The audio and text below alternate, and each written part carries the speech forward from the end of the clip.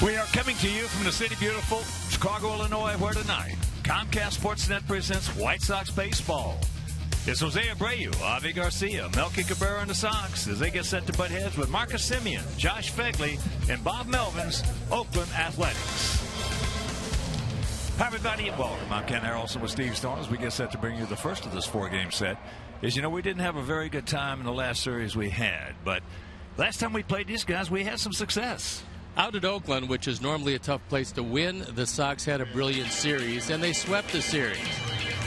Let's take a look at why they swept it. As you can see, scored more runs, got more hits, more extra base hits, and the big thing, the errors. The Oakland Athletics are last in the league in defense, and the Sox, for the first time since 1997, swept the three-game series, and Johnny Danks was right in the middle of it.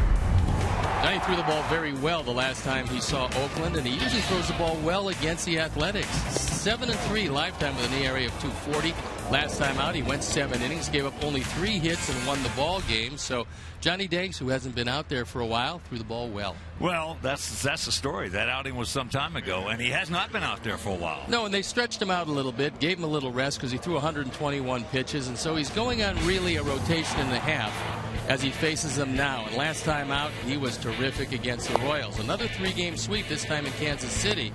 And he threw 121 pitches, as we said, so a complete game win. And Johnny's had some rest, and that's good because he's going to need it against Sonny Gray.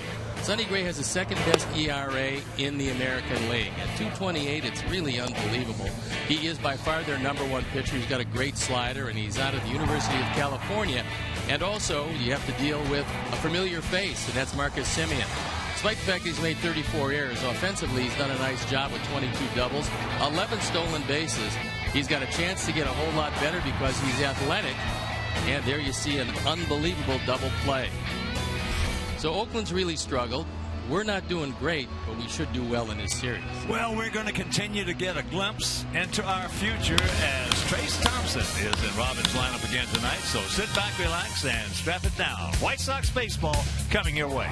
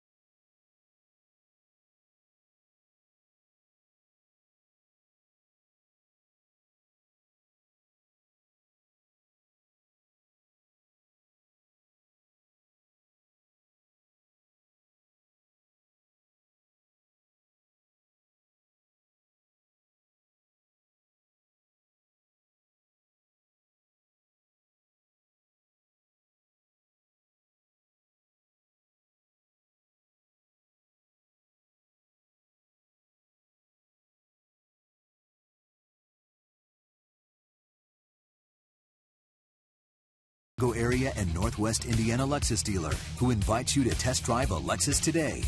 Blue Cross and Blue Shield of Illinois. Through it all. Audi. Truth in engineering. Xfinity. Your home for the most live sports. And by Toyota. See where Toyota takes you. Test drive one at your Toyota dealer. Toyota. Let's go places.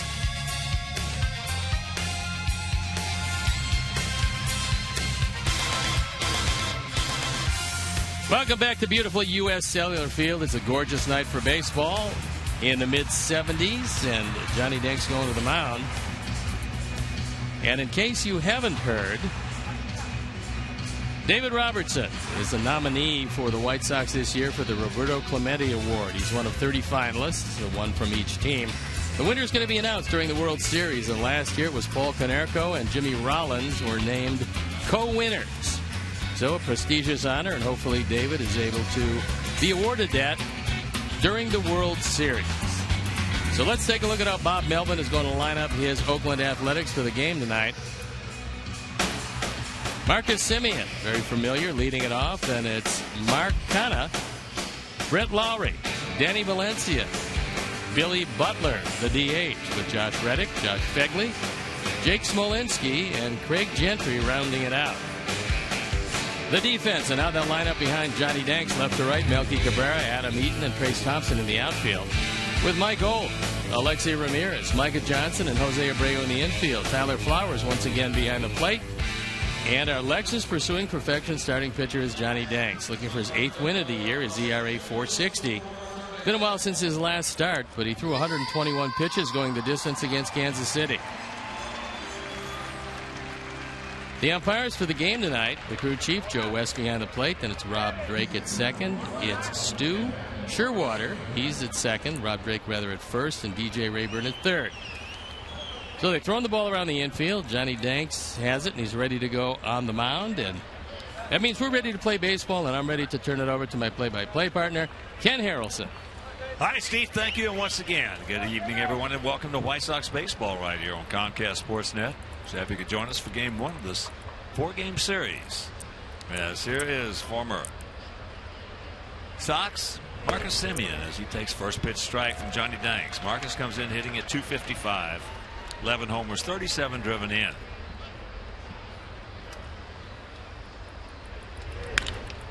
That ball hit in the center field, right at him. So that's a hang wolfing for Marcus. He's hitting at .252 with a 3.87, a fine 3.87 team ERA.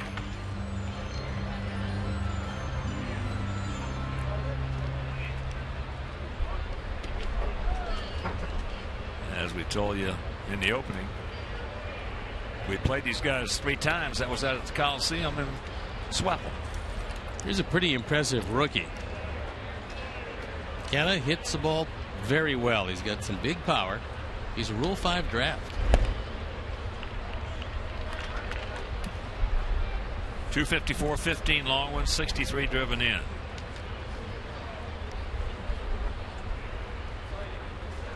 Oakland coming in with that 61 and 82 record.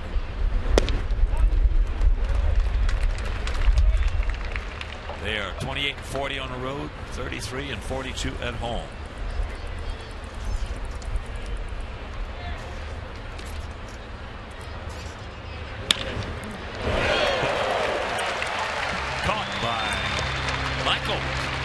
So 2 hang wolfers. Canha crushes this ball. Fortunately, Michael right there. So 2 hitters, 2 line drives, 2 outs. Can't really beat that on a minimum of pitches. Just 5 of them. So here's Brett Lowry hitting at .268, 15 homers and 56 knocked in.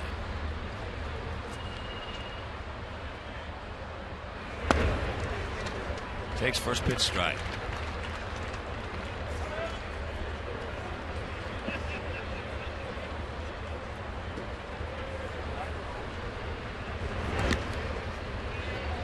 One and one to count, and you're at the ballpark. 330 down the left field line, 335 down the right field line, 375 in the gaps, and 400 straightaway center. Beautiful evening here in the city. Beautiful. 77 degrees as we speak. And the count 1-2. It's been a good 3 weeks since John has allowed a walk against a right-hand hitter. So that's been pretty impressive. He's gotten the ball over the plate consistently. He gone. And that'll do it. 1, 2, 3 after half inning of play. It's the A's nothing and the good guys coming to bat.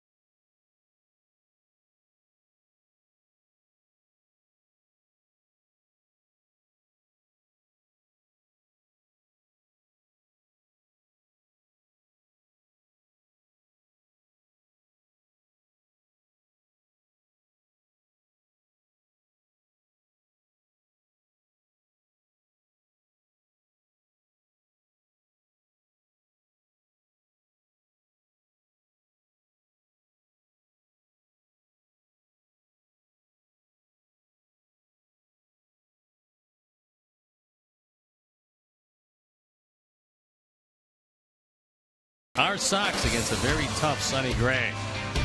Adam Eaton leading it off with Alexi Ramirez in the 2 spot over the last 13. He's been red hot. Then it's Jose Abreu, Melky Cabrera, Avisail Garcia, the DH tonight, with Trace Thompson, Mike Holt, Micah Johnson, and Tyler Flowers rounding it out.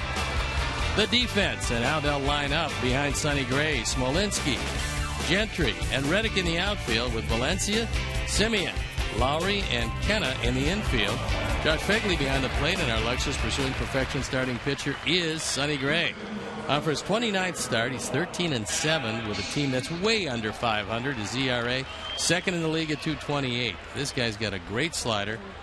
He certainly can pinpoint his fastball, and despite being just 5'11", 180 pounds, he's one of the best pitchers in baseball. And before we show you our picks to click, you at home select yours, as here's Adam Eaton. Now, those of you watching at home, is there his first pitch strike at the top of the zone, are going to think, well, hey, that looks like a splitter he's throwing up there. That is not a splitter. That's that slider of his. And it can be pretty close to unhittable. Well, Ray Fosse, former All-Star catcher and absolute terrific broadcaster, talking to him for the game, said it reminds him of Juan Guzman. A lot of people don't know who Juan Guzman was. There's Ray. He was the pitcher for the Toronto Blue Jays, and at one time considered to have the best right-handed stuff in the American League. Threw in the high 90s and had a slider that was unhittable.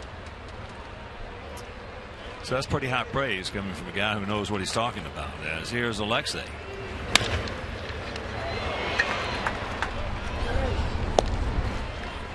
Two down. Ray caught one of the hardest throwing staffs around with the Cleveland Indians in his day with the Tribe. Was the hardest, yeah, in baseball at that time. The hardest throwing staff. You should probably have a pretty good idea about what pitchers throw, how they throw it, and what happens to hitters when they do throw it. And Gray has been one of the best around. Yeah. I watched him, not his last start. I think it was a start against the Dodgers. And I watched him a couple innings on my iPad, and they had no chance. Pretty good. Yeah. Here's Abreu. Takes first pitch strike.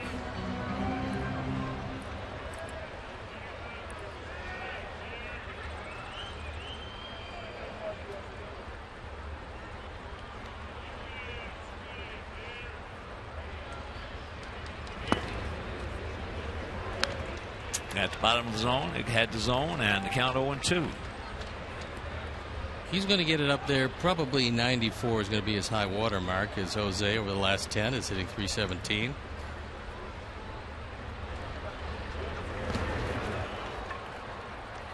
And when he gets 2 strikes on you, chances are it's going to be a slider in the dirt. 1-2-3 inning, and after 1, no score.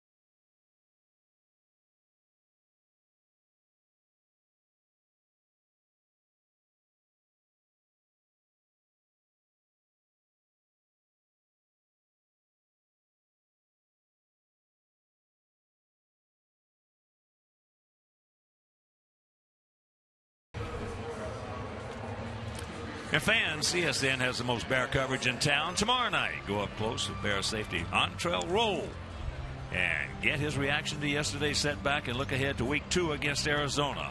It's the premiere of the Antrell Roll Show tomorrow night, 11 p.m. on CSN Chicago.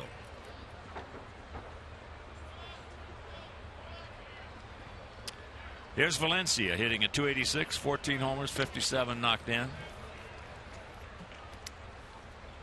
As I say, the much traveled Danny Valencia. He is that, and one of the reasons why he keeps on getting jobs is he seems to be able to hit left-handers. That's actually a very good attribute to have.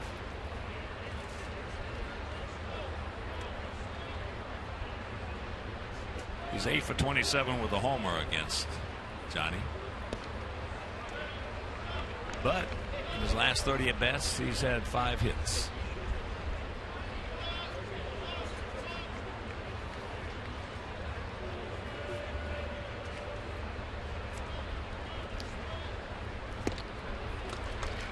Way out in front. 2-2.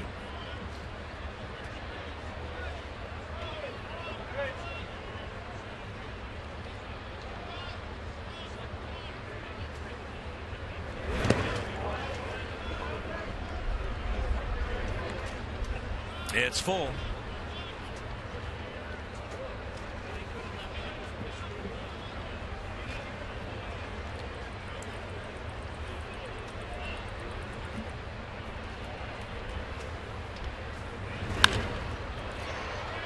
Pop up left side.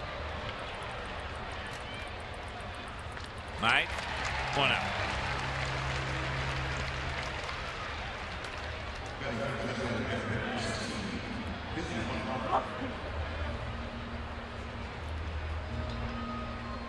So here's the DH, Billy Butler. Very familiar face because we saw him every time we played the Royals for many years. Billy at .253, 11 homers, 54 knocked in.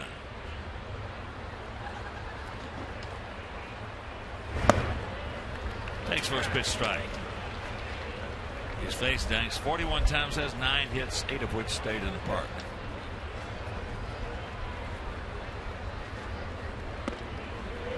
Curveball. And count 0-2.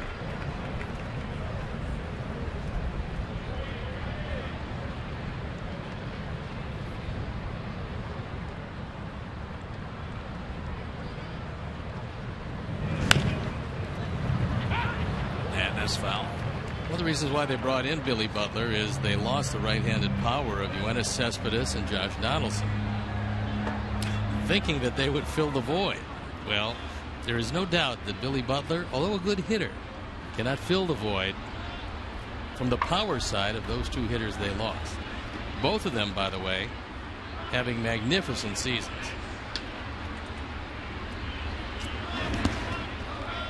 And that curveball low. Billy is and has been a real good 7th, 8th, and 9th inning hitter. But he is a line drive hitter.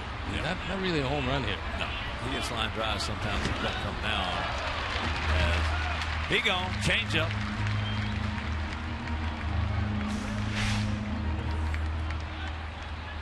Good change by John, and when he keeps it there, he's just in great shape. Johnny's sporting a new haircut, or rather lack thereof.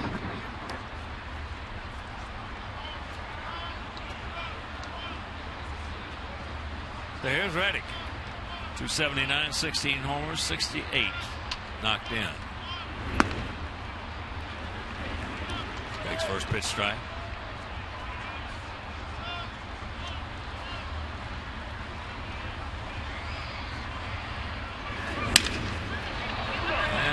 That little blooper. I think Johnson's speed will take him right to it. So that is 6 up, 6 down for Danks.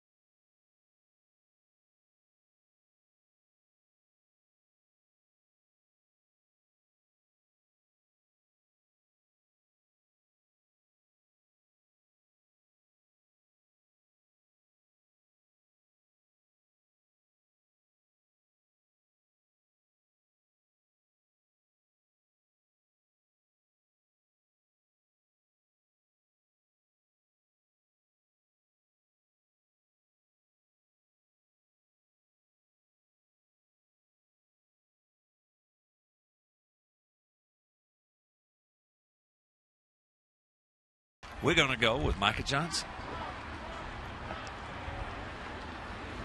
Of course, those communications headed up by Scott Reifel and Bob Backton.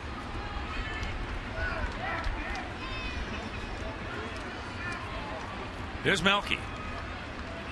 Cabrera hitting at 269, but as we mentioned, as Abreu struck out, when you get 2 strikes on you, you don't want to get 2 strikes in Sonny Gray. You want to get him early. No, you don't get him early in the count, and you leave yourself with the only alternative being a well-placed fastball, but most likely that hard slider. You got a big, big problem. Yeah. Melky has faced him twice. He's 0 for 2.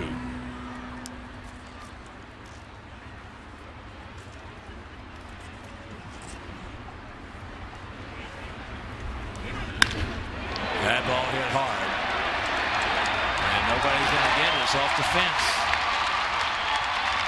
And Melky will turn it on. That's his 32nd two-bagger.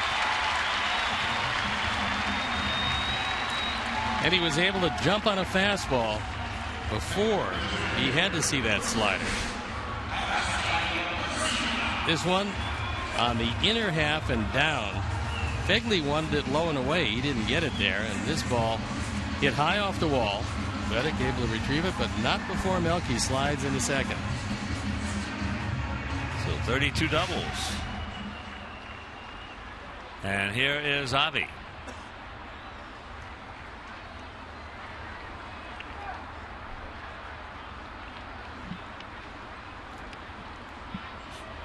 Avi 1 for 2 with an RBI off Sonny Gray. In fact, the guys in this lineup tonight we have out there have faced Gray 15 at bats, and they have 2 hits. Gray originally drafted by the Chicago Cubs in the 27th round of the first-year draft in 2008. He was just a kid then. He didn't sign. Later, the #1 draft pick of Oakland in 2011.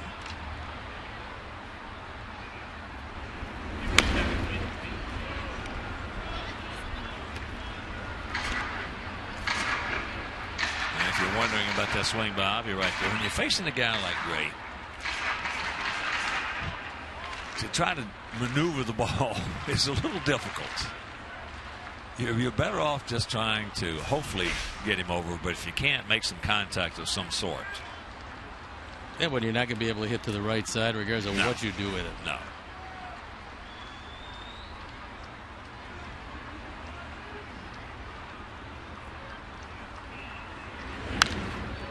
Tried to shove that one right side. And the count 0-2. That one he had a shot at because that one kind of rolled in the middle of the plate. That wasn't one of Sonny's best. Take a look at our Menards pitch tracks, and as you'll see, on 0-2, that's a hanger. He's kind of lucky to get away with it.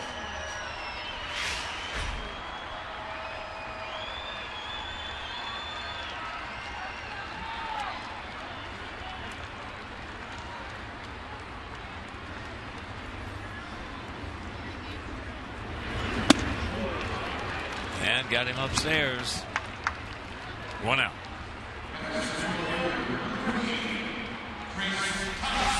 This is exactly how 92 looks like it's about 98. The respect for the slider, and then you throw one up, either out or at the very top of the zone on the inner portion of the plate, and he just overmatched him at 92. So here's Trace, and this is going to be, without question, the best slider Trace has ever seen.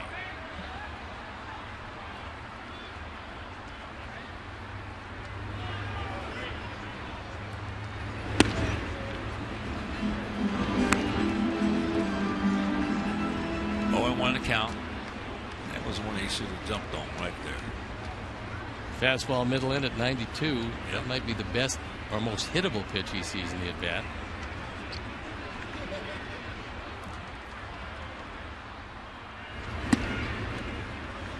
Doubles him up at 92. As Steve told you, he's not going to overpower you with that fastball. But after you see that curveball, after you see that slider, it looked like it's 98. 99, sometimes if the right sequence, maybe even 100.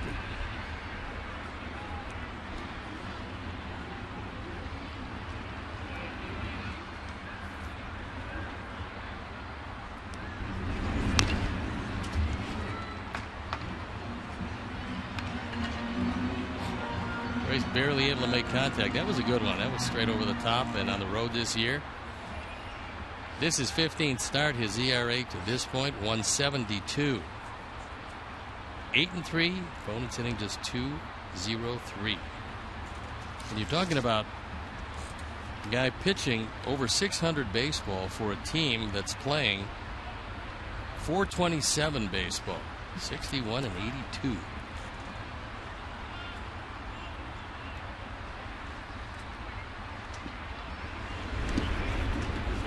He's looking at that pitch nicely right there.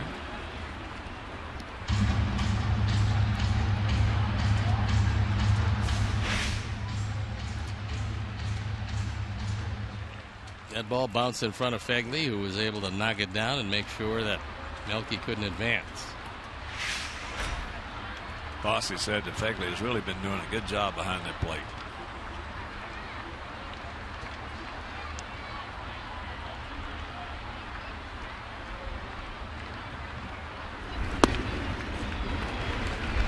that's a little low. So a full count.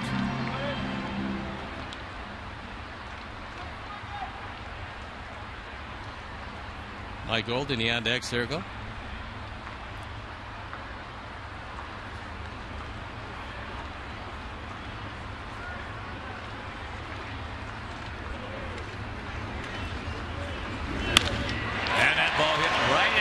His head. Dadgummit. That is a definite hang woofle. He absolutely tattooed that pitch. This is a 3-2 breaking ball and doesn't do a whole lot. And so Trace keeps his head down, hits a line drive rocket right at Smolinski. That was a 3-2 deal. And he hits it hard, very hard. Nice, impressive at bat. Took the pitches he should have, fouled off one very good pitch, and then hit the daylights out of that one.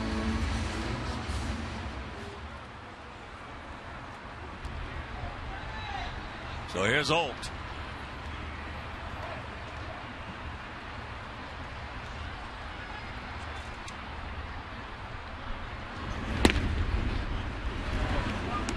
Takes it on the inside corner.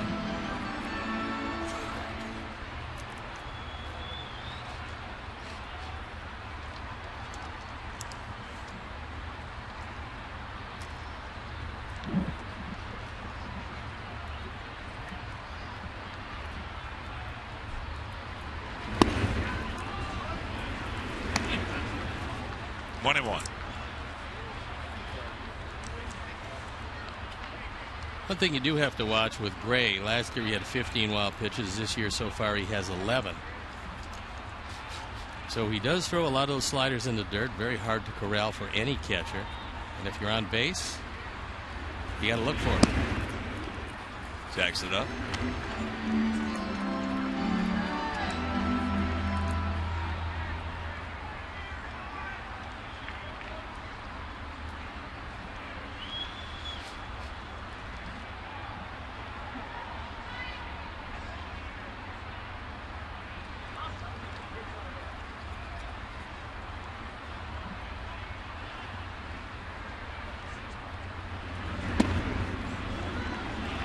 Count 3-1.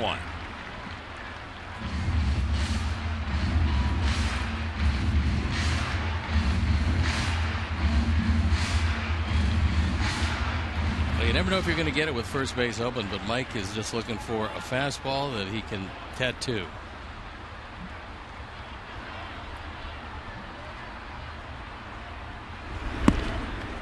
And there's ball 4.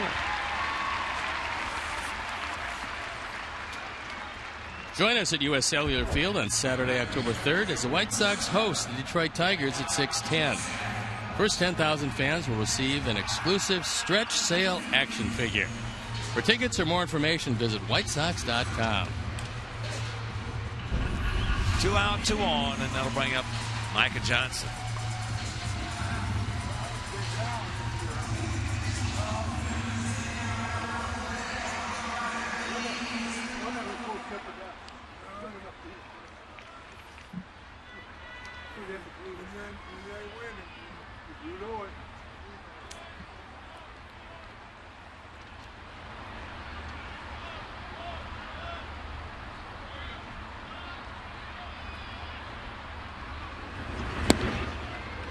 And he takes ball 1. So play jumping around on Sonny Gray.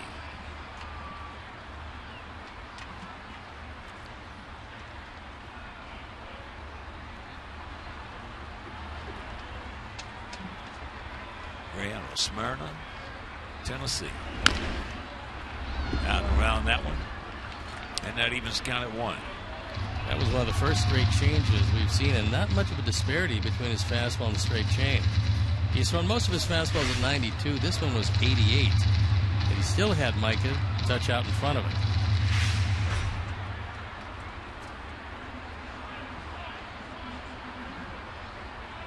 Ray last year, 14-10 with a 3.08. 33 starts for these A's.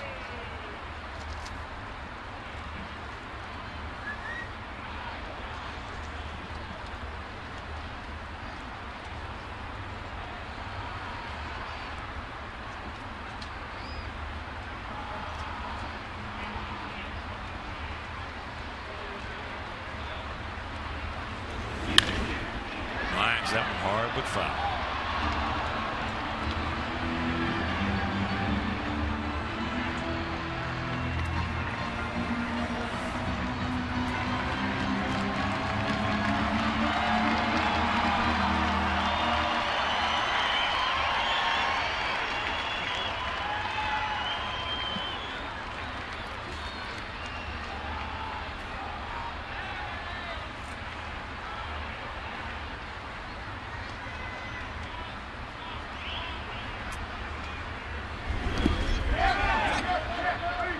He did not go. So 2 on, 2 out, 2 balls, 2 strikes.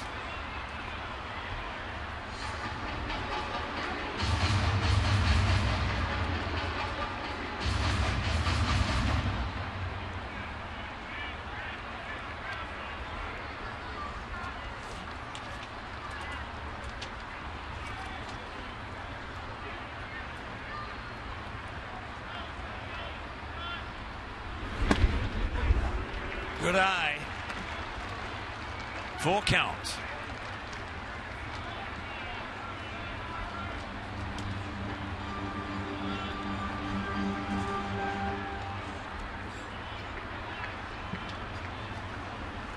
So 2 down, movement on the paths as Tyler Flowers awaits to see the resolution of this at bat.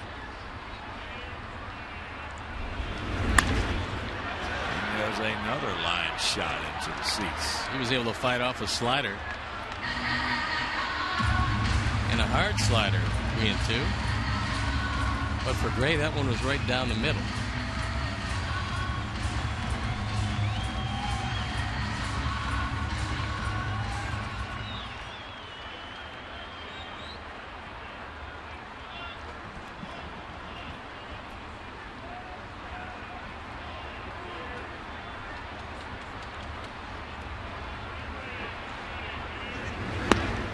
And that will load him up for Tyler. Back-to-back walks.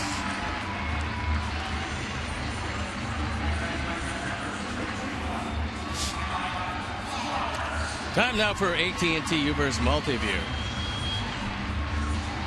Great speed at first. Gentry is lining up into right center. Now he's drifting. He's looking over in the dugout, and they want him playing straightaway center for Tyler.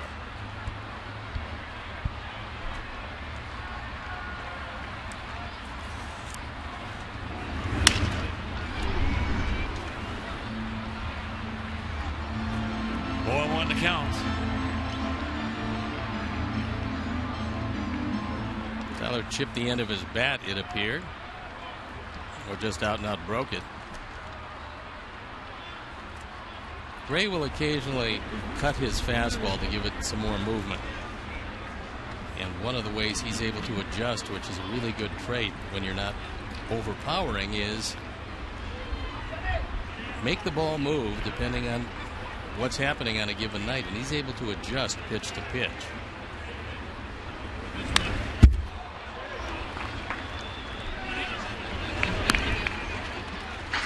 To the count. Through the bases loaded. And Tyler could help that with a base hit here.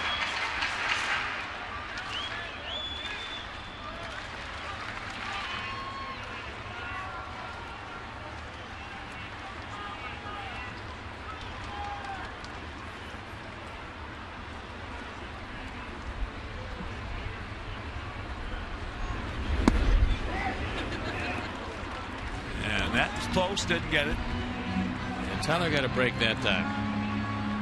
3 straight fastballs at 94. That one with a little cut on it.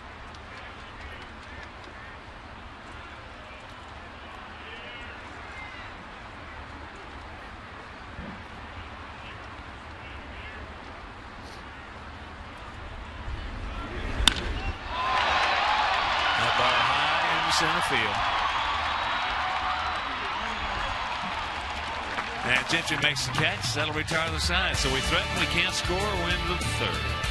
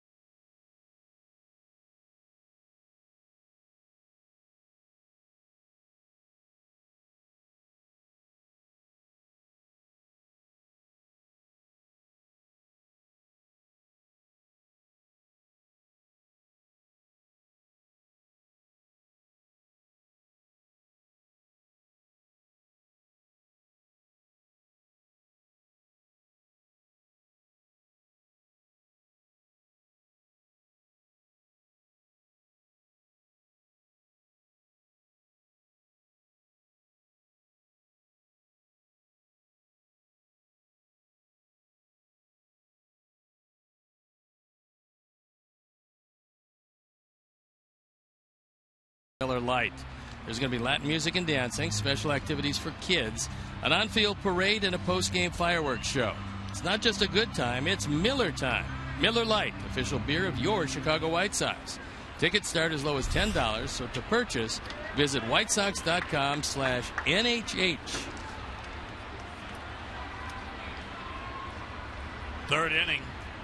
It'll be the lower third of their order. Fagley, Smolinski, and Gentry to face Johnny Danks. Josh hitting at .248, 9 homers and 33 knocked in.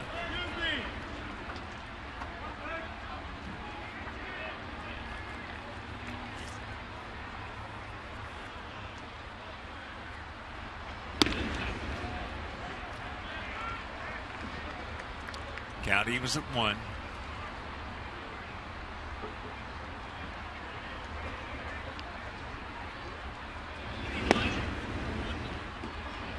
Just off the inside corner.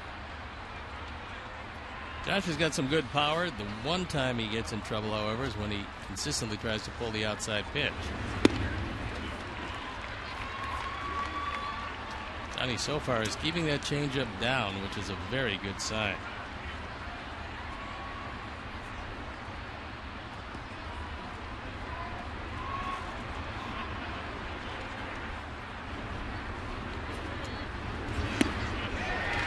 He gone. Doubled him up. Third strikeout. Another change. And Fagley goes down.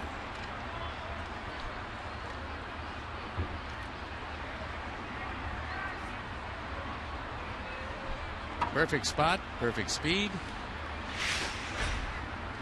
Perfect results. That ball hit hard. Way back. Jake Smolinski hits his fourth, and it is 1-0.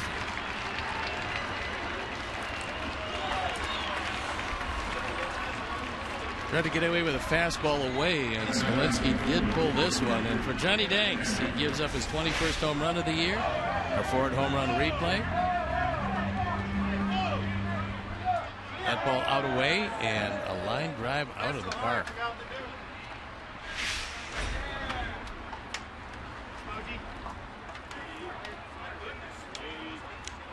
So here's the center fielder, Craig Gentry. Takes the bunt, takes the ball.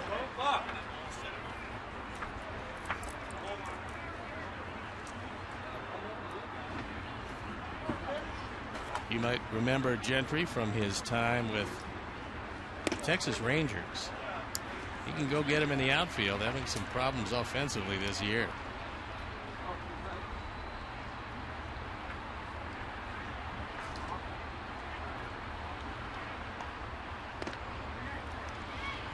Yes, he did. And the count 1-2. Well, Smolinski, selected by the Nationals, is out of Boylan Catholic High School in Rockford.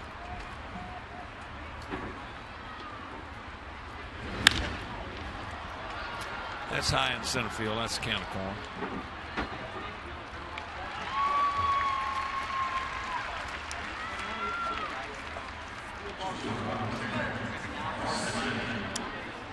So they go back to the top of the order now. Marcus Semien. He lined out hard. Right to Adam Eaton in center field.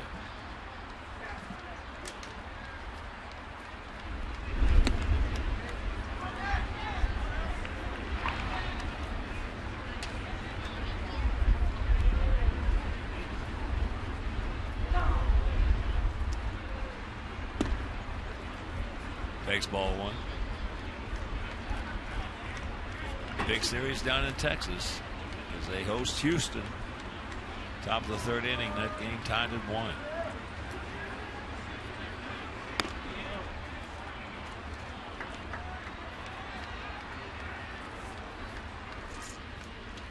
That's Kazmir for the Astros, Hamels for the Rangers.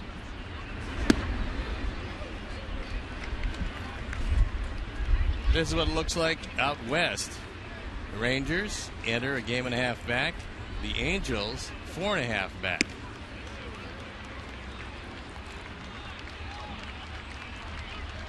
There's the walk to Simeon. He's 11 for 15 in stolen bases. I remember Marcus was traded over by our ball club along with Chris Bassett, Josh Fegley, and Rangel Ravello for Jeff Samardzija and Michael Inoa. That was back last year, December 9th.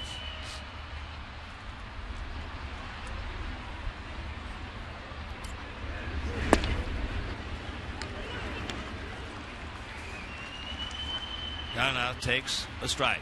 He lined out very hard to ult at third base. It was a laser.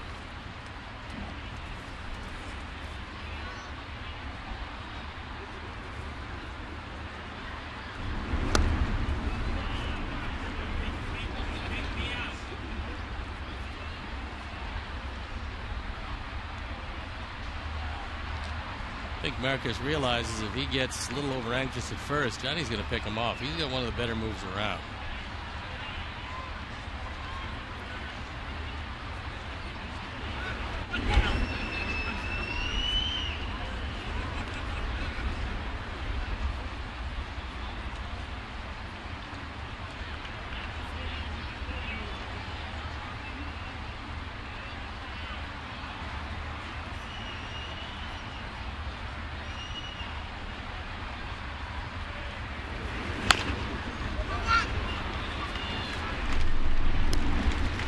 Retire on the side, but the home run by Smolinski. It is 1-0 Athletic.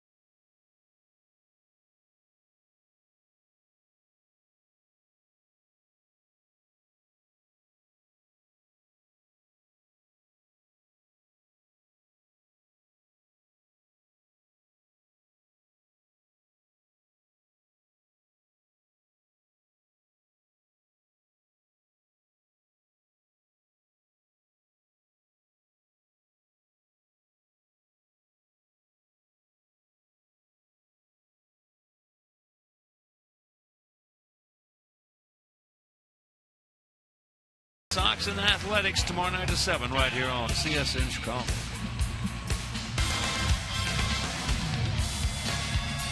Jake Smolinski's 4th homer of the season. It is 1-0 A's. And this is Two-Shirt Monday. Chicago Bulls. Those are good looking shirts tonight. Here's Adam. Takes first pitch strike. He grounded out to Laurie at second.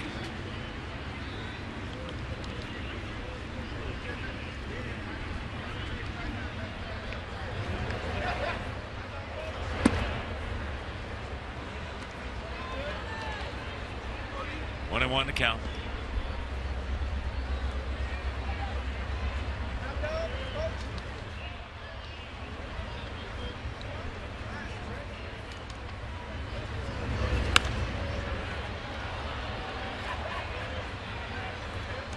Adam offensively is really starting to heat it up. Last 13 games, 377. The surprising thing is the 3 home runs.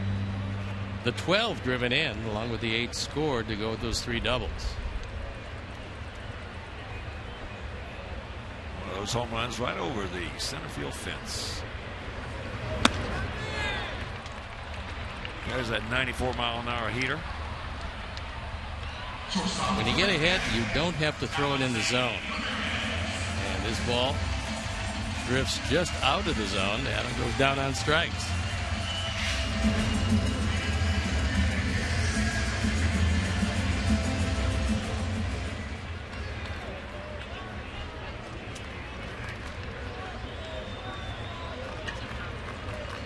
Here's Alexei. He grounded down to third. Takes first pitch strike.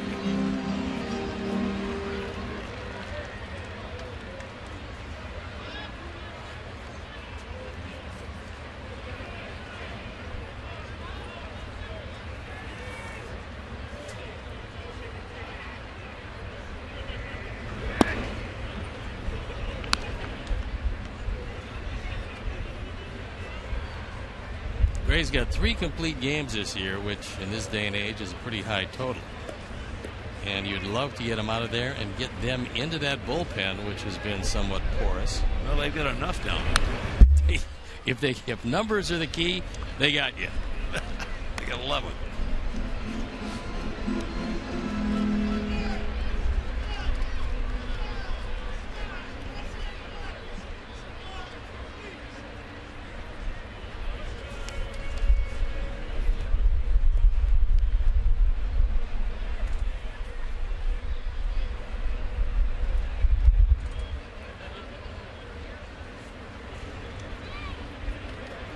One out, 1-2 the count. First of 4 against these guys, and we take off on our final road trip of 2015. And pitch is down. After the day game on Thursday, it's a 1:10 start here. We go to Cleveland for 3, Detroit for 3, and the Bronx take on the Yankees for 4.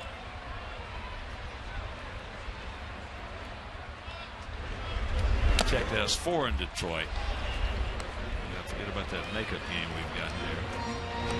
Twin Bill It'll be split a Monday doubleheader. A split doubleheader. 12 o'clock, 7 o'clock. It's going to be a longie.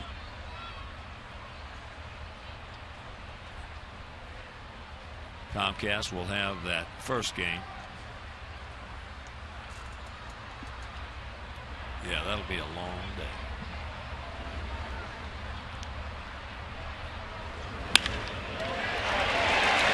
A roller, and he stung it.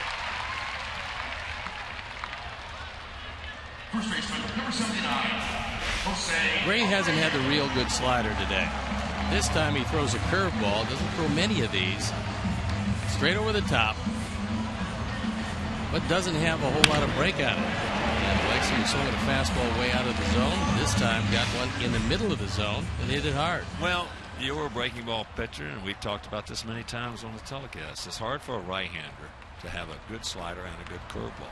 He's throwing that slider real hard, and he threw that curveball too hard. Yeah, most of the time, one is going to be real good. The other, you're going to have problems with.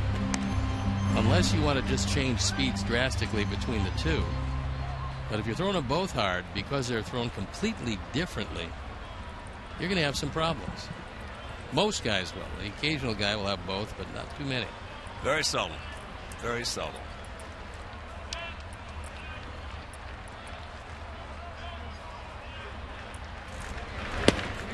What happens most of the time is just we just saw. If the guy's got the real hard, good slider, that curveball is going to be thrown too hard. It's not going to break. And if it's the opposite, if the curveball is going to be good, then the slider, he's not going to. It's going to be more of a spiral. Yeah.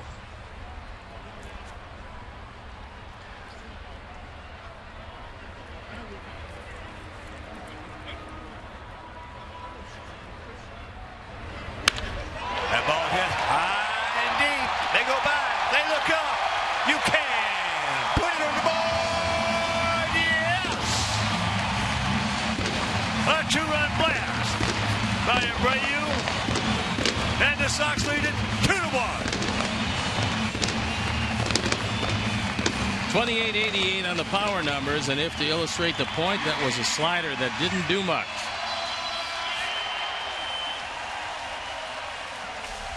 A Ford home run replay.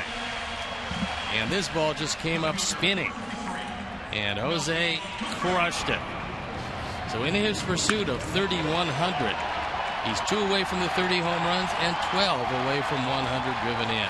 And only one other man in the history of the game has ever gone 30 plus and 100 plus in his first 2 years. And he's wearing a Los Angeles Angels uniform. And having a rejuvenated year. That's Albert Pujols.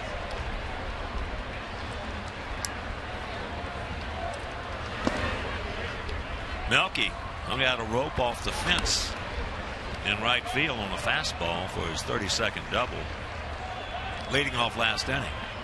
For Sonny Gray, that's only the 15th home run he's given up in 196 innings.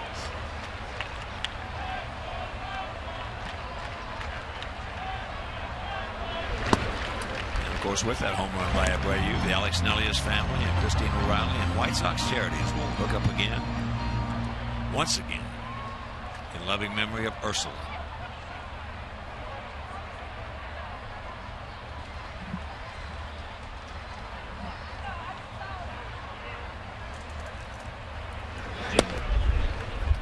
Three and one.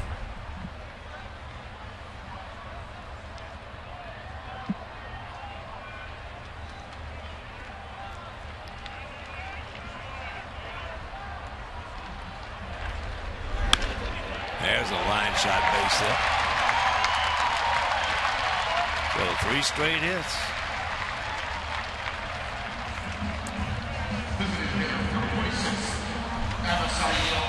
Two hits for Melky.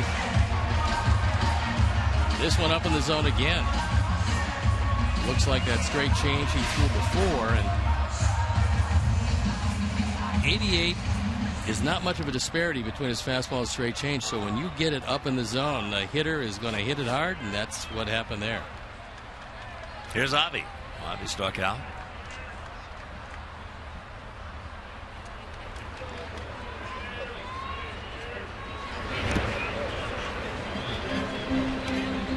And the Nationals, the Nasty Nats, trying to hang in there.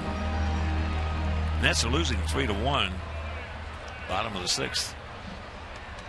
Nationals had a 6-2 lead. It's 6-6 now at Philadelphia. Bryce Harper back in that lineup. He just has hit his 37th home run. Hitting at .335, that young man is.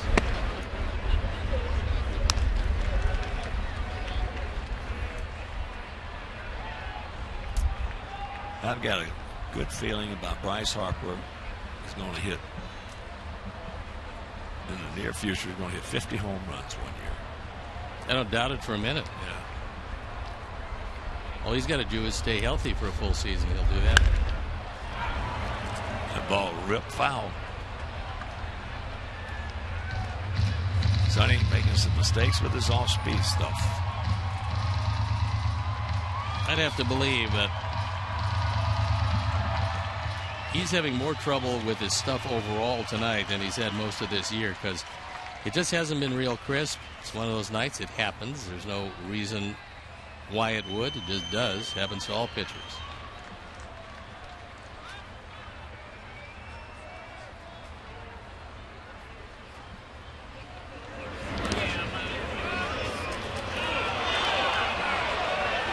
Two down.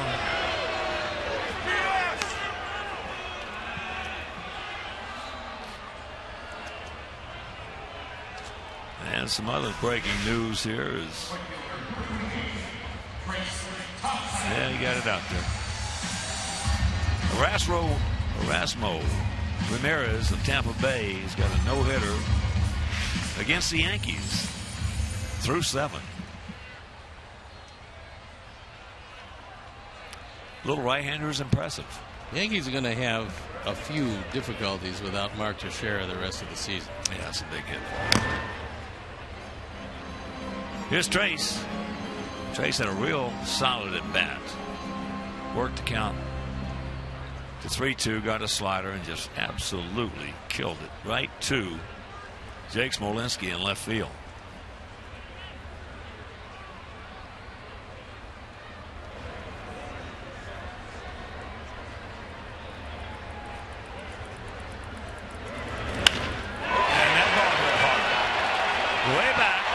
the fence, jumps, you can.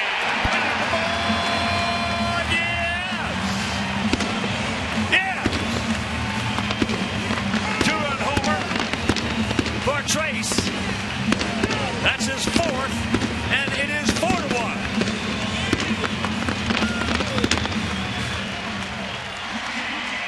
Four and 13 on the power numbers, and 2 two-run bombs this inning. That's another breaking ball that doesn't do much. Our Ford home run replay. We told you early that Sonny Gray just doesn't have good stuff. The slider and the curveball both not doing much of anything. And this one sneaking out of the ball yard in left center field. So just a great, impressive beginning for Trace Thompson. Well, he said it. He loves to hit against right-handers. He's certainly making his point. He's already made his point. Yeah, he's against some good right-handers. He didn't hit that ball as hard as he hit the ball the first time. Was hit much harder. Yeah. That line drive to Smolinski was hit much harder than that home run. He just muscled that home run out of here, which he is capable of.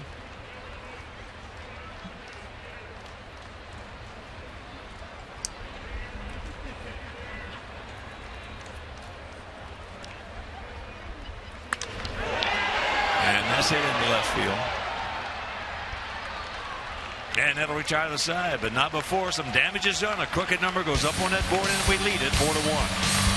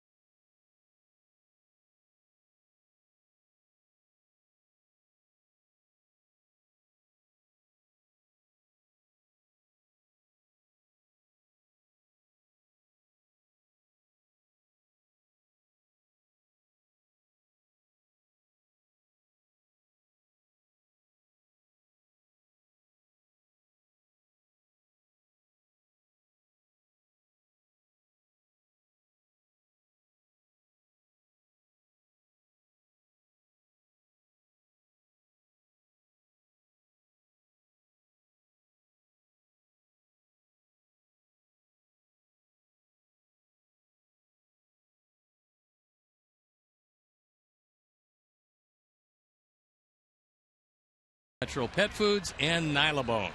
For more information, visit whitesox.com or call 866-SOX-GAME.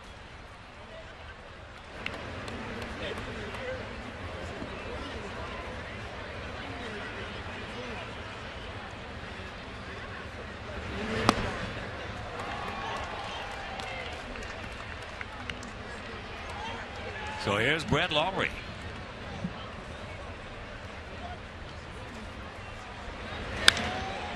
That's high into deep left field. Melky back at the fence. Well, that one got up in the wind and it's out of here. Blew it out of the ballpark. Melky thought he had a shot at it. But the wind is howling out toward left field. And that ball not only made it out, but made it out by a wide margin. 16th home run of the year. 57th driven in, our Ford home run replay. Johnny tries to cut a ball inside, and Lawrie gets a good piece of it. Not really. No, I mean, just got up in that wind. It just kept on going. So it's a 4-2 ball game. A couple of solo home runs for them. A couple of 2-run homers for us.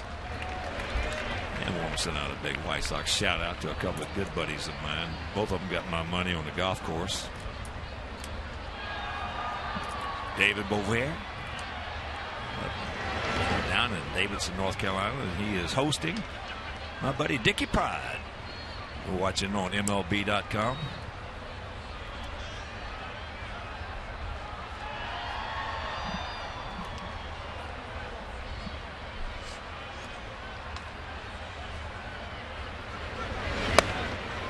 And whenever you play golf with David Bovair, you're going to be hitting first. he is deep. He is long. I mean, real long. Is that pitch slowing away?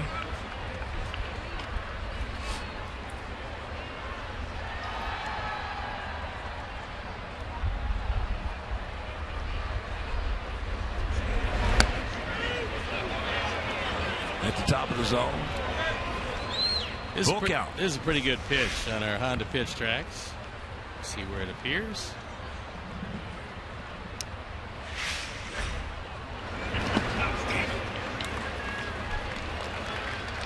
So there's the second walk. Issued by Danks.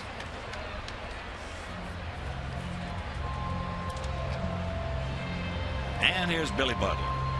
Johnny's got a chance with one of the great double play targets in the game. Billy's grounded into 22 of them this year, far and away the most on his ball club.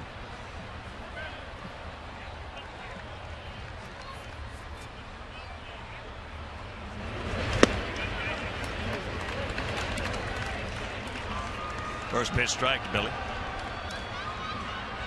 Got him swinging on a good changeup.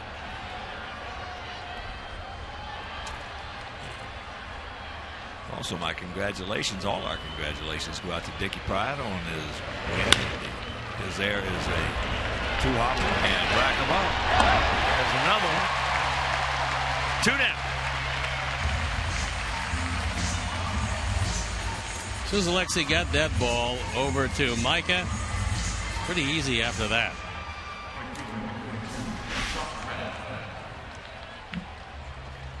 So here's Reddick with Dickie on his win on the web.com, and he will be on the tour where he should be next year. That's a terrific accomplishment. Dickie Pride's a good player. He got a beautiful family as well. But the only thing bad about him, he's a big Alabama fan. He carries it to the extreme.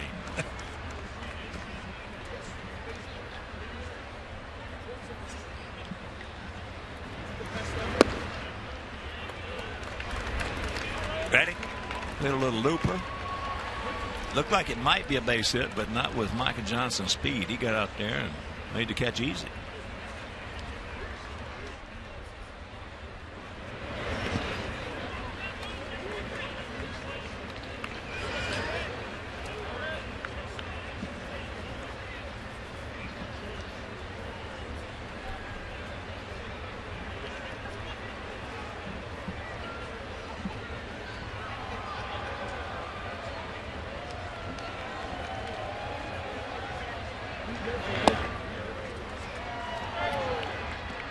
Two out, 2 balls, 2 strikes. 4-5-0 for us. 2-2-0 for them.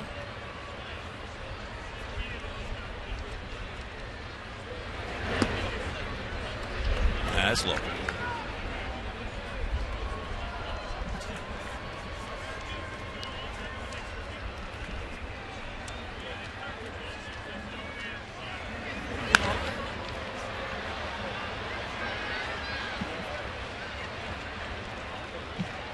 Chase will make that play. But the home run by Brett Lowry. And it's 4-2 good guys.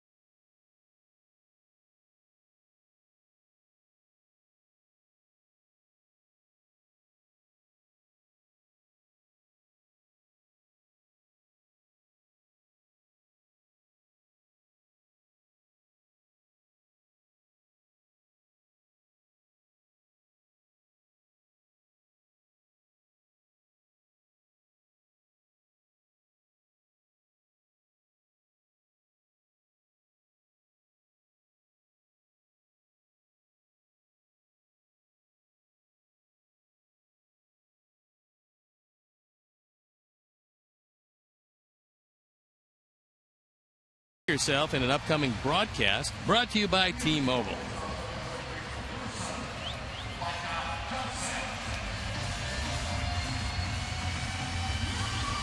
Four-two Sox here in the bottom of the fourth inning in game one of this four-game set. This is, and if you're just tuning in, the fourth meeting of the year between these two clubs, and the first three out at the Coliseum in Oakland. We brought out the broom. First time in a couple of years for that. So here's Micah. Micah drew a walk.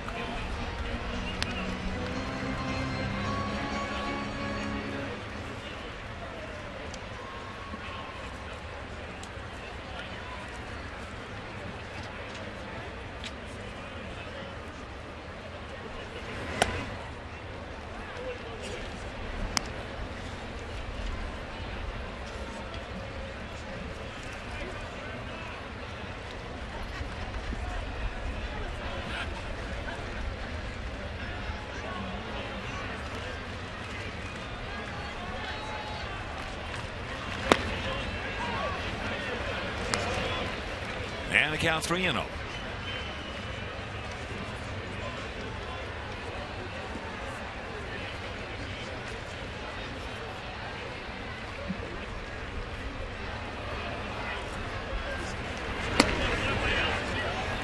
And there is good speed aboard.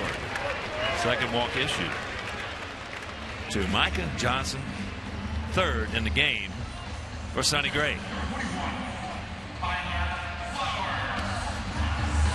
So here's Flowers. Tyler went out to left center field his first trip.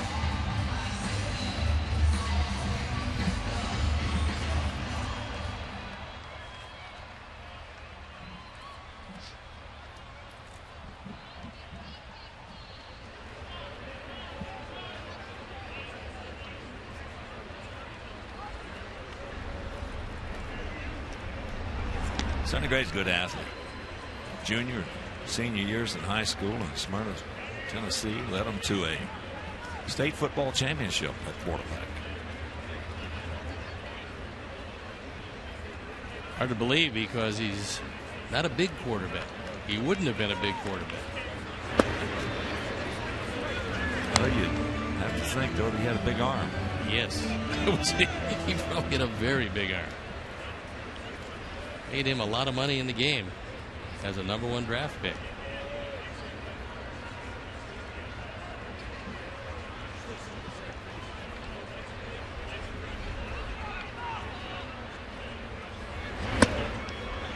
Sonny also came from what's turning really into a baseball factory, and we know that very well. Vanderbilt, not only David Price, but Carson Fulmer, our #1 this year out of Vanderbilt. Strong baseball program and getting stronger. Well, that guy in Toronto out of Vanderbilt as well. David Price. There you go.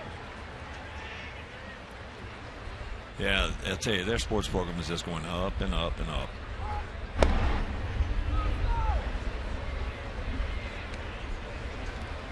Sonny Gray appears to be having a problem on his pitching hand, and most likely it's his middle finger, which really comes into effect on both.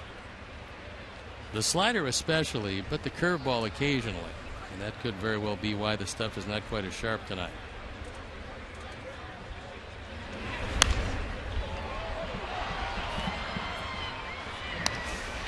Take a look at it. As he takes a look at it,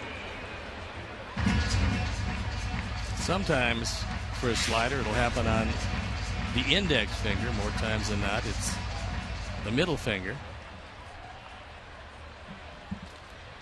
Yeah, that Tim Corbin, the head baseball coach at Vanderbilt, is doing a heck of a job.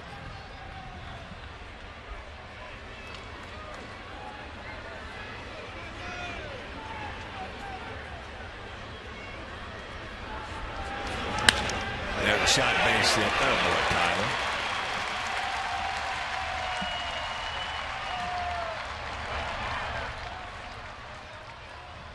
Another little off-speed pitch. The slider didn't do much. Yeah, he's having some problems tonight, and Kurt Young is going to come out. have a word with him. This is not the Sonny Gray that they've seen all year long. I mean, he came in with the second best ERA in the American League. And tonight, he's getting hit awfully hard. Well, as I mentioned, I saw him a couple innings in that Dodger game. And I mean, those guys, he was pinpoint.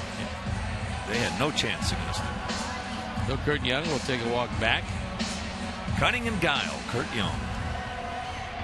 Kurt Young is a terrific golfer, by the way. Very good. Crafty left-hander. Does he play left-handed? Good question. I don't know. I do know, in talking with some of the guys that he's played against, that you don't want to play him too often.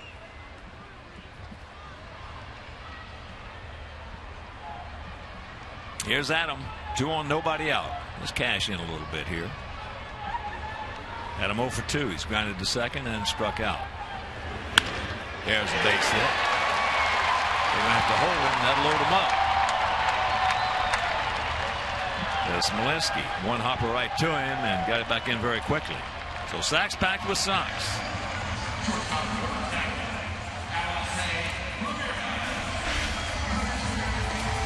That fastball had the whole plate.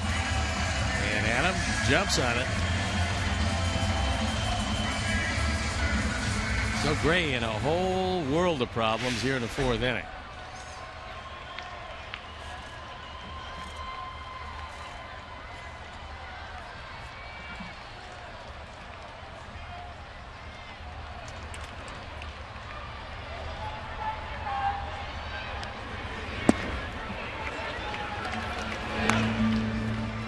They started off at 4 on 3rd with a 1-out single. Bullet into left field.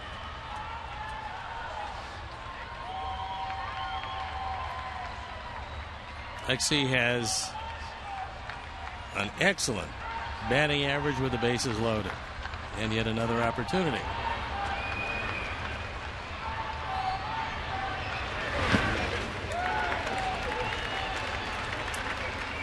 Josh Fegley keeping it in the vicinity.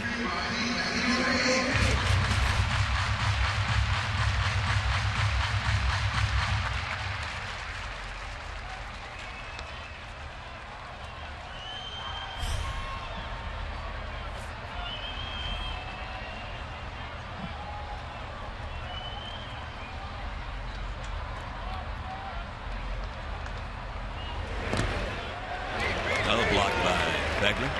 He can't locate it. No, he's all over. We're catching him on a good night. Yeah. 3-0. I gotta believe we will find out that he's got something wrong. I'm with getting ready to say one it. of his fingers. I think you were right on his finger.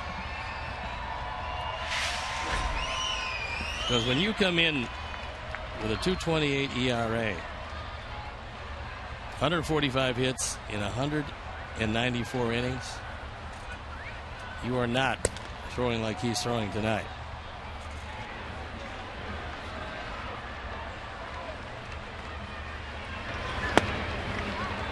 And that is ball 4 or strike. That's ball 4. Looked like ball 4 to me. And Joe is saying you only get 4 of them, Alexi. Take the run batted in. Alexi, don't mess with Joe West. There's 2 rules in baseball. And there comes the run. We lead at 5-2. First rule in baseball is you got to catch the ball, and the next rule is don't mess with Joe West. The guy asked me why don't you mess with Joe West? But I'll tell you why. Because he's going to throw a lasso around you, hog tie you, and then make you listen to his country and western album. Exactly right. He just might sing to you.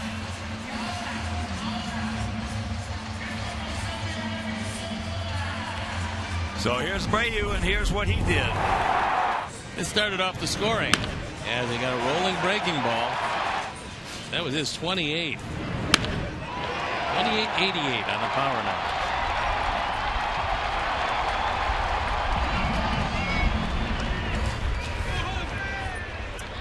Sack still packed.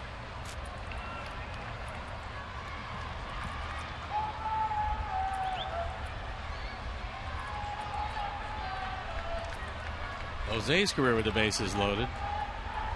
Terribly impressive.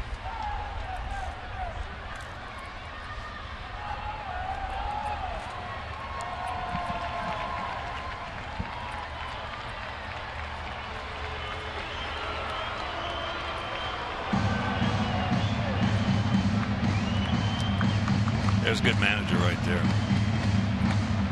Bob has been one of the best around for a long time. Ray Fosse, who's played for a lot of guys and seen a lot of them in his career, said he's as good as anybody he's ever seen.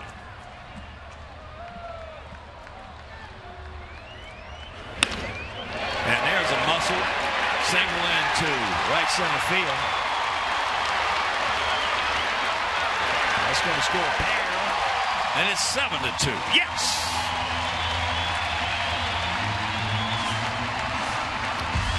That's going to be it for Sonny Gray, who quite obviously just doesn't have it tonight. And I don't doubt that we're going to hear about the fact that he's got something bothering him on his pitching hand. Melvin comes out. Inside fastball. Taken into right center field. 4 runs driven in 3 at-bats for Jose, giving him 90 for the year. That's it for one of the league's best. So as Gray departs, we'll step out and be back after these messages.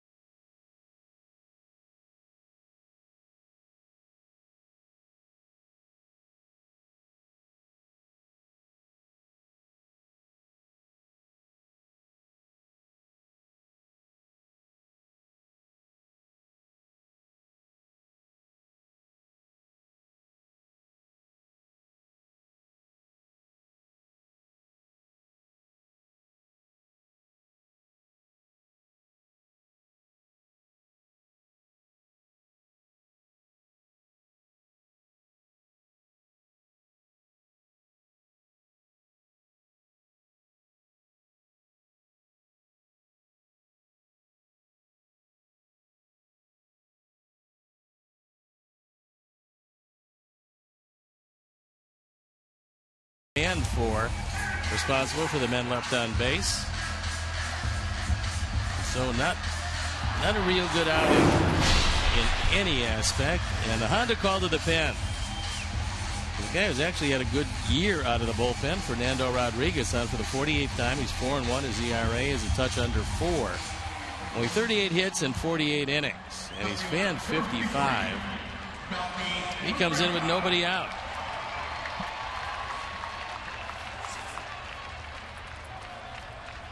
And here's Melky. Runners at the corners. They're going to bring the infield in. Melky has lined a double off the right field wall and lined a single hard into left field.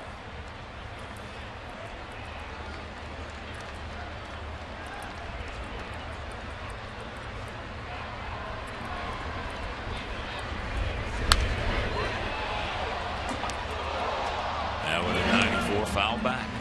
Rodriguez coming off Tommy John surgery, recalled on May 7th. He's put together a nice year.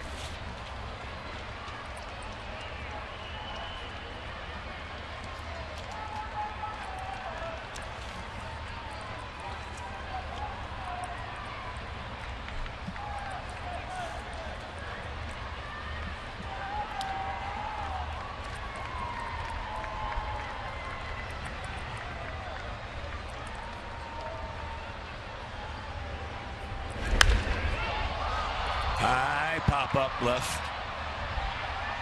Smolinski. Lexi's not going anywhere.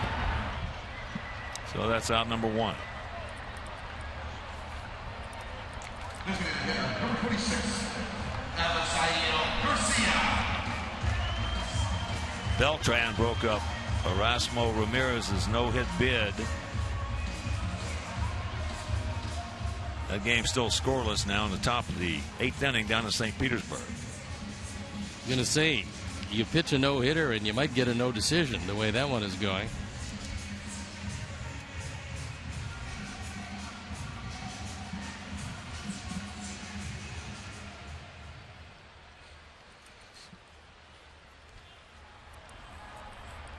So here's Avi. He's 0 for 2.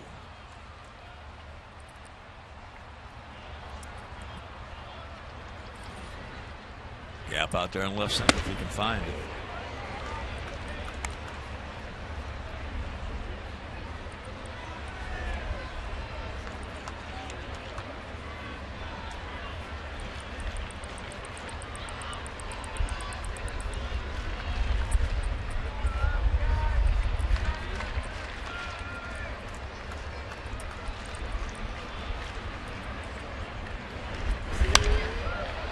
Very quickly the count.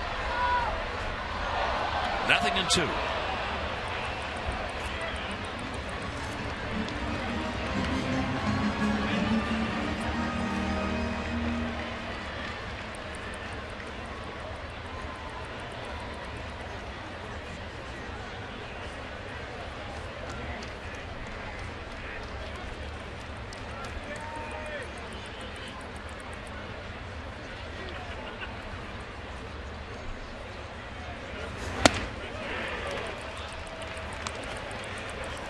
Two down.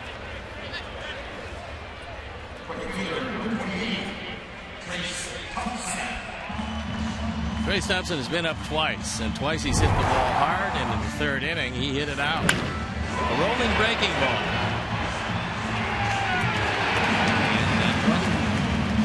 Two-run homer made it, at the time, a 4-1 lead.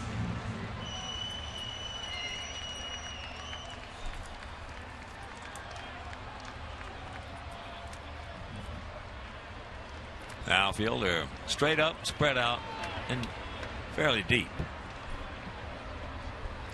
Especially Gentry in center field.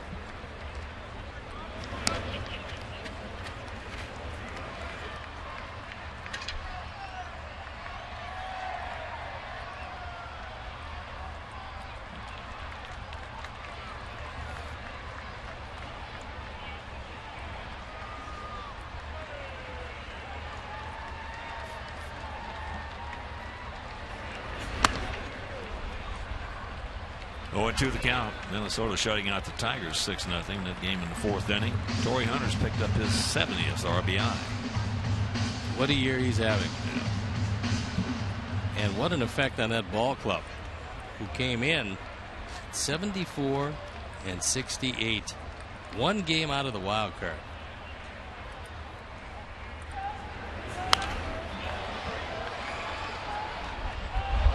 This guy's throwing 94. He did strike out Avi at 95, but to the eye of the hitter, those are the real guns. He's a little quicker than that. He's probably 5 or 6 inches quicker to the eye than he is from the side. Well, one of the reasons he's throwing everything up, and that's going to appear, not only appear a lot quicker, but much more difficult to hit.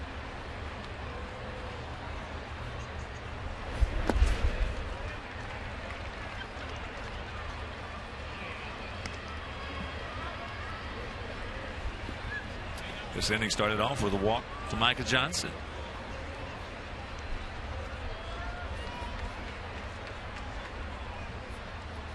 The dreaded leadoff walk usually will get you in a whole bunch of trouble.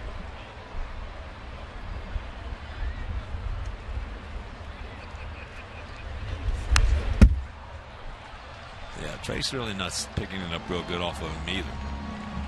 Because that pitch was a good 4 inches off the outside corner, and Trace went after it.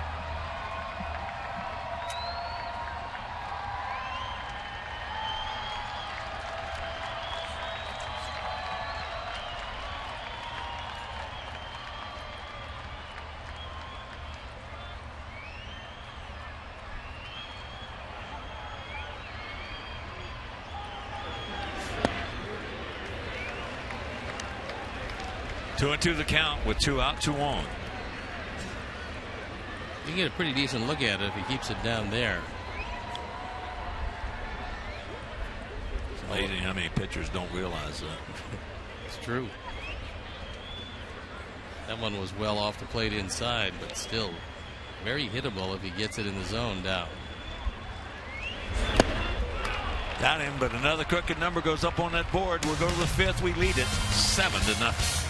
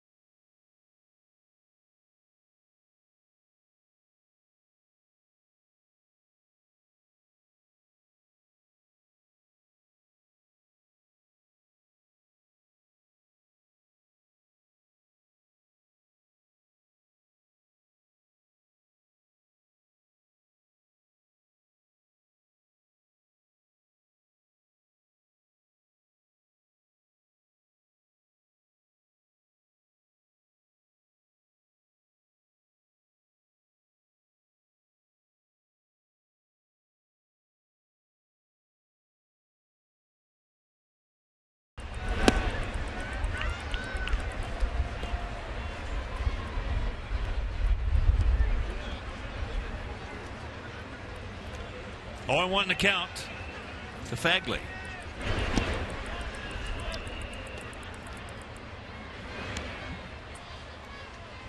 Gosh, 0 for 1, struck out on a good changeup from Danks.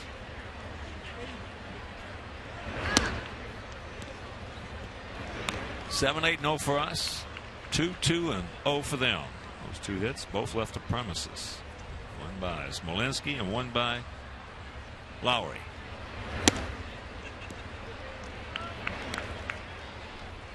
Three and 1.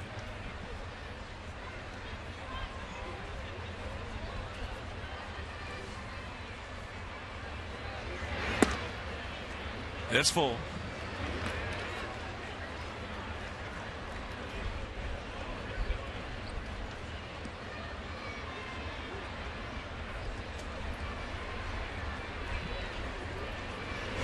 He gone. Got him again on that change. It works the first time, and the motion is good, and location is just as good. It's certainly going to work again. That one in the zone. That Fagley out in front again.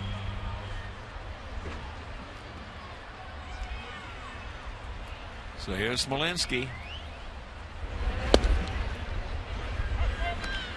Jake, just a bullet home run out of here.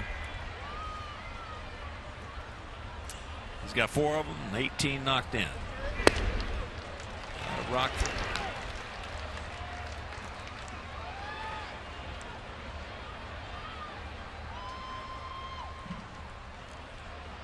John's got a very good straight change, although he's thrown the fastball here. Trace. 2 down.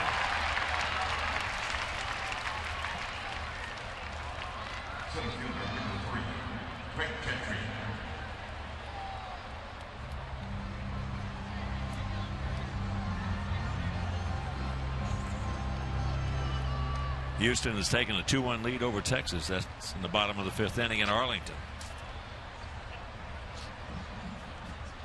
That's Kazmir against Hamels. Good pitching matchup.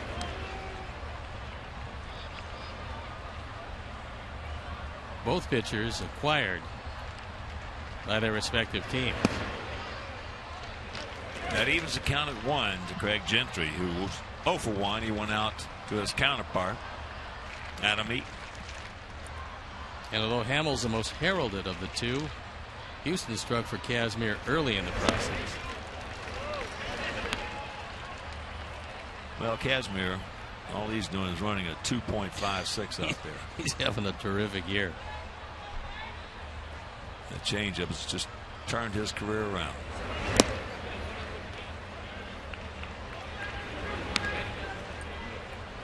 Also with a tremendous advantage of leaving a last place team, with Oakland going to a first place team. That's a big adrenaline rush.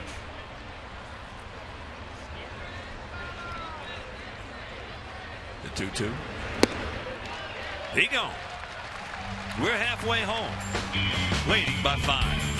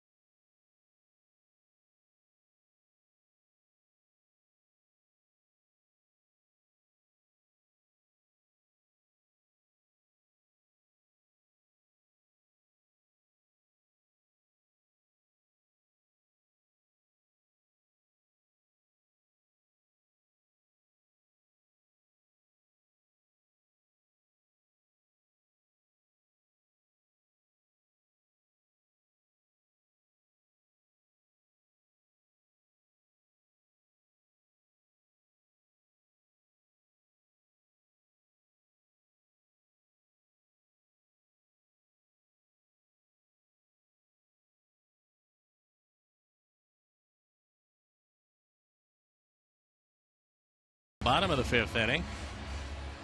Sonny Gray was chased early in this one, which was somewhat surprising. He just didn't have good stuff, and the Sox offense just battered him around for 7 runs on 8 hits. Michael.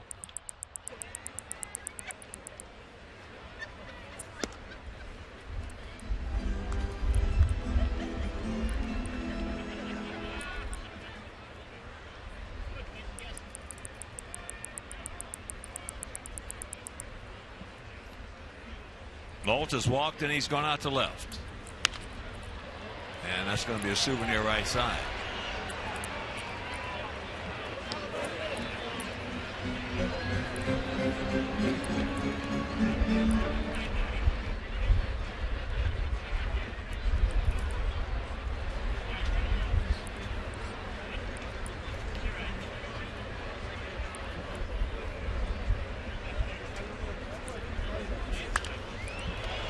That's back.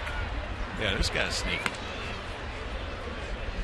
Yeah, looking at that fastball, you would think that it is considerably faster than what it's registering. And the pen is up again. It's Dan Otero throwing in the bullpen.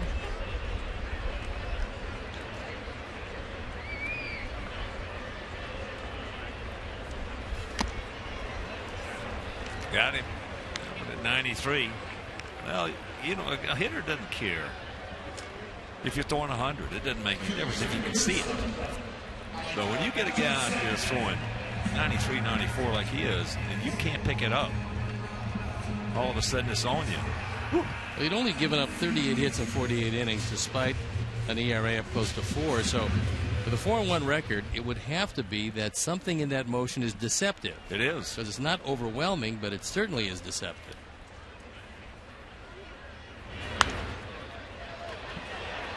Micah started off that 3-run fourth with a walk. He has been on the plate twice, walked twice, scored once.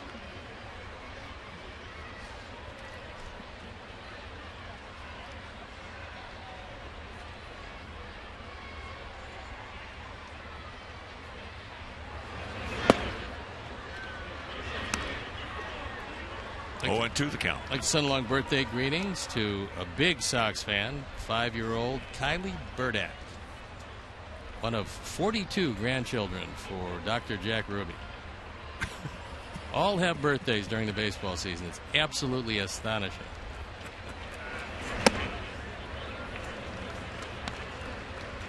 Up high, 1-2.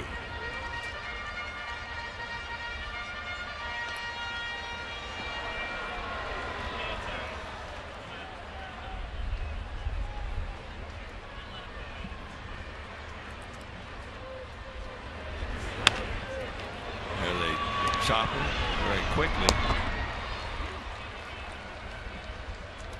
2 down.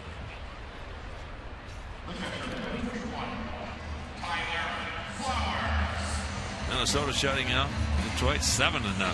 Top of the 5th at Target Field. Now we saw that lineup here, and it's loaded with good young talent, but a few veteran anchors to mix with that young talent and help a first-year manager in the Hall of Famer Paul Molitor do a very good job with a team that just keeps getting better.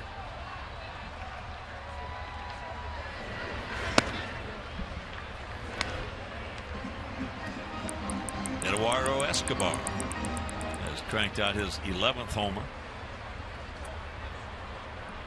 He's 2 for 3. He's hitting almost 270. Former Sox infielder.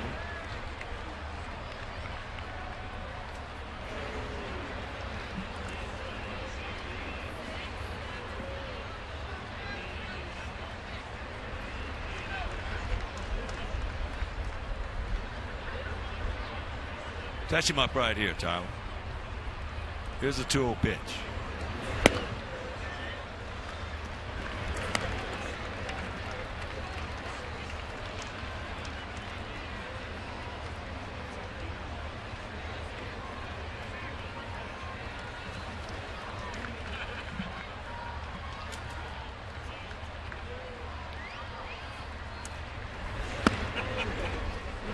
There's one.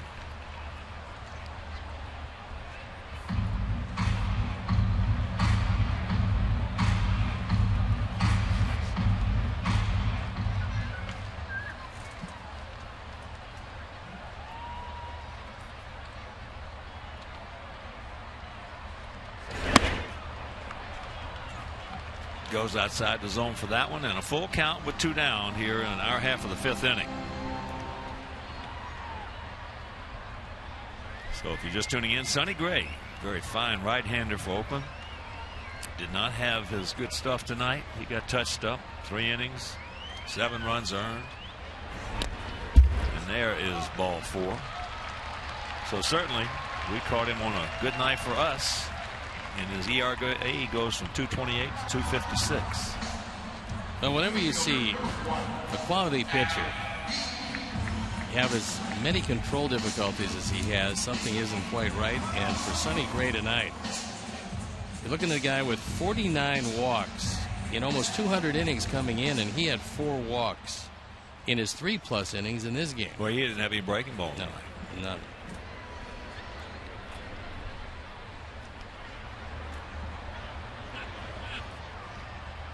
Here's Adam. He's 1 for 3, a single and a run scored.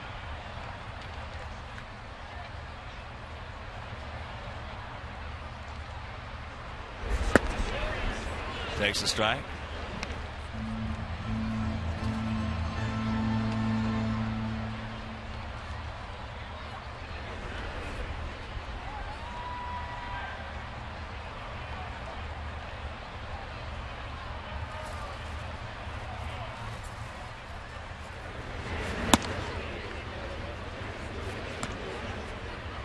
One to count.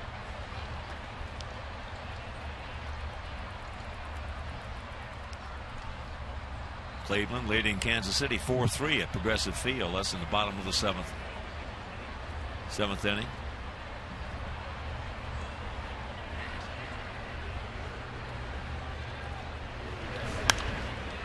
And that's foul back out of play. That one hits off the facade of the upper deck and bounces down in souvenir territory. And that young man's got a souvenir. He played the carom perfectly. And he brought his glove. Now he's posing for pictures. And it's a great night all around.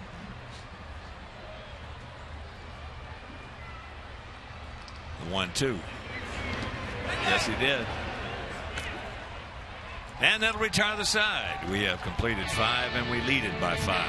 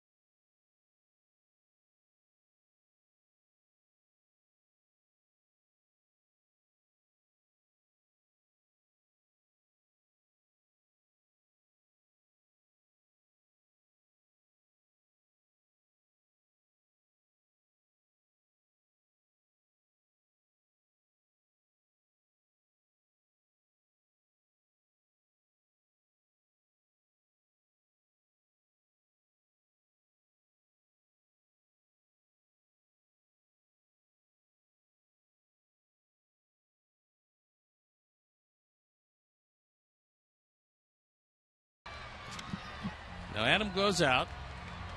On that angle, looked like he did indeed go a little too quickly. He does it very quickly, by the way, as if to buy the count. Then he throws his bat. Now sometimes, and it could be very well umpire discretion, he can fine you for throwing the equipment. And I think that's what he did. And Adam, a little unhappy, has a couple of words with Joe West. And Tyler Flowers is trying to make sure that he doesn't bump him or any other way lose any time.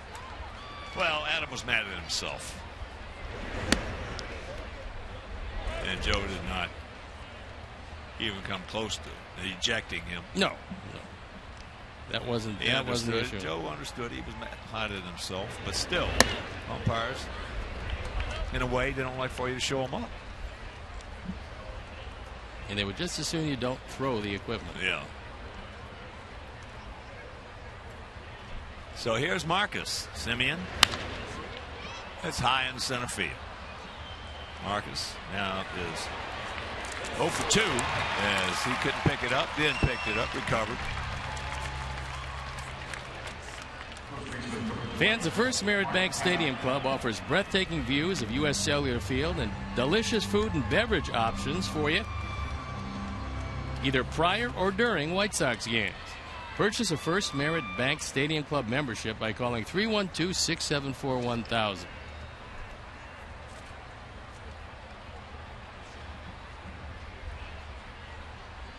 Canha. He's 0 for 2. A hard liner to third. And a little comebacker to Johnny Dykes. Johnny has really pitched well, giving up the 2 runs on 2 hits, 2 solo homers. And changeup has really been working. And fastball up high.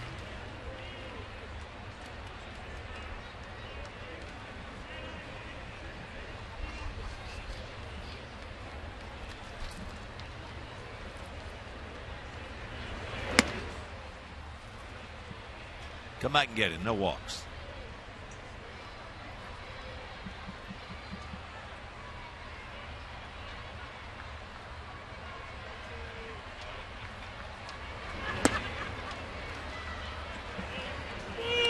So the third walk issued by Johnny.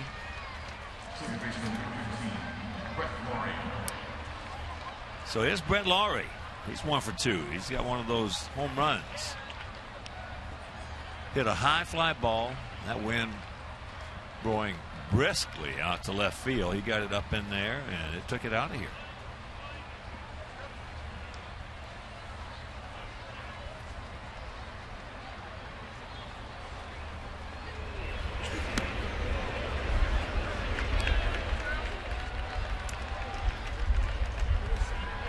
And Brett, for better or for worse, is always going to be known as the principal in the deal that sent Josh Donaldson to Toronto and Lowry back to Oakland.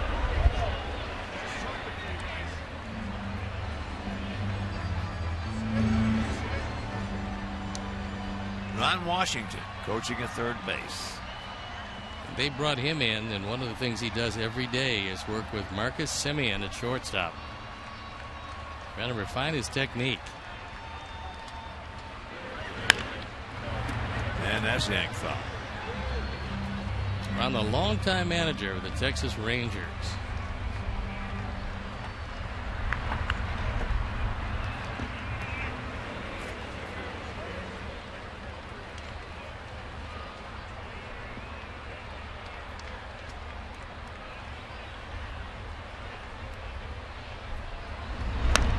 I'm glad to see Ron back in the game. He had made some mistakes. He admitted it.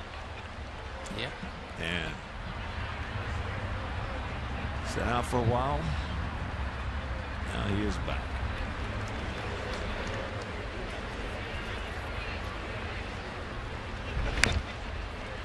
But just did get a piece of that one.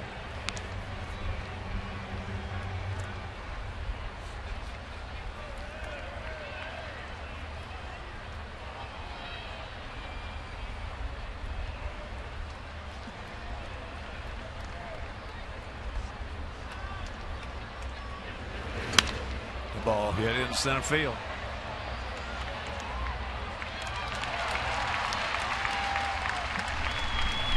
Two down.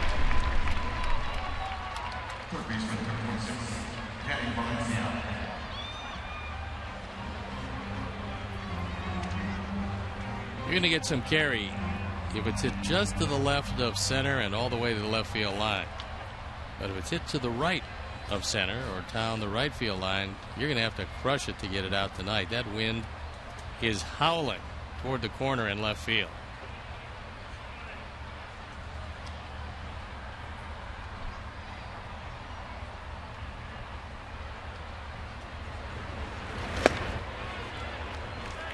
Strike one to Valencia.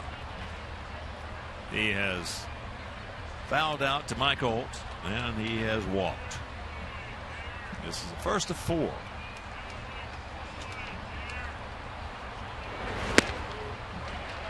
Against these guys. That was one of the better curveballs John has thrown, and the most unusual swing by Danny Valencia. Look at the quick late break. And Valencia taking a walk up the first base line to walk it off.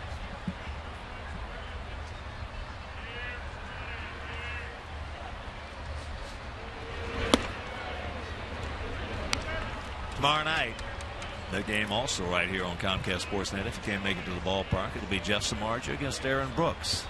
And on Wednesday, that game over WPWR Eric Johnson against Jesse Chavez. As there's a, and they got him. Took him right to the bag. Didn't have to do anything. And we'll go to the bottom of the sixth. The 7-2 White Sox.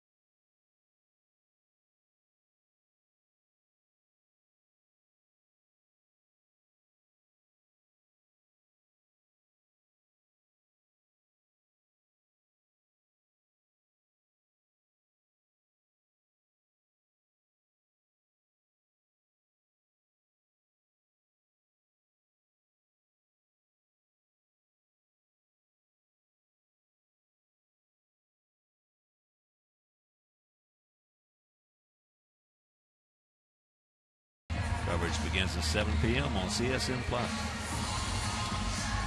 And we get a new pitcher in the ball game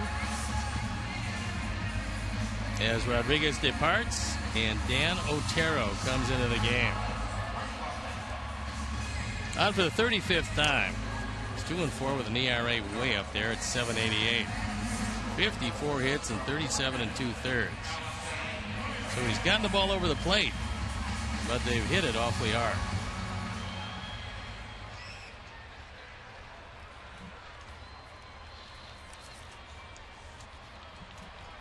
It'll be Ramirez, Abreu, and Cabrera. Next first pitch strike does Alexa. He's 1 for 2. Grounded to third, singled and scored, and walked, driving in a run. It was his 56th RBI with that bases loaded walk.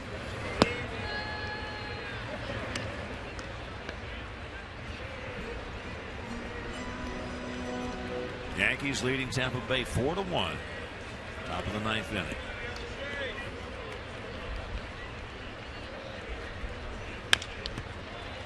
There's a chopper.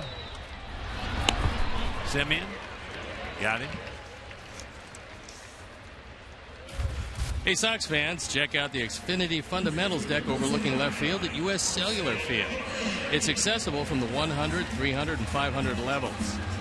Young Sox fans learn baseball fundamentals from Chicago White Sox Training Academy coaches. The space also features batting and pitching cages, base running areas, and more skill instruction. It's all from Xfinity, your home for the most live sports. Here's Abreu. He's 2 for 3, a 2-run homer and a 2-run single.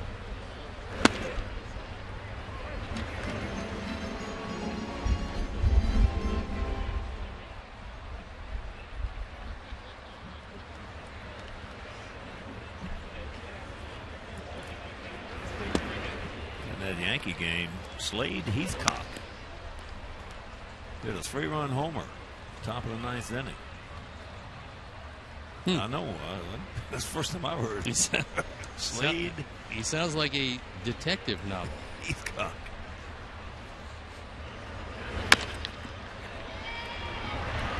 Oh, that could be trouble. It is. And a base hit.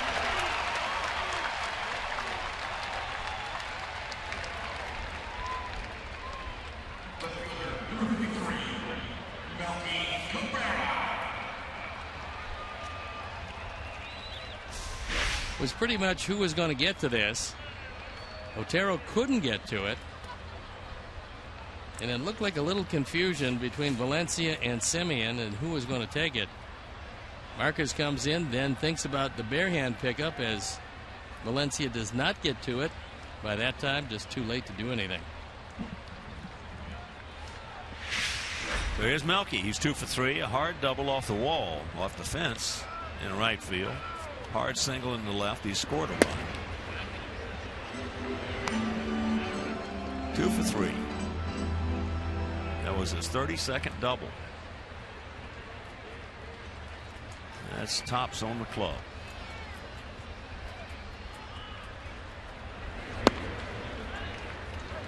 Takes a strike. That evens the count at 1.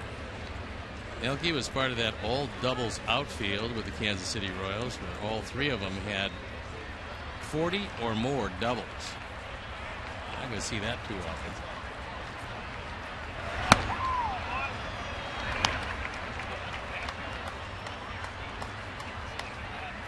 And besides the doubles, it was one of the best defensive outfields you'll ever see. They could all throw, and they could all go get him. And rack and roll. They'll retire the side. We're into the 7th, leading 7-2.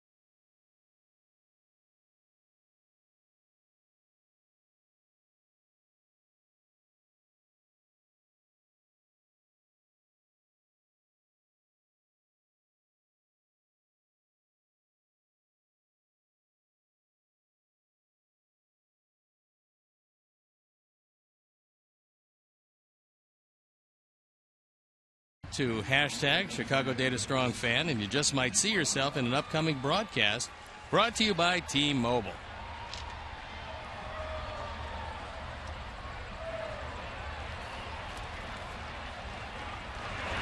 Billy Butler takes first pitch strike.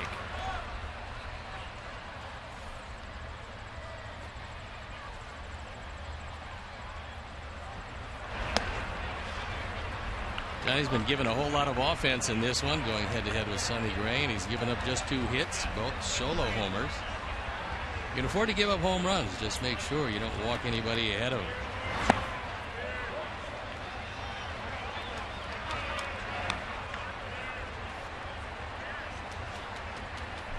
Butler looked a tad frustrated as he flailed away at that soft breaking ball.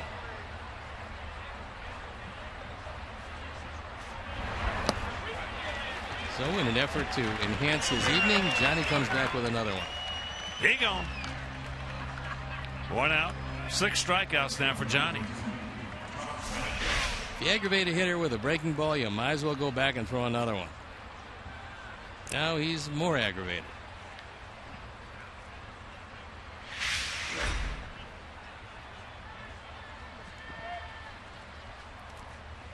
I'll tell you, the comeback kid team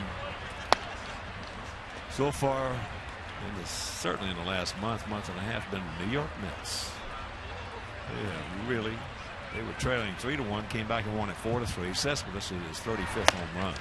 He's been amazing, and if you're looking for one meaningful deal, a catalyst that put a team over the top, you need look no further than Yoenis Cespedes and what he's done for the Mets. That ball hit deep. And it is a 7-3 ball game. Ready? That's his 17th. Line drives to right are going to go out. Fly balls might hold up, but that one was a rocket. A Ford home run replay. This looked like a cut fastball. Got too much of the plate, and he rifled it into the Athletic bullpen. They have 3 runs on 3 hits. If you're just tuning in, that's hit into right field, short by Fegley. So Josh now 0 for 3, 2 down. Left fielder number 5, Jake Smolinski.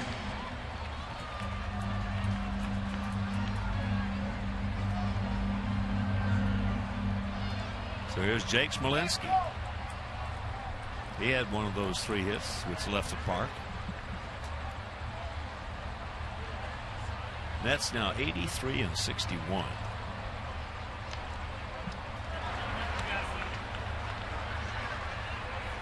Gosman with Baltimore shuts out Boston 2-0. He's a #1 draft pick for them, and he's got a chance to be pretty good. He's got a chance to be one of the better young right-handed pitchers in the game.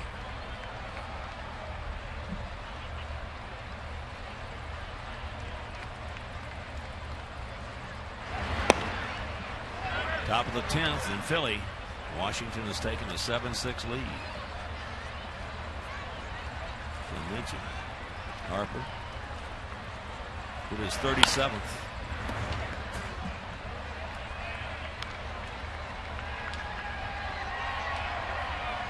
Bryce with 86 RBIs. 2 out, 2 balls, 2 strikes right here.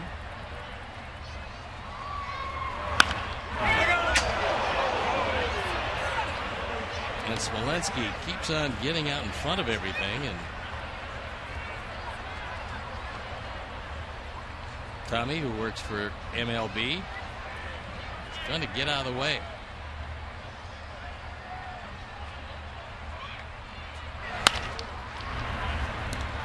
Lexi, funny hop on him, stayed with it, made the play, hit the home run by Reddick.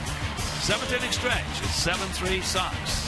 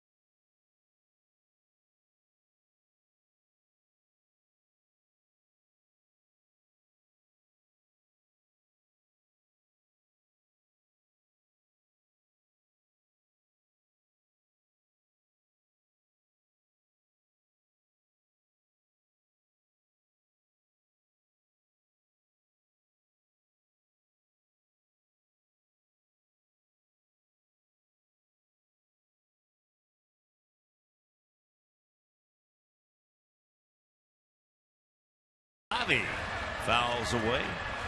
Avi 0 for 3 tonight. Had a strained lower back a couple days ago.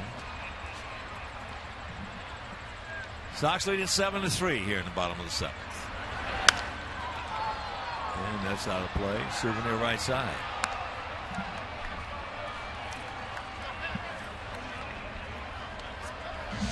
Top of the 7th down at Arlington. Rangers have been tied by Houston at 3.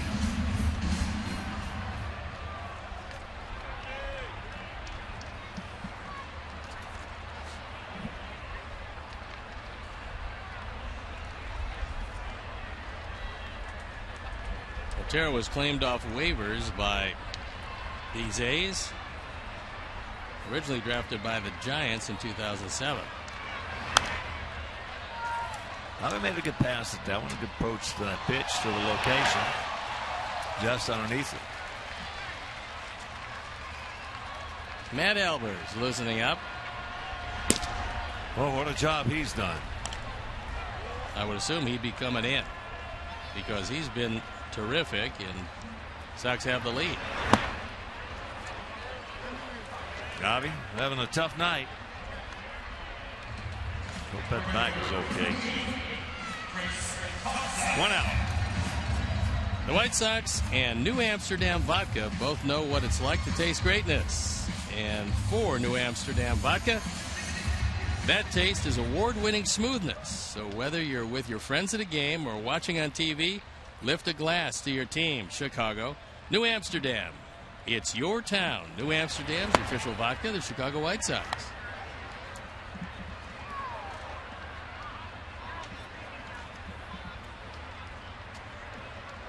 Here's Trace.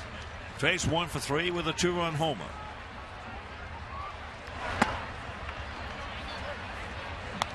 Checks it up and the count 1-1. First time up he hit a bullet right to Smolinski in left field. Next time up hit that 2-run homer off Sonny Gray.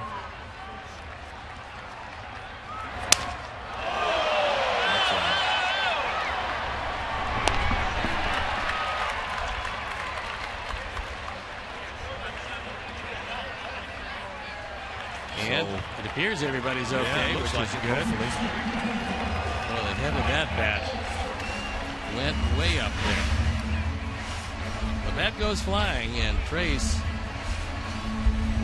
heading to first. Said it a couple of years ago, and we'll say it again. Said it going this year. They're going to have to put some grips on those bats. So whereas when it snaps like that, that grip will hold it and make it go straight down. It's crazy. Well, I'm wondering if you could put that grip anywhere near the label so that it would never go flying. Yes. And it wouldn't affect the baseball all that much, because if you're hitting the ball that close to your hands, it's not going anywhere anyway. You got a problem. Yeah. You don't need a grip. No.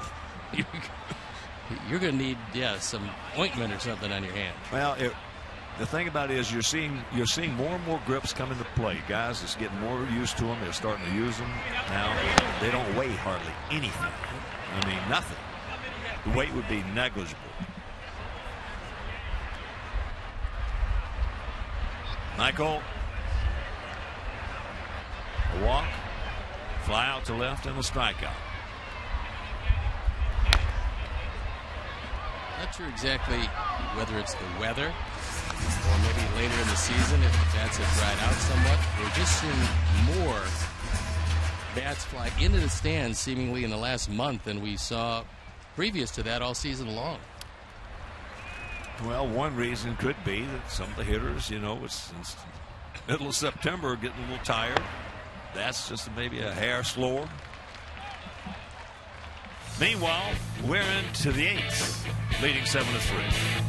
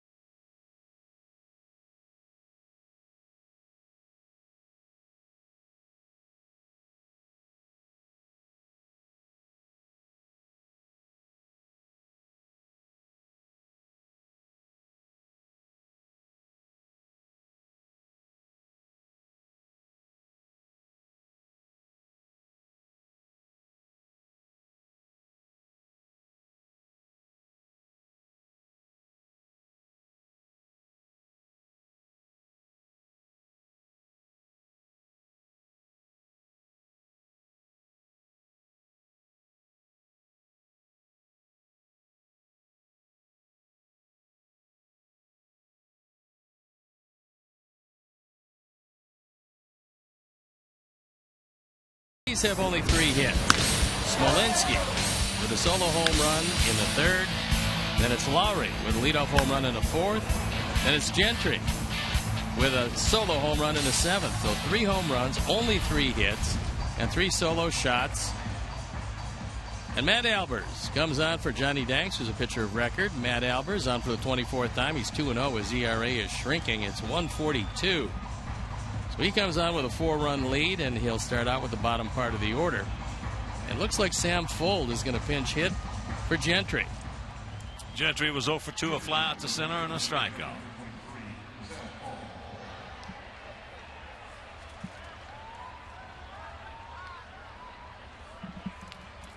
So here is Fuld, who has played some very good baseball against us in his career, especially when he was with Tampa Bay. He made one series down there, has some phenomenal catches.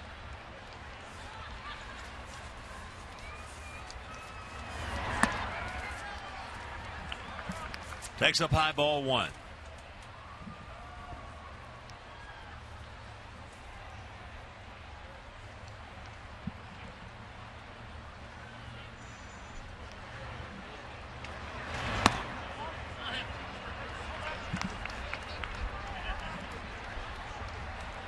And there is Zach Duke ready to go in case he's needed. 7 runs, 9 hits, no errors for our guys. 3 runs, 3 hits, no errors for their guys. That ball hit well into left center.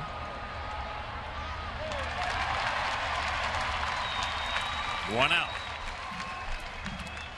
Top of the 9th in Cleveland. 8-3 Indians leading Kansas City. Indians playing much better these days, and Kansas City, for whatever reason, has gone into one of their few slumps of the year. They're going to be 3-8 in their last 11 if that score holds up. Well, Johnny Cueto has not been Johnny Cueto. No, he is throwing like some guy that they don't recognize, and certainly not the guy they envisioned when they traded for him. There is a switch pitcher.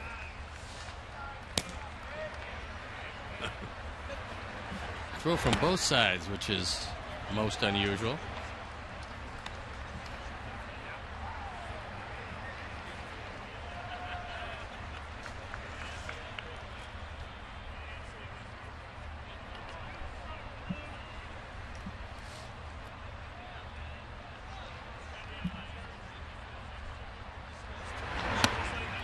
Marcus takes a strike, and the count 1-2. Marcus is lined out to center, walked, and popped up to center. Marcus, one of the real nice young men you ever want to meet.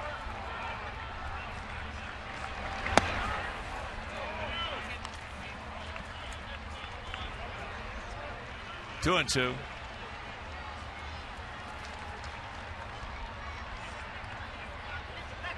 And when they will leave here, wish him nothing but the best.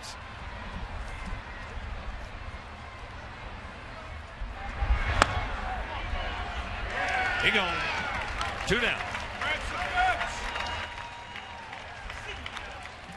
This ball has a piece of the corner at the knees, just a perfect pitch. Those are one of the pitches you hope to not have to look at when you have 2 strikes, because that's not really a hittable pitch. And you hope the umpire, for whatever reason, doesn't call it. Joe West did, and it was partially in the zone. So here's Mark Canha. Lined out hard to third, bounced back to Danks, and walked. Well, there's a pitch right there on 3-2. A veteran doesn't like it, don't get me wrong, but he'll take it, go back to that dugout, and not even worry about it. Not much you can do with that. Nothing you can do about it.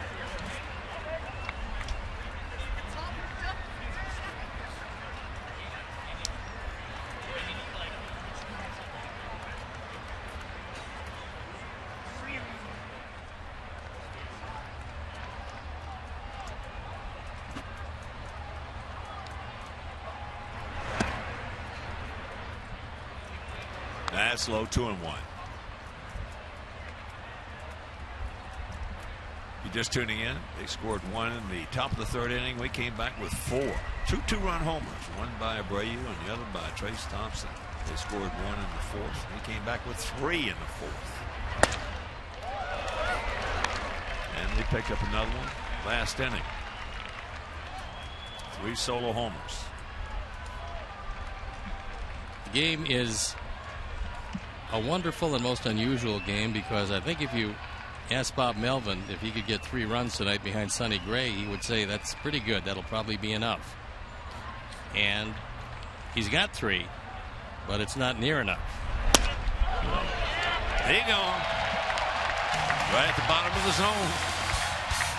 Another good inning from Abel.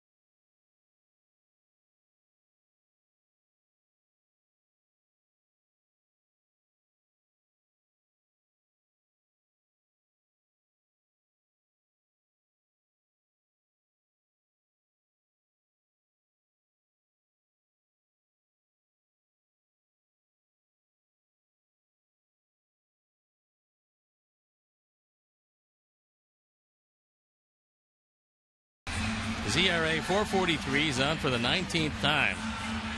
And he has an unusual glove because he is a switch pitcher. And although right now he's throwing left-handed, and that is because Micah Johnson is hitting, he will be throwing right-handed when Tyler Flowers comes up next.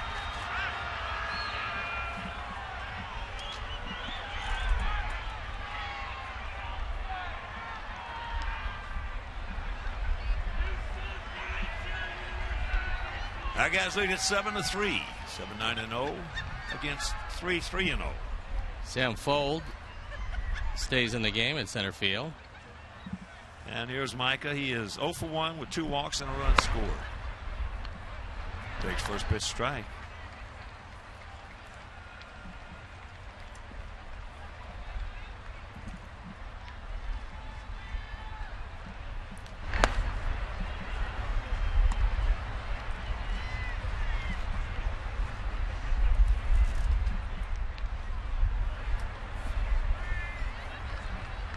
Pat out of Omaha. 30 years old.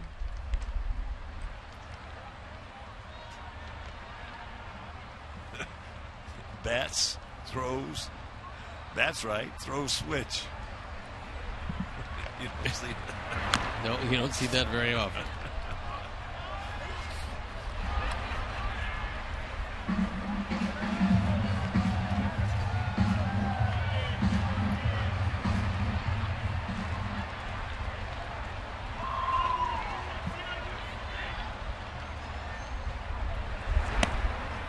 that breaking ball.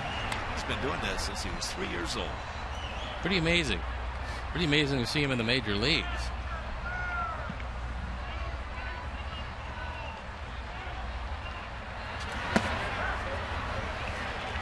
Got him. Head the corner. So this is how you warm up if you're a switch pitcher. You throw right-handed, get pretty good motion, and then you decide, well, I got to get the left arm loosened up because you never really know. And there is the left-hander who struck out Micah Johnson. Now he becomes the right-hander who's facing Tyler Flowers. Tyler, 1 for 2, a single and a run scored.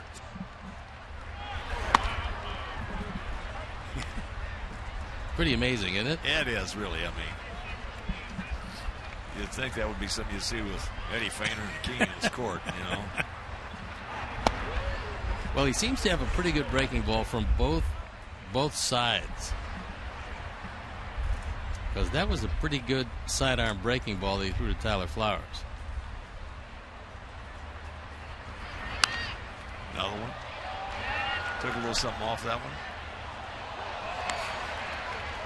Nice one-handed grab by one of the fans. I wonder if you need Tommy John surgery on one side, if you would need it on the other side. That's interesting. You probably don't use either arm enough to get hurt. That ball into right center field. That's going to be a twinger. Tyler on his way to second. He will get there. So that's his 11th. Two-bagger.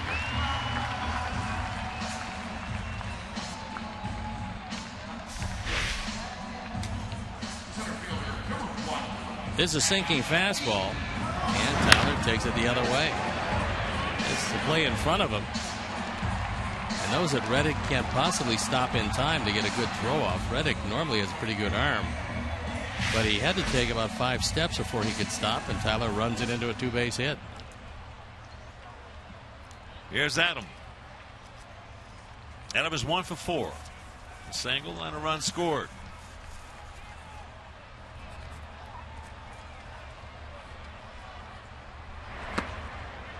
There's that breaking ball strike.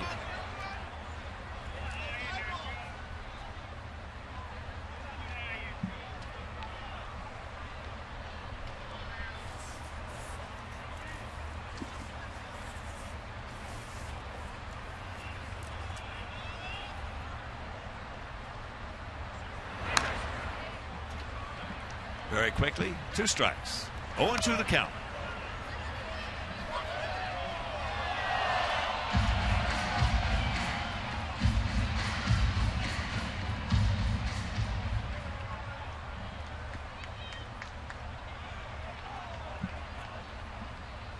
And from July 23rd to August 2nd, Adam had a streak of 10 straight games in which he scored. As he gets him. 2 down.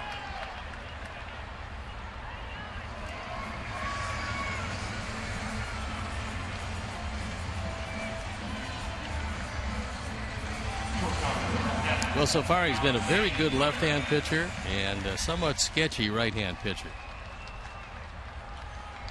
He fanned the 2 men from the left side and gave up the double as a right-hand pitcher.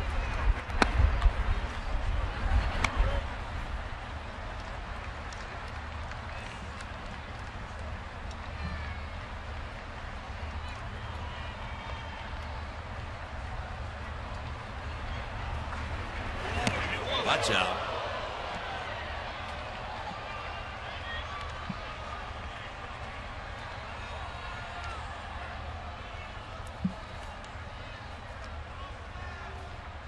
Alexi started off that 4-run third with a 1-out single. Of course, he scored ahead of Abreu's 2-run homer.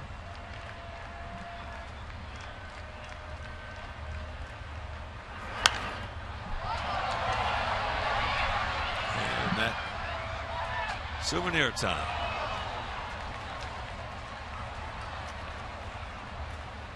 Nice fan, made a good rebound catch and then handed it to a very young fan.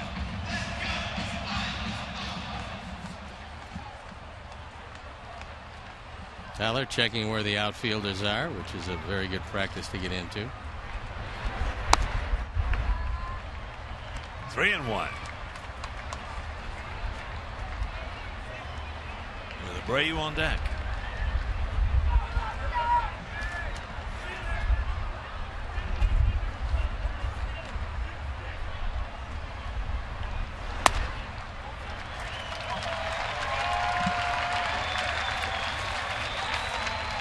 Just like we promised you earlier in the game, it's Miller time, brought to you by Miller Lite, and here's our Miller moments. And they came back in the third inning.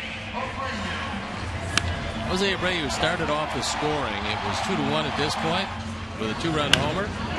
Trace Thompson followed it up with another 2-run homer. At the time, making it 4-1. Those are Miller moments.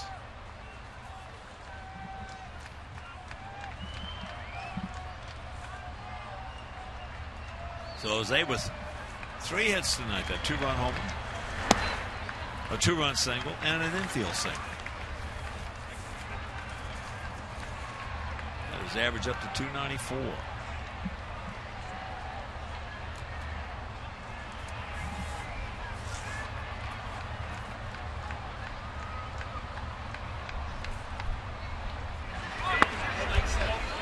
There's that breaking ball, drops it over 74. Evens the count at 1. That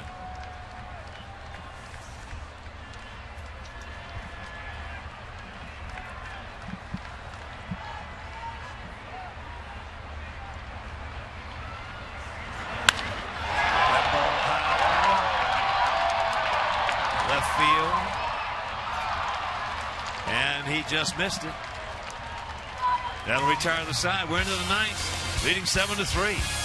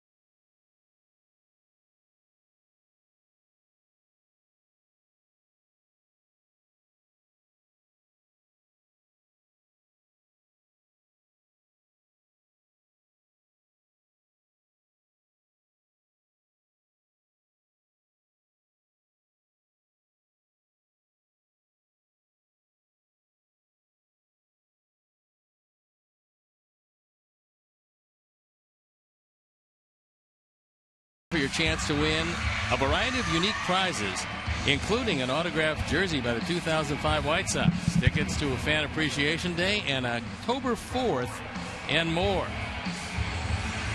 Visit whitesox.com/summer sweeps.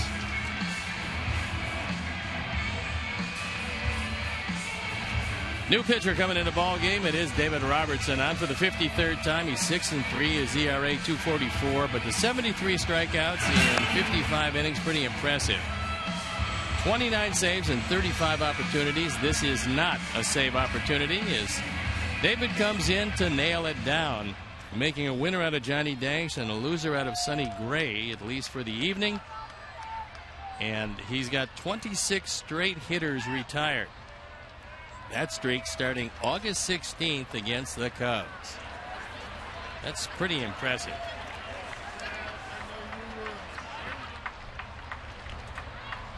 Red Lowry to lead it off. He's 1 for 3. A solo home run coming to lead off the 4th inning. And he fouls that one off to the right. Already hit his 16th homer. He drove in his 57th run. And a batting average of .269, which isn't all that bad. Outfield straight away. Infield straight away.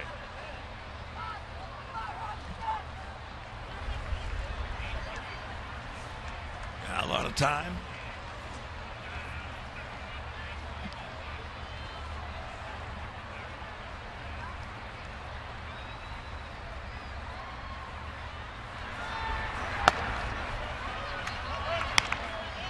One and one to count. Lowry's been around for a while. He's just 25 years old. He's a fun guy to watch. A lot of energy, high energy. That's short into right field. Oh, he hurt himself, Hawk. It looks like it. It looks like it.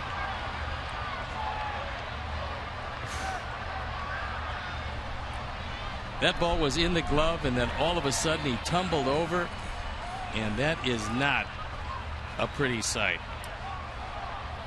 The way he picked it up, especially, looked like he said it was his wrist. You watch it here. The ball's in the glove, but then his wrist rolls over. The ball bounces out. That's the least of the difficulties at this point. And Hermie's out there to take a look at it. The way he's holding his hand. Watch his right hand. I mean his left hand here when the glove comes off. And watch how he, right here, how he's holding it. This is right. Oh, he looks like he might be all right.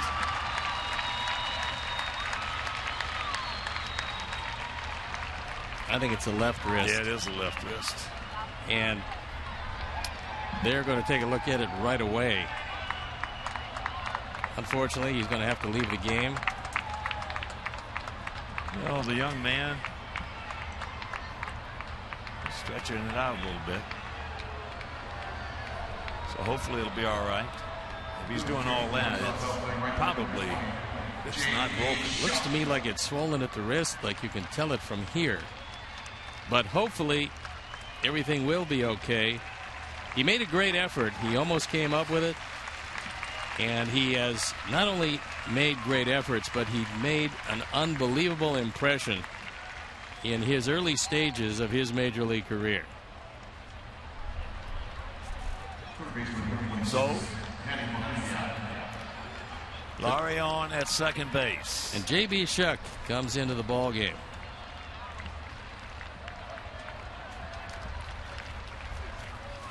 Lowry picks up his 26th double.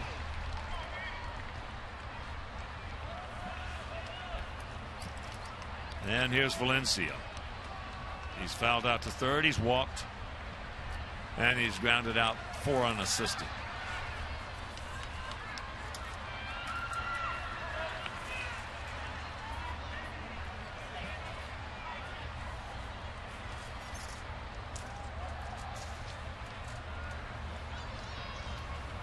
Outfield.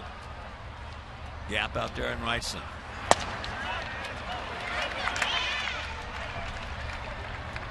First pitch strike.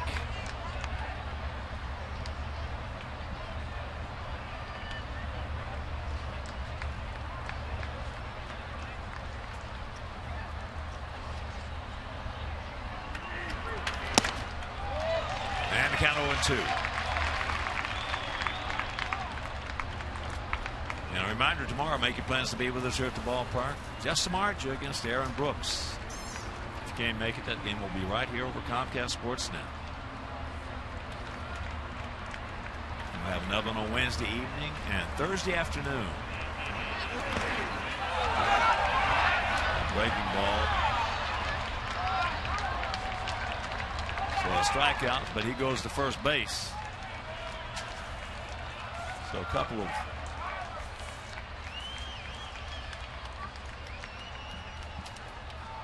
Tough base runners for David Robertson. A couple of strange occurrences. That's wild pitch number 4 for David.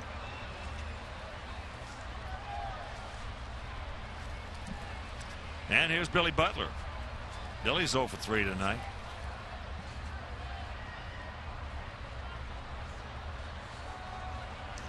Billy has faced Robertson 3 times and he has 1 hit.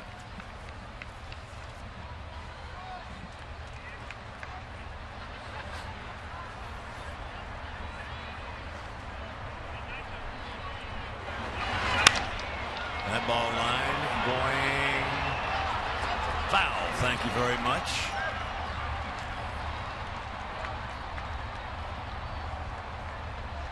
If you're just joining us, they scored 1 in the top of the 3rd. We came back with 4. 2 2-run homers. One by Abreu and the other by Trace Thompson. They scored 1 in the 4th. We came back with 3 in the bottom of the 4th. They added another one in the 7th. All 3 of their runs solo homers.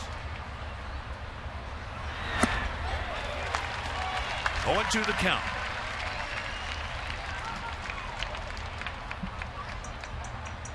Talking about Laurie being around for a while and still young.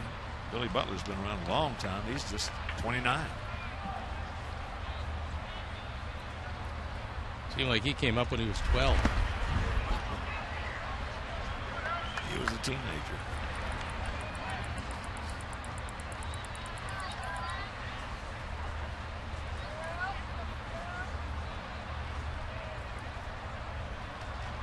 #1 general manager in the game talking in spring training that a very young Billy Butler hit the ball as hard as anybody in Arizona.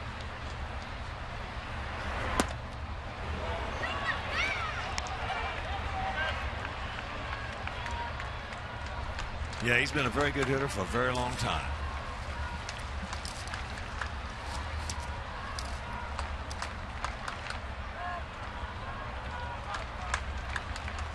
Been one of those guys that's not what he hit, it was when he hit it.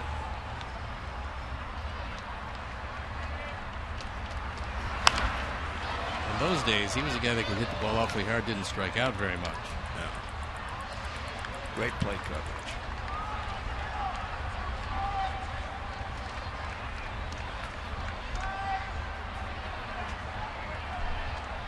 So a little Kansas City special double by Brett Lowry. A strikeout. Wild pitch. Runners at the corners and nobody out. And that's chop foul.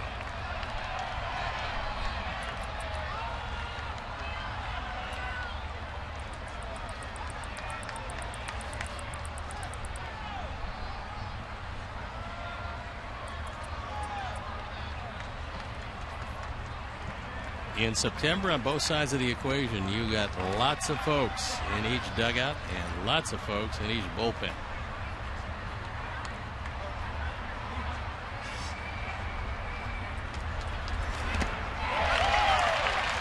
He gone. 1 out.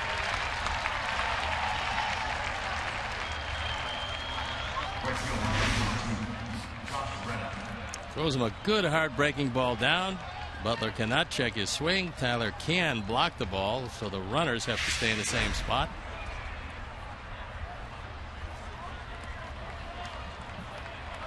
So here is Reddick. Looped out to second. Fly to right, and then he homered.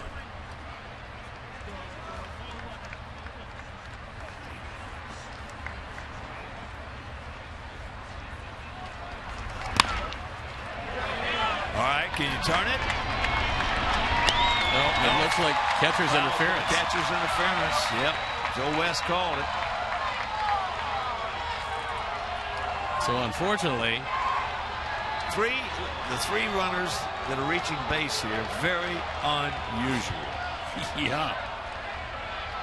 It is that. And now that'll bring the tying run to the plate.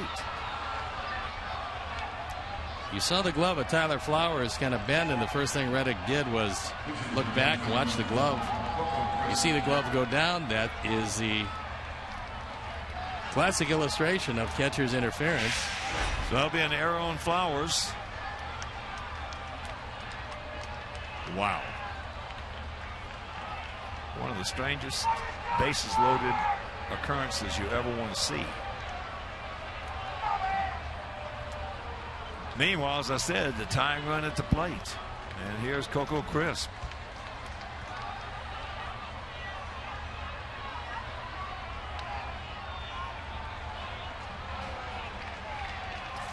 And he has hit David hard. He's faced him 8 times and has 4 hits.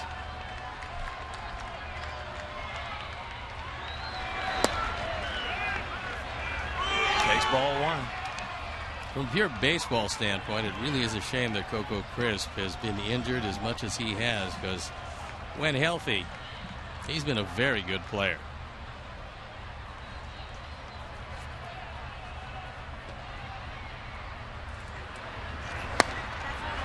And a count 2.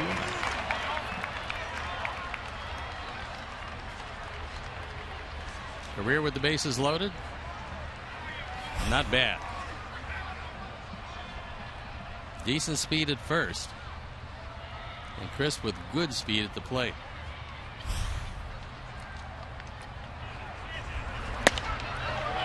Couldn't pull the trigger. It was right there. And the count 2-1. So a little Ducks North double by Lowry. A strikeout on a wild pitch to Valencia. Catcher's interference to Reddick.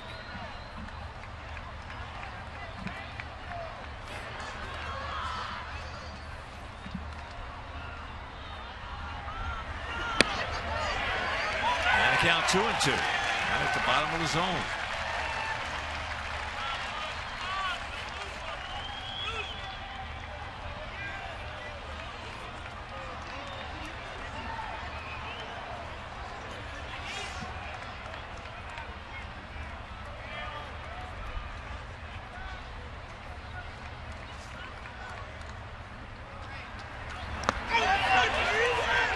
Close. So a full count. He came close, but he did check his swing. Yes, he did. And he fielded DJ Rayburn. He says nope.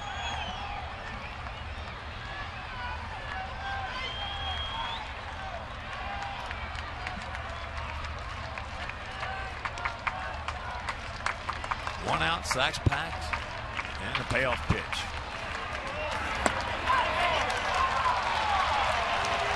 It's a 7-4 ball game.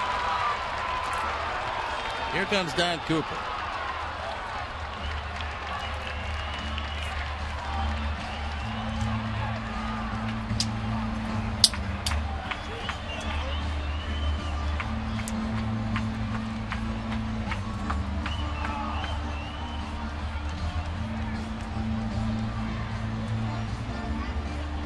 A weird inning.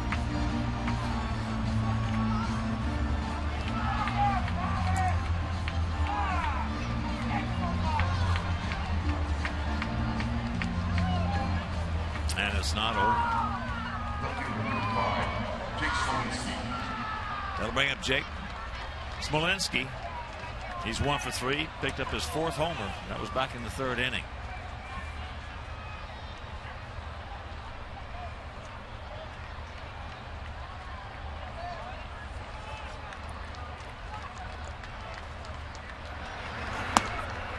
First pitch strike.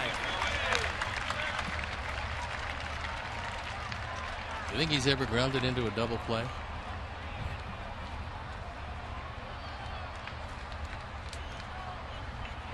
Oh boy.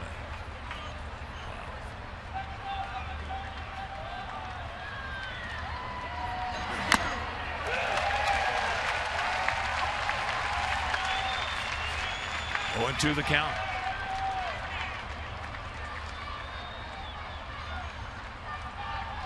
Got Sam Fold in the on-deck circle. He came out as a pinch hitter to lead off last inning.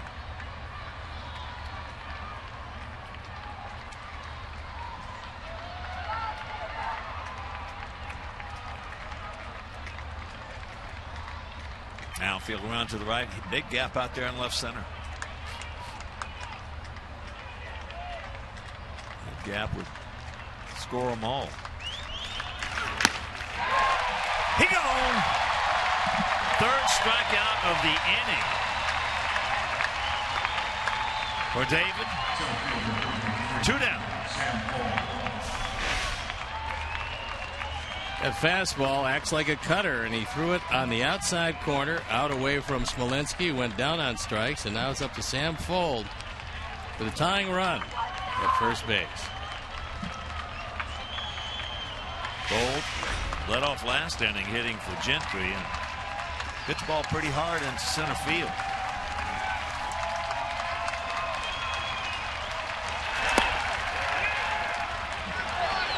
Pretty good pitch, didn't get it.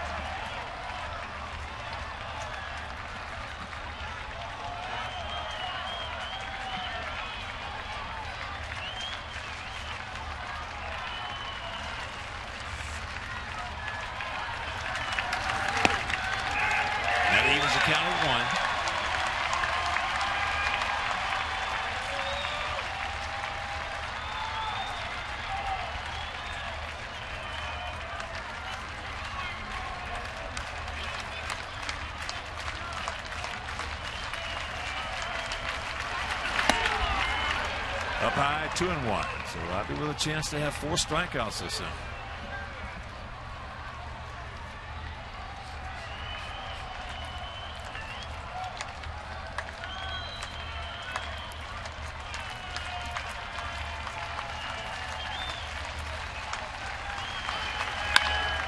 And there's a base hit.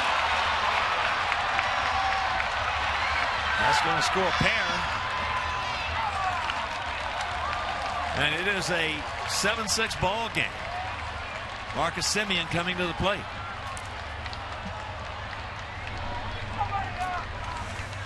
So Fuld, who came on as a pinch hitter, didn't do anything the first time. Drives in runs 19 and 20 this time, as that one caught the inside part of the plate. He took it through the right side, and now runners at the corners. Still 2 outs. But a 1-run lead.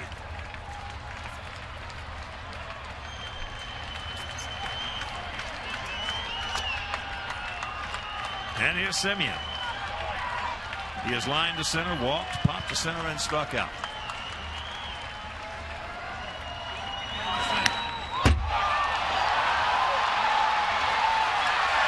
And this game is tied at 7. And that's a pass ball.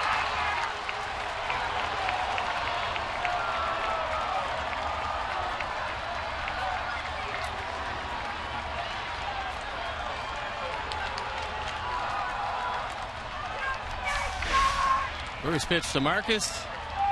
Tyler puts a glove over his eyes, and it goes to the screen.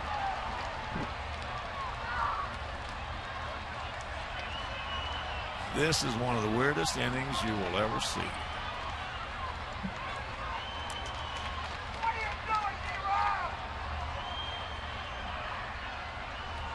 They've scored 4 runs on 2 hits. One of them.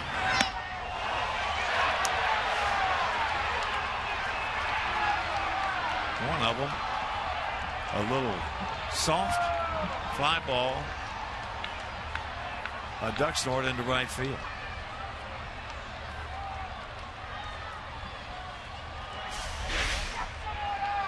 This one gets out of David's hands, goes behind Marcus Semien. That one bounds away, but no advancement.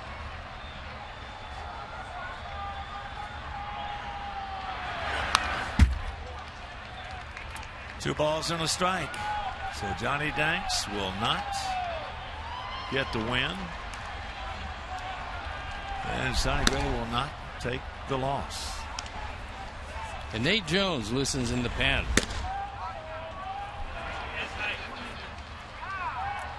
You got to be bleeping.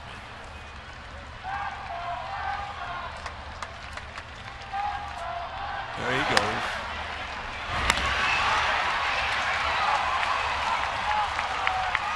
Fuld beats the play.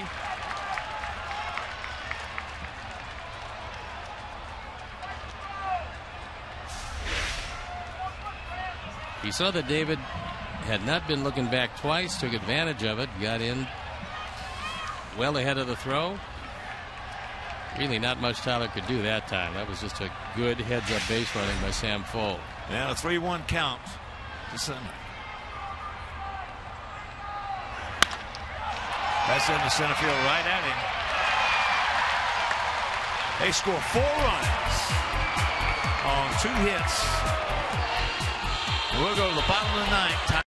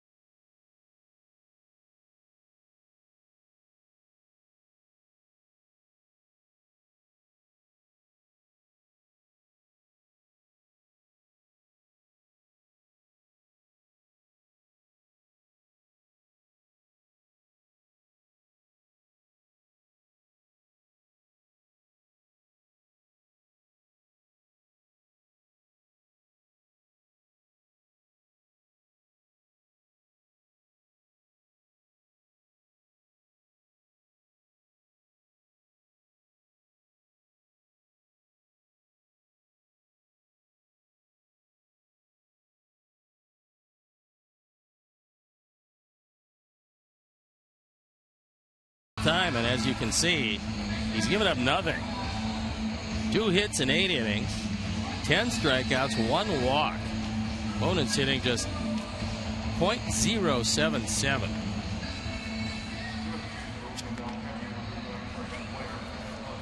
And Carson Blair comes in behind the plate. So in talking with folks with Oakland, they said Ryan Dull has been pretty good story out of their bullpen.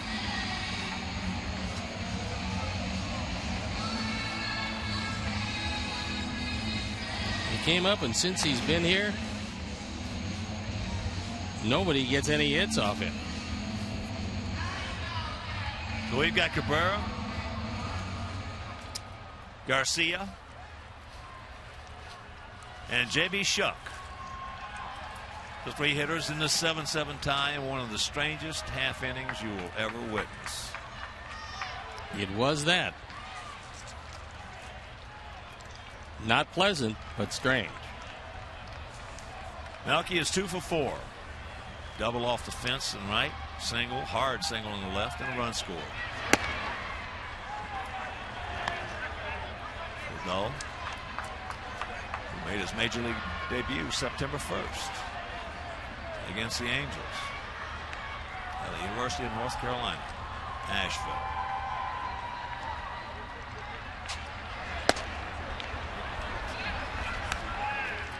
In the outside corner and count 0-2.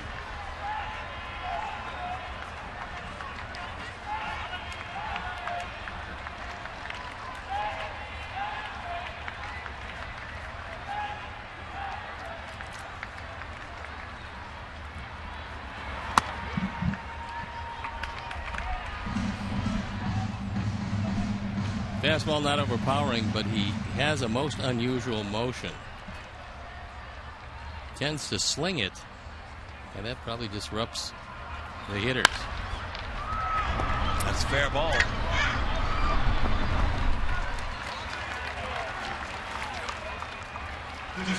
Well, let's take a look at what happened in the 9th inning. Little looper to right field. Trace comes on. He's got it for a moment, but then he gets hurt. Then we've got a strikeout and a wild pitch. Then we've got catcher's interference. Then we've got a walk. And a run comes home before Sam Fold with 2 runs batted in on a base hit. Doesn't got a pass ball to complicate matters even further. And that tied the game, and that's where we stand at 7-7. So here's Avi. Avi 0 for 4. He's had a tough night. 4 strikeouts.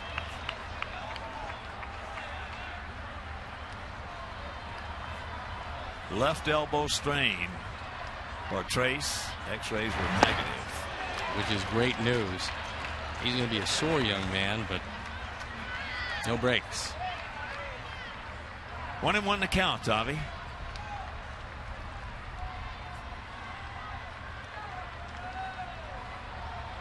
Outfielder deep, spread out.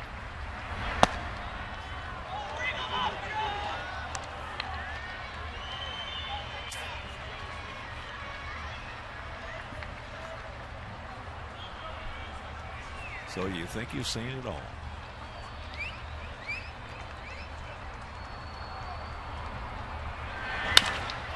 Every shot base hit.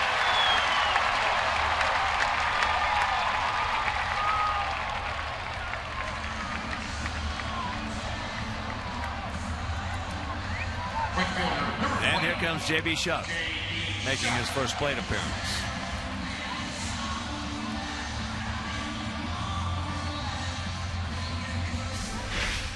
We'll take a look at Trace again as he has a ball in the glove. The wrist turns over and the elbow hyperextends.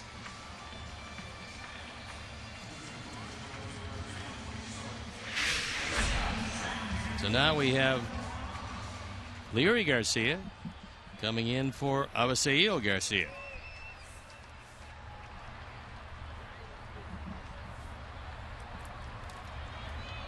First and third in JB.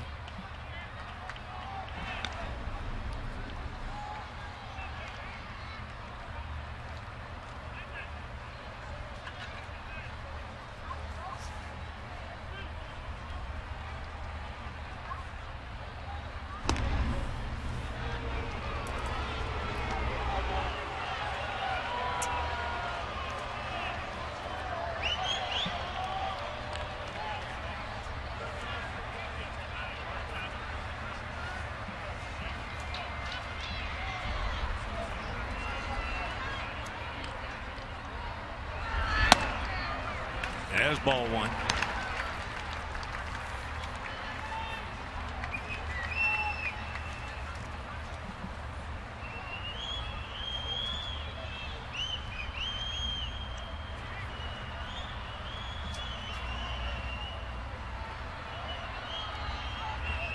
Throw it away.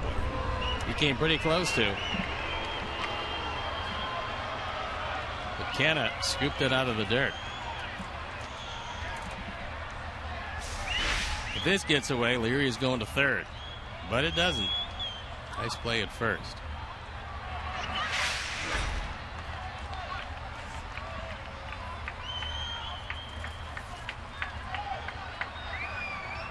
Just a decent lead by Leary.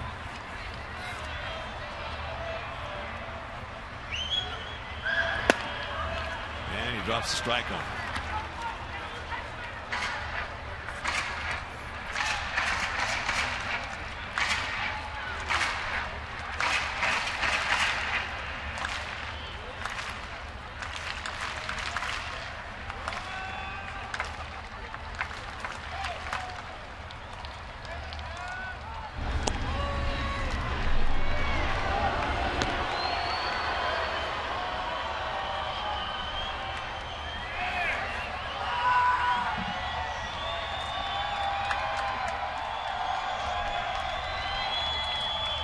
One on, one out, 1-1 to count. Big pitch coming up. And it goes JB's way, so now he's in command. Ball is pretty quick to home plate. He's not using a high leg kick at all. He's using a slide step. He's getting it to Fegley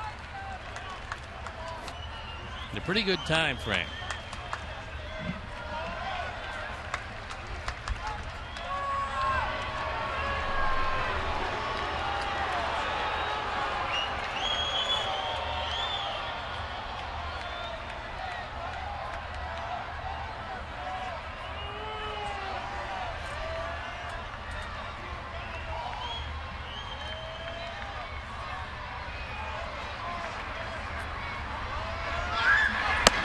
And the count 3-1. Mike Holtz on deck.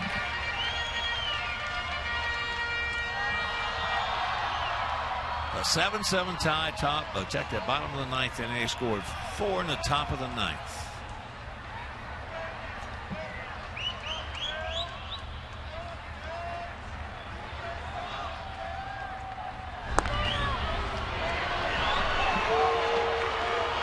He's made a lot of throws over to first base, and he hasn't made one on the bag yet.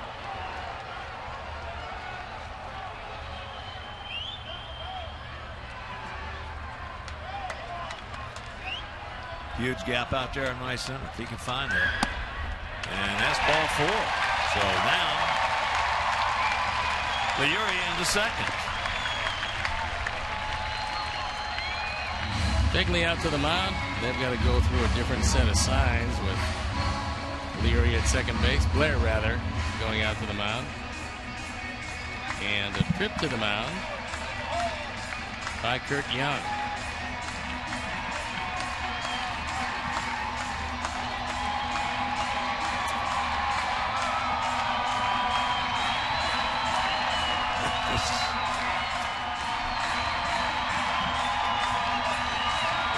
Unusual.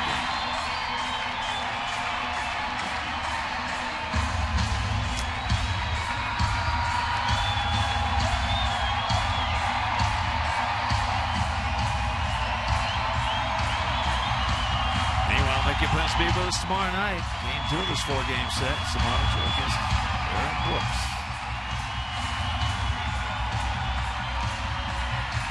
Couple of right-handers, but right here. 1 out, 2 on. Holt at the plate. Micah Johnson on deck.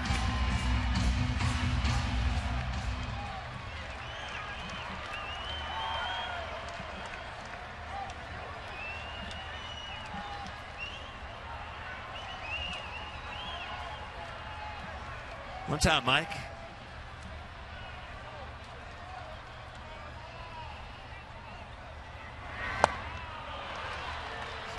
Quick breaker. Couldn't get it.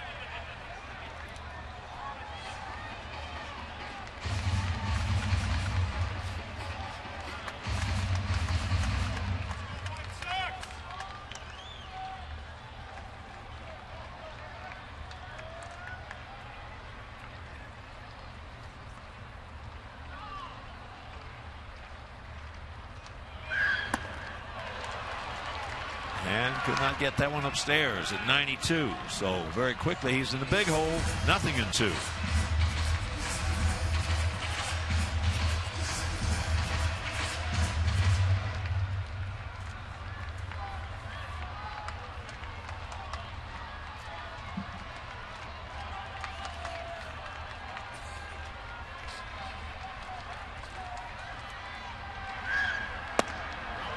Good check.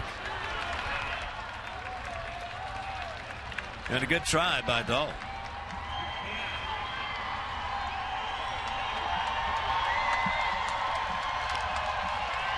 Lowry hanging out around second with big hole over there. Drink an eye. Lowry. Now they're going to close it up. And this should be. And he drops the ball on the transfer. So that'll be out number 2. But we're still alive. Runners at the corners. JB went in there with every intention of trying to break it up. Looked like it had a chance to be 2 until Brett Lowry had the ball drop away. So now the winning run 90 feet away. And he went got a piece of him and disrupted the play. The ball flies out. And the inning's still alive. Well, Brett had a little more time, I think, than he thought. Yeah, he did. So here's Micah.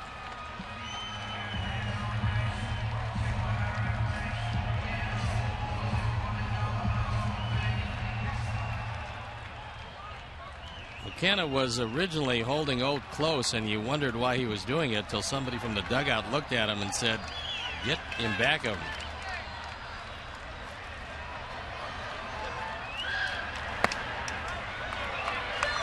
gives that first pitch strike.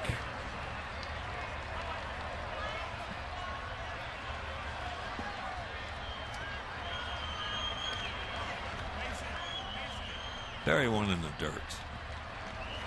See if Blair can handle it.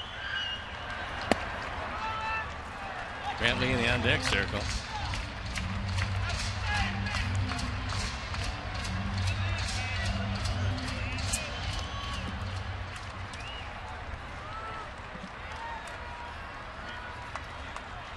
A lot of room in that outfield. That one almost got away. Blair kept it in front of him.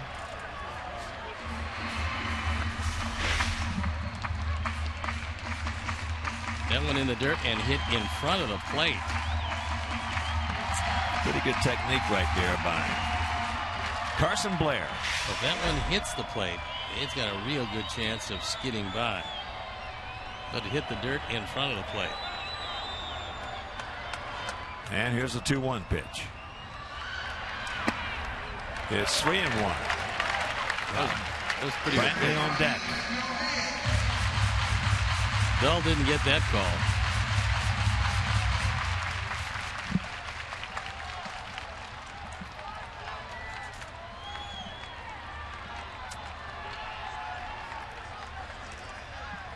Right here, Micah. And that little muff. And here comes Rob.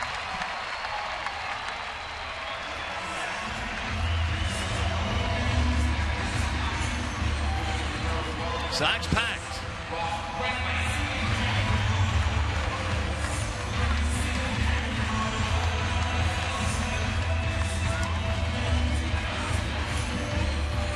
Brantley hitting 182. This is the second time he's had an opportunity to pinch hit, looking for his first pinch hit. He'll take a walk, an air, wild pitch, pass ball. Anything that will get home the winning run.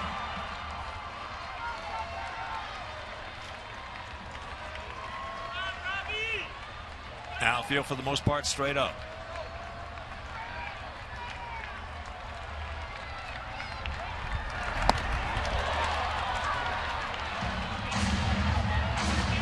Pulls the string on him right there and grabs the strike. Kanha is back and off the line at first.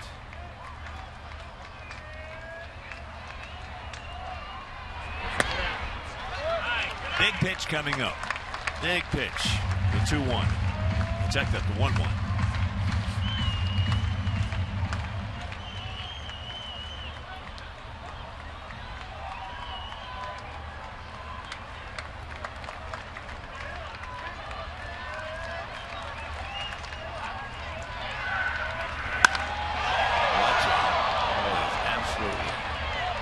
Scalded foul. But he's in the hole now, 1-2.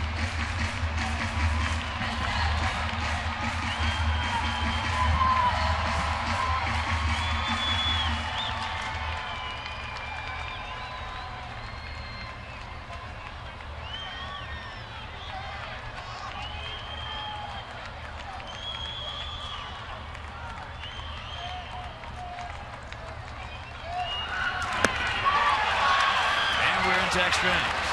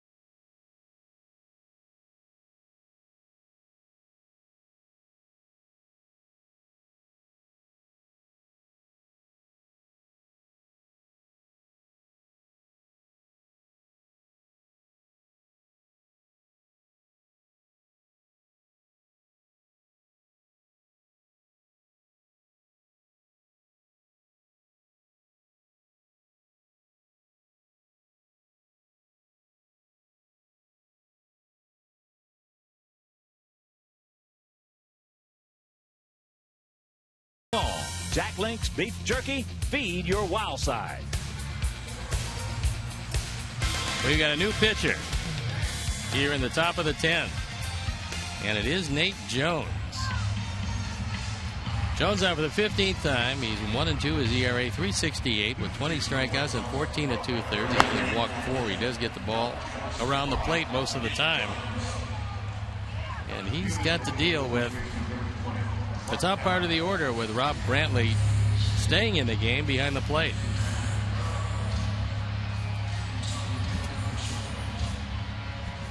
Well, in extra innings, this will be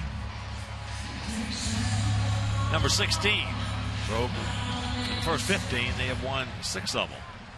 They have played 5 on the road, and they've won 2 of them. For us, this will be number 16. In the first 15, we've won 12 of them. We've played 9 here at home and won 7 of them.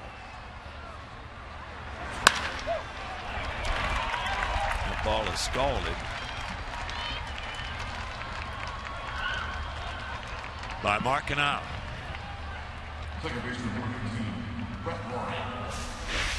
This is Kenna's first hit of the night, and it's a fastball pretty much down the middle, even at 98.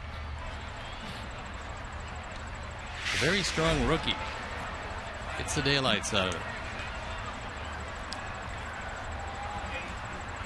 So here is Brett Lowry. He started off that 4-run night for that little duck snort into right field.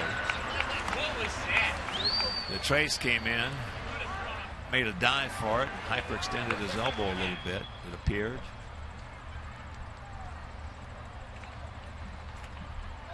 Kenna can run. He swiped 7, been caught only twice.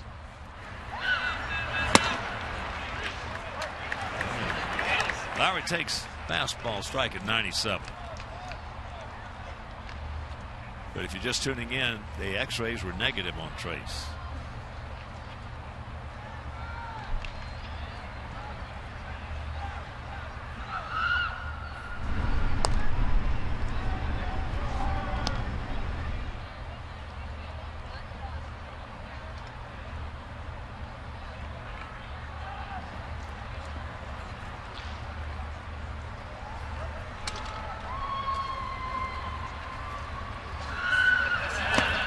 Can't get it. That slider. So the count 0-2. Zach Duke loosening in the pen.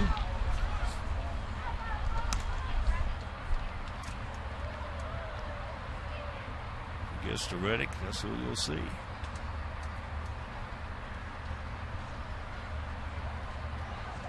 Outfield. Straight up. Spread out. Spaced about equidistant. Now too much time.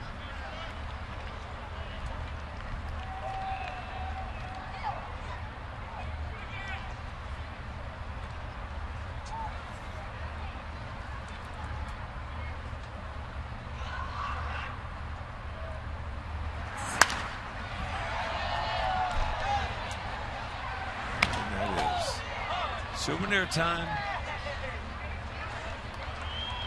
Right side.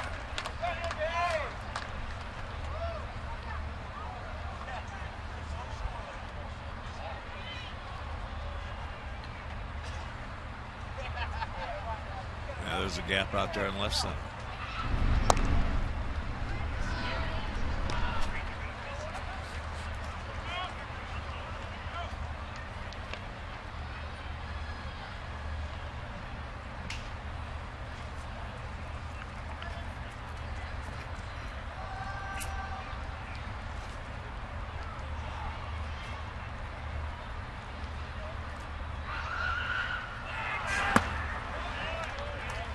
Lays off that slider.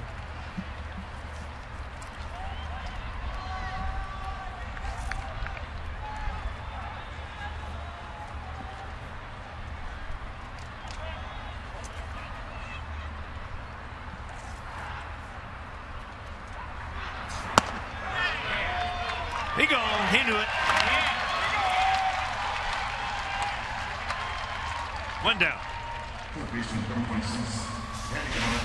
He looks at a hard slider over the middle of the plate and just walks on back. That's the 12th strikeout.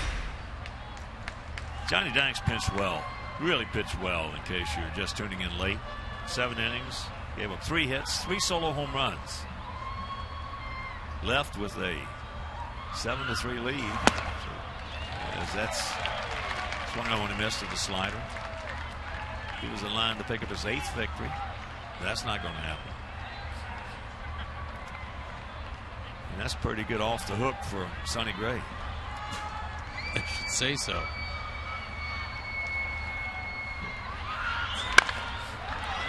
Attaboy.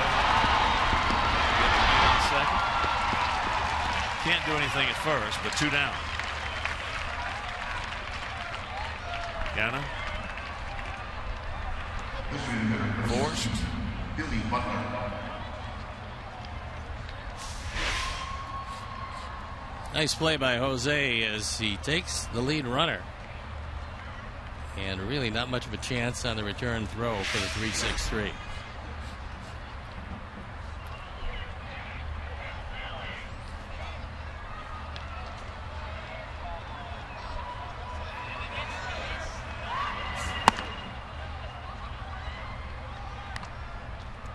Billy Butler.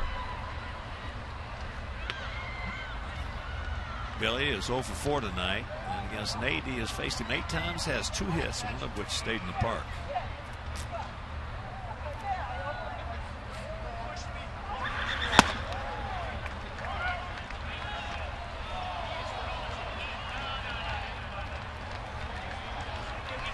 The toss back to Nate Jones went over his head.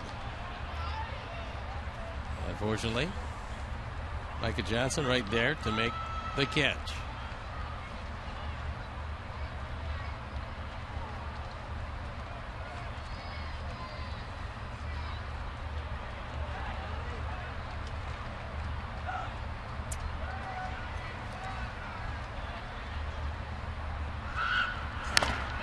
Billy is an excellent fastball hitter when he gets it in his mind that you can't get a breaking ball over.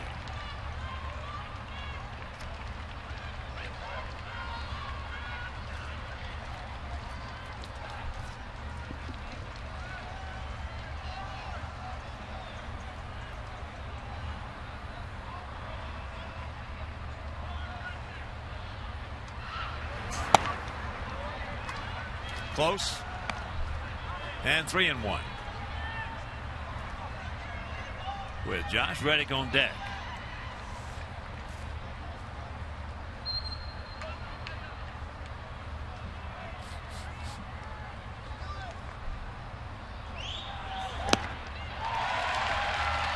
Well, kind of surprised, but exceedingly happy that Billy decided that that looked like a strike. This put the go-ahead run at second base.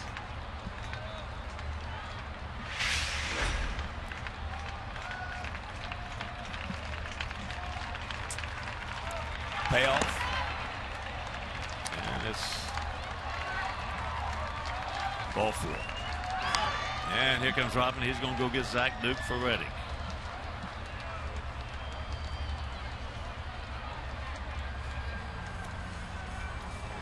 So they scored 4 times in the top of the 9th to tie. We are in the 10th, tied at 7, and we'll be back.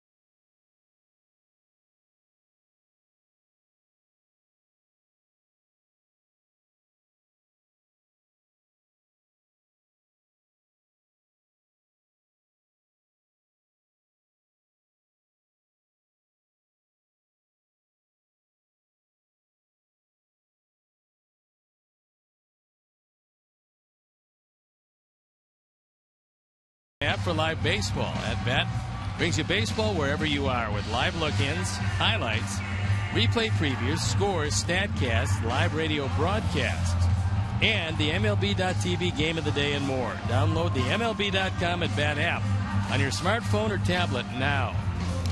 And Zach Duke comes into the ball game with runners at first and second. 2 outs here in the top of the 10th inning.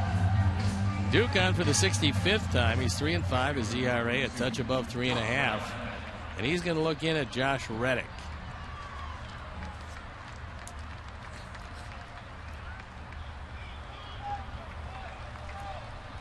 Reddick is 1 for 3 with a home run.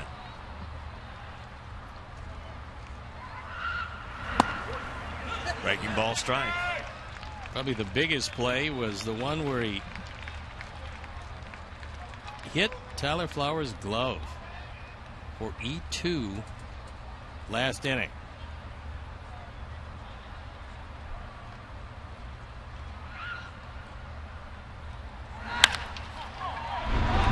Micah knocks it down, picks it up, and throws him out. Nice recovery by Micah Johnson. And we'll go to the bottom of the 10th, still tied at 7.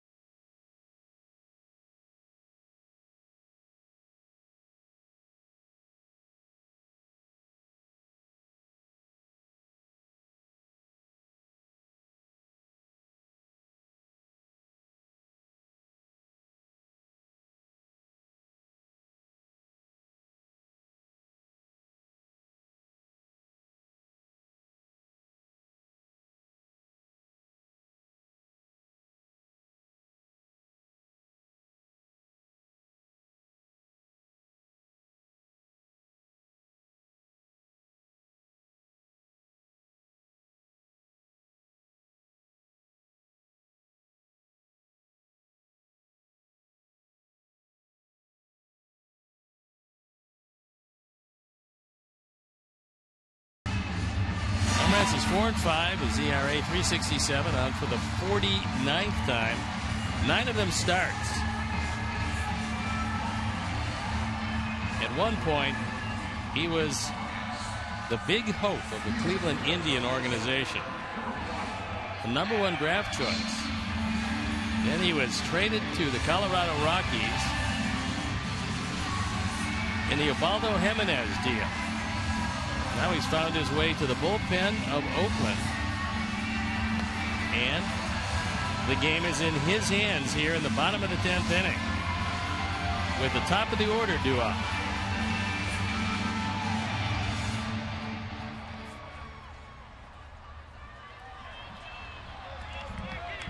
Eaton, Ramirez, and Abreu.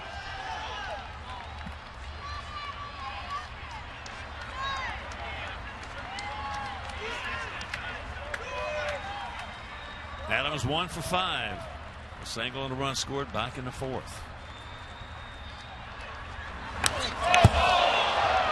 That was close. And it hit him. He's saying it got him. It sounded like it from up here. Sounded like it may have ticked something.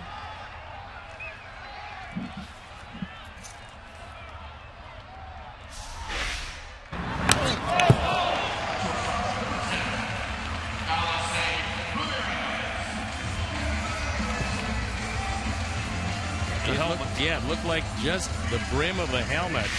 He was looking at the helmet, and everything seems to be okay. So there's the winning run.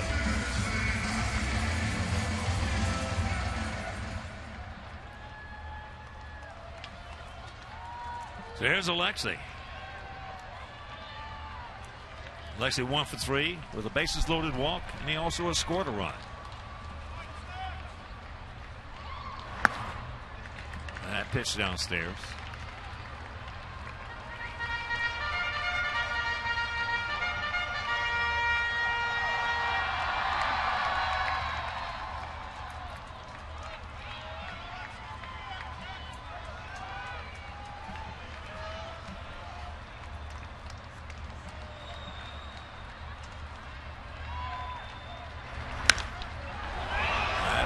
Popped up and caught. 1 down.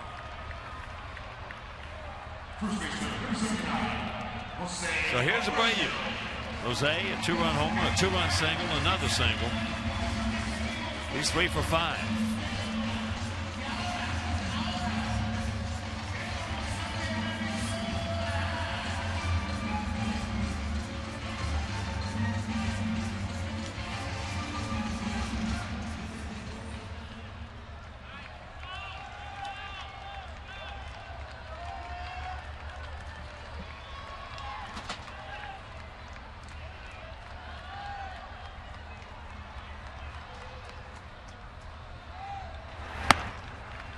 That's a little bit high and a little bit wide.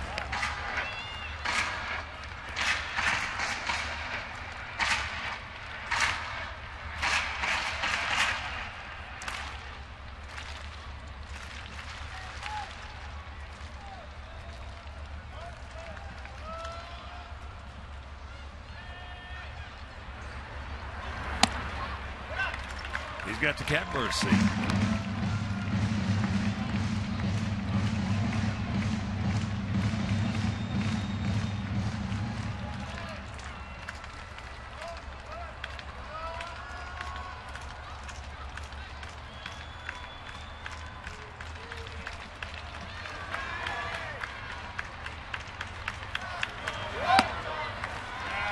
Grabs a strike with that one at 93.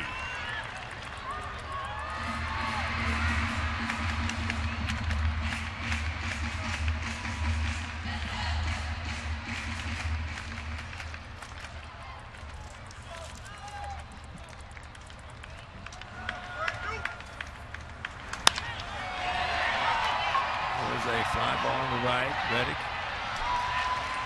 He's there. So 2 down. And they'll bring in Melky. Pomerantz was first-round draft pick, the 5th player chosen overall in the 2010 draft.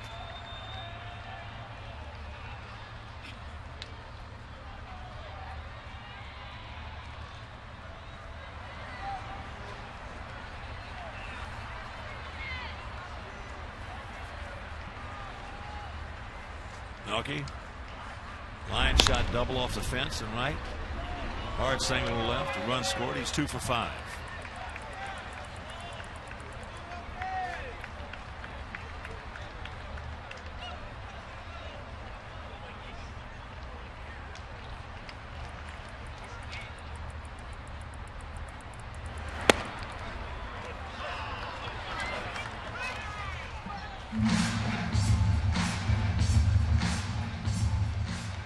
One to count.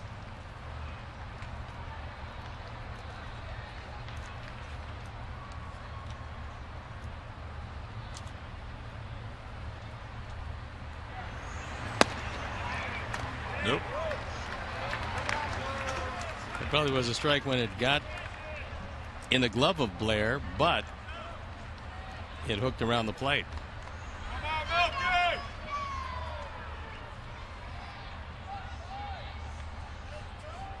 He's throwing to first now, so Adam best get back. Pomerantz, big guy, 6'5", 240.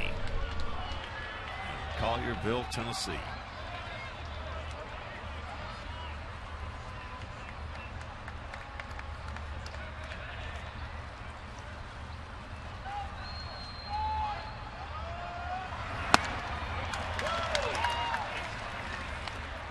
One and 2 the count with 2 down here in the bottom of the 10th inning.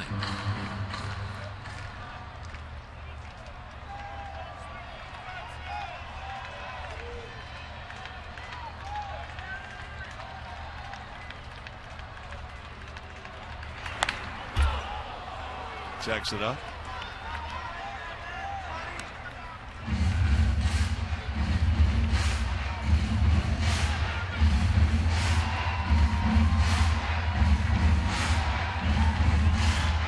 One thing you don't have to worry about if you're Bob Melvin is running short of pitchers. He's got 11 pensmen.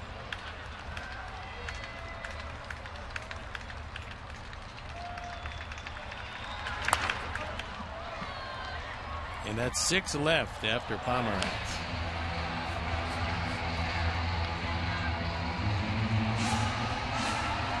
Here's looking one of the league's best.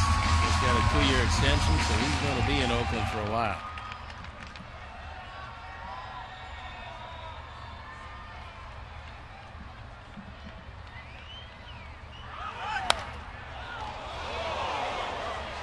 And it was going, but that one fouled off, and Melky didn't mean to swing.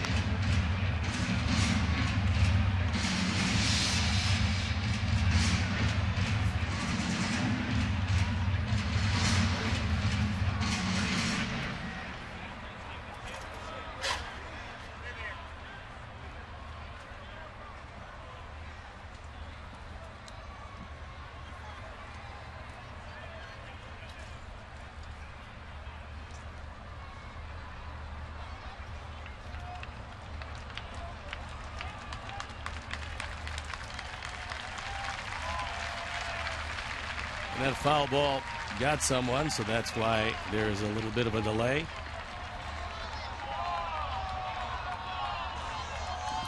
So evidently she's okay. And she's going to get the ball, so thank goodness. And Joe West making sure that everything is all right before he starts back. She said, I'm all right. So here we go. 1-2 the count.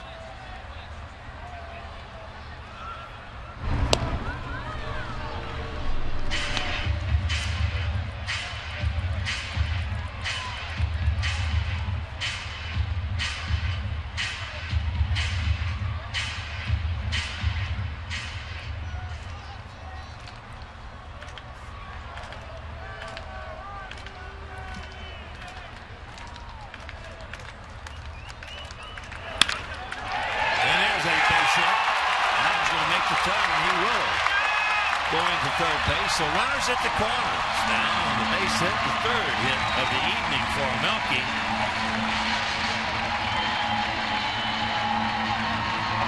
And Gordon Beckman's going to come up. And Bob Melvin's going to come out. So this ball is up. Melky takes it the opposite way and chases Adam to third base. And the winning run 90 feet away.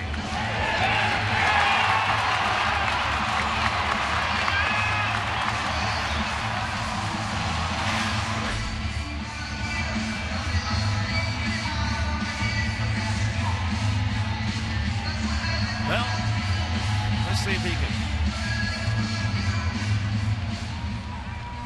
maybe throw a wild pitch. I'm sure he's capable. I'm sure he's fully capable of doing that. Got 2 of them this year. That's not a whole lot. All right, let's see if Gordon can go ahead and get him a base hit. That man being on third sure helps as far as a couple of pitches. Gordon's got 3 pinch hits this year. He's 3 for 12 with a run batted in.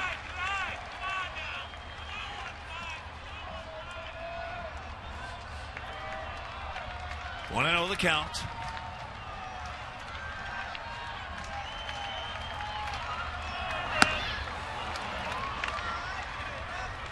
Melky goes uncontested into second. It'll be indifference. Now there's Saladino in the on-deck circle.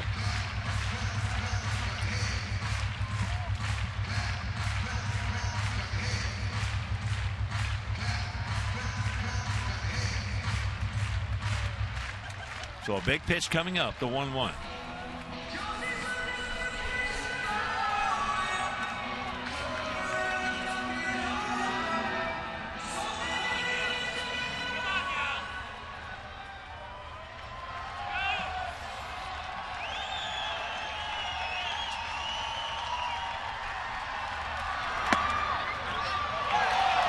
There's a strike.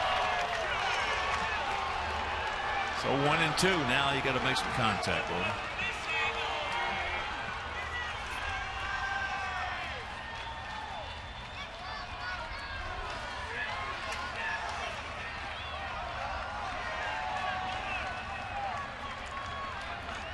So 1-2.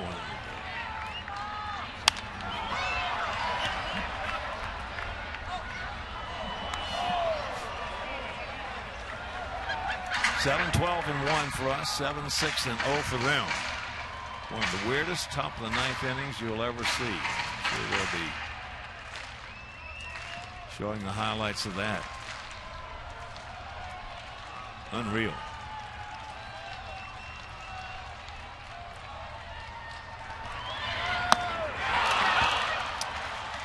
We are into the 11th.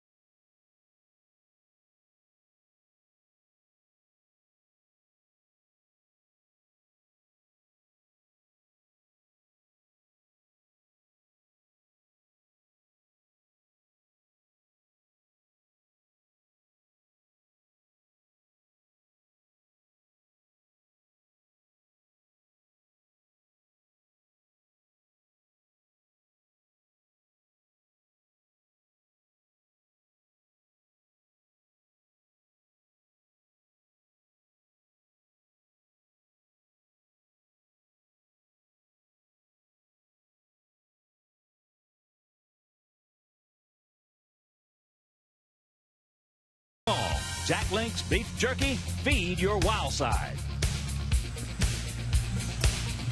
Top of the 11th inning.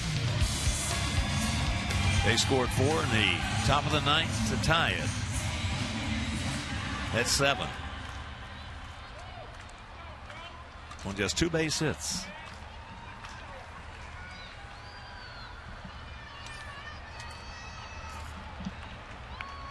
Unbelievable.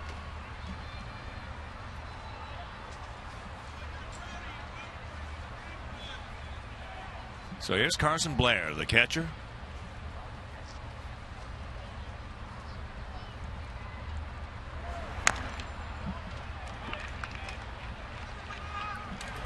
Making his first plate appearance.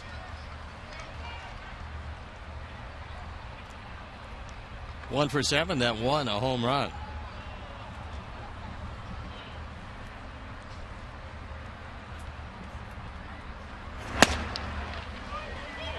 Close, didn't get it.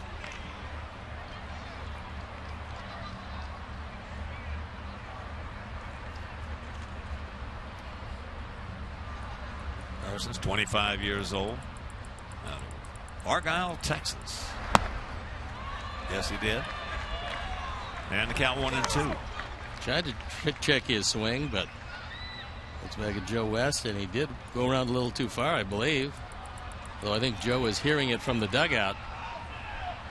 And at this point, don't mess with Joe West. Well, I think at this point, maybe nerves wearing a little thin. No, that's the second rule in baseball.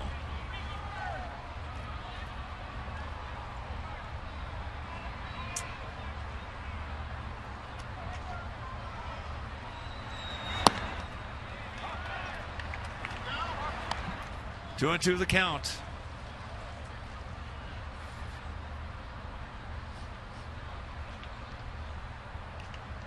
Outfield straight up, spread out, spaced about equidistant. Beck trying a little quick pitch and didn't get it over the plate. And he's got a full count.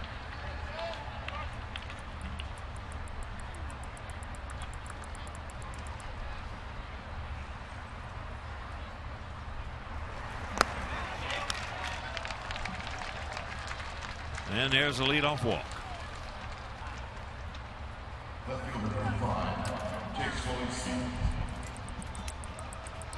And Don Cooper coming out.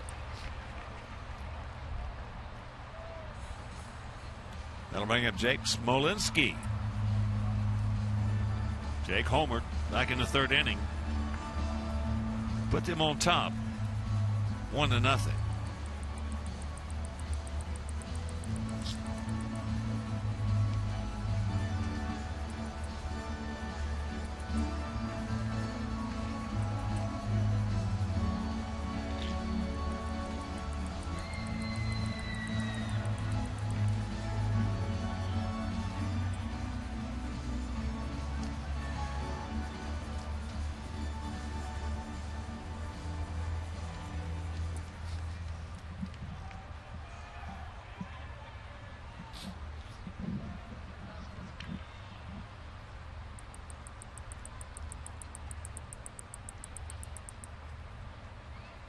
So here we go, just a short lead by Blair at first.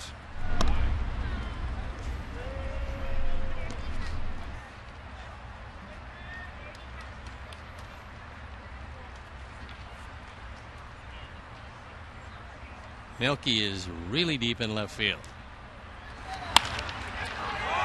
Well, if it's over his head, they get a It's out of here. 9-7 lead.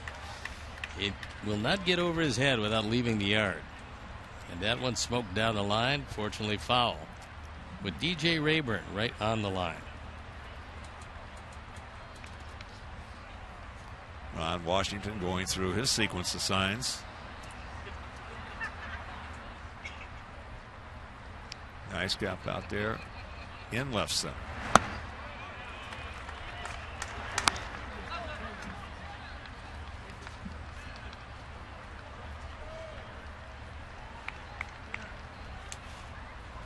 Sox bullpen getting ready once again.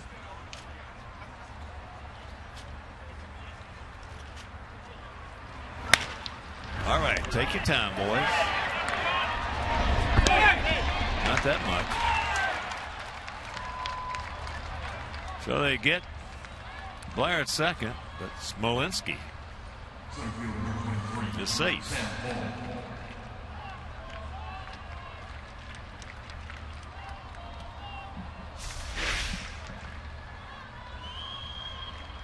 It's a 5-4 and a little hitch in the throw, and that's all it took for Smolinski to beat the play at first. And here's Sam Foltz. Sam had a big 2-run single in the 9th inning. That made it a 7-6 ball game.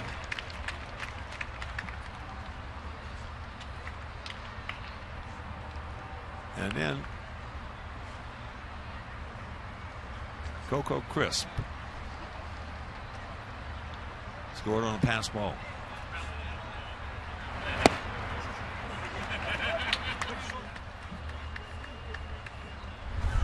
Jake Petrichka loosening in the fan.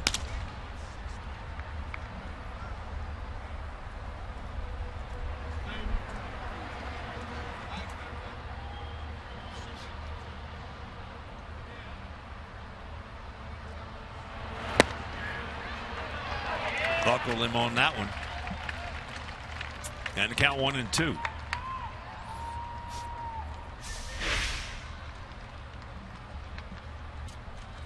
Backed away, and that one caught the inside corner.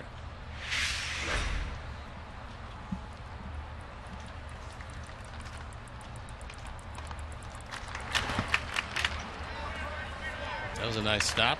Finally keeps it in front of him. I've been nursing a little bit of a sore knee.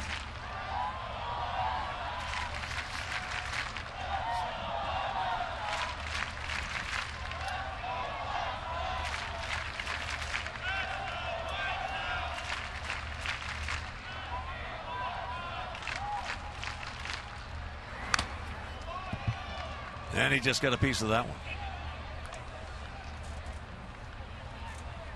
That's pretty much in the same spot as the third pitch of the at-bat, the one that he took over the inside corner. So he fought that one off.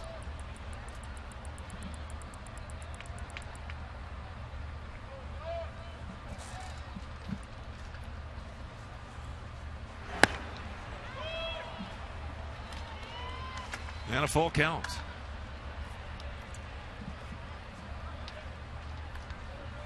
So if you're a hitter right here, he walked the leadoff man. Got Smolinski to ground out. So you got to be thinking, well, he's not going to walk me, and here it comes. Just got a piece of it. Threw him a sinker down in the zone, but certainly too close to take. And this has become an 8-pitch at bat. Smolinski was not running on the pitch. Marcus Semien in the on-deck circle. Most likely that's why Jake Petrichka is up and throwing.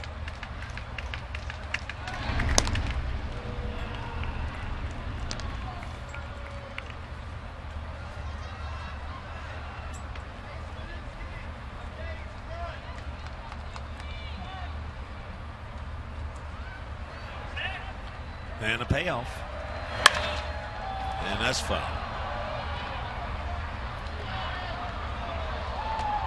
That's not a bad spot to be in after the guy has walked the leadoff man.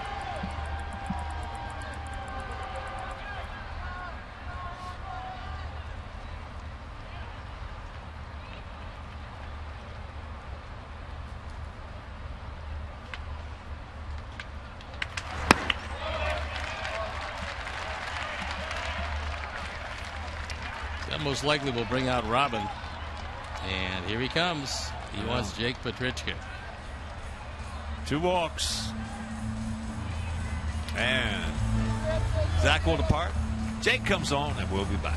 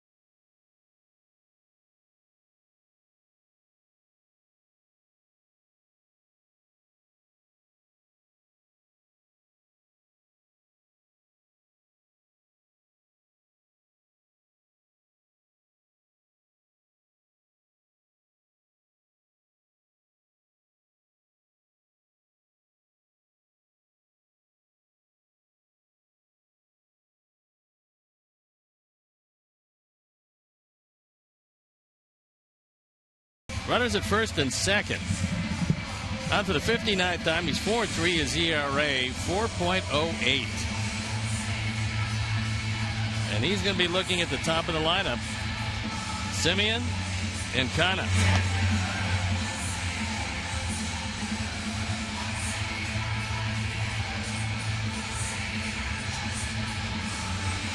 One out, 2 on here in the top of the 11th in the 7-7 tie.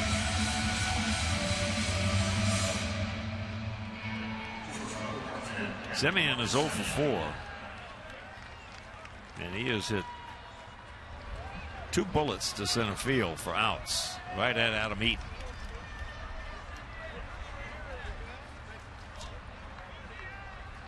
That last one coming to end the top of the 9th inning. It was 10 or 15 feet either way. This ball game would have been over. As he takes first pitch strike.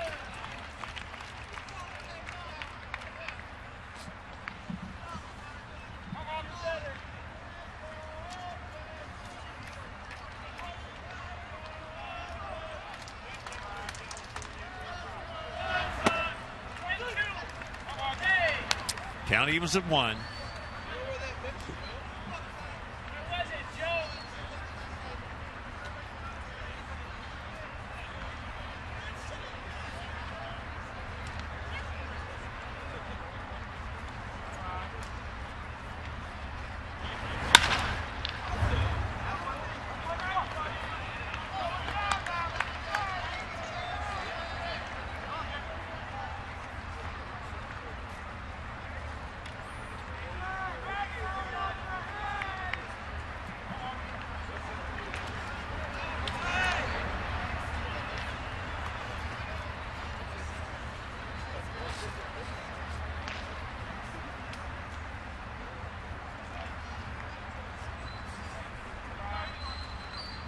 Here's a 1-2 pitch.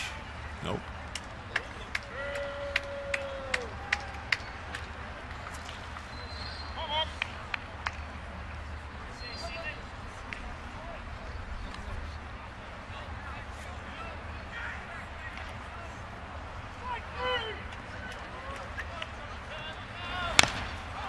Fouls that one away. Tried to bury that one in on his hands. Good movement at 96, but he did. Marcus was able to fight it off. Yeah, he just buried right in there.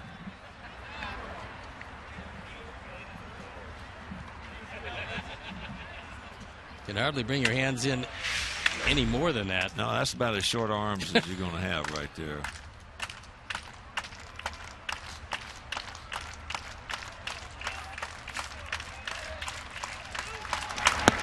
He gone. 2 down.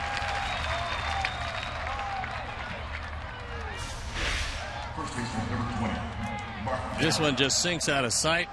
Takes a little something off so he gets more movement. And Simeon well out in front. So here's Canna. He is lined to third very hard. Bounce back to the pitcher. In that case, it was Johnny Danks. In case you're just tuning in, Danks with 7 innings, giving up 3 runs on just 3 hits. 3 walks, had 6 strikeouts. And he left with a 7-3 lead.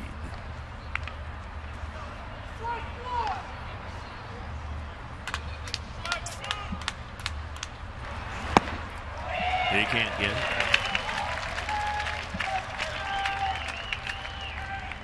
Very fine young right-hander Sonny Gray started for them, went 3+, gave up 7 runs on earned on 8 hits. And somehow escaped with a no decision. And that's when you're having a pretty good year. You're not kidding. There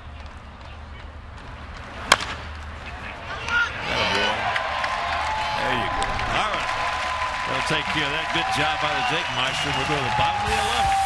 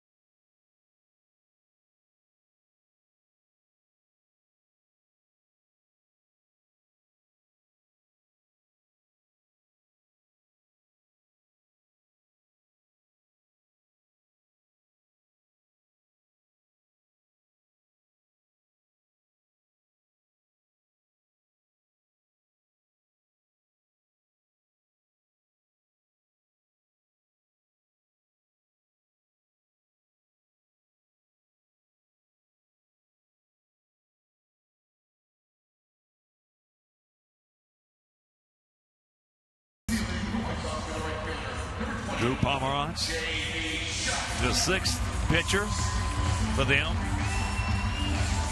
as Jake Petrichka, the 6th pitcher for us. So J.B. Shuck will lead it off.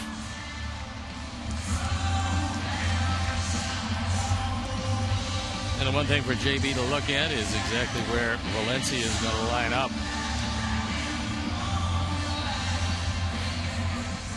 Right now, he's right even with the bag and well off the line.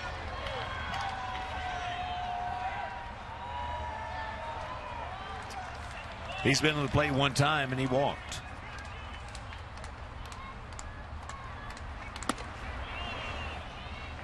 Fastball at 91.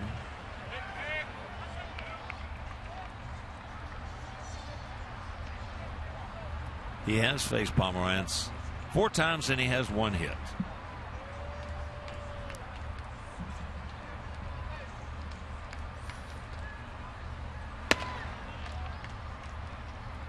If you're just tuning in, 5 home runs in this game. They have 3 solo shots. We have 2 2-run shots. One by Abreu and the other by Trace Thompson. Both those coming in the 3rd inning.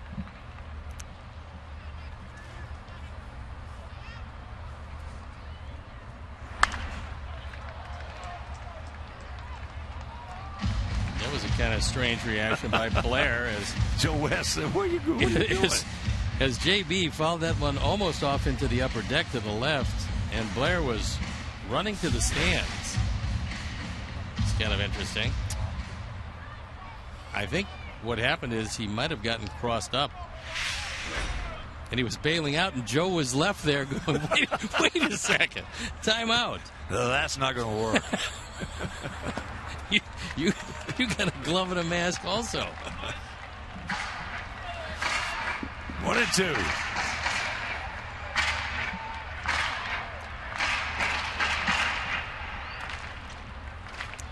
Mike Holt on deck. Micah Johnson in the hole.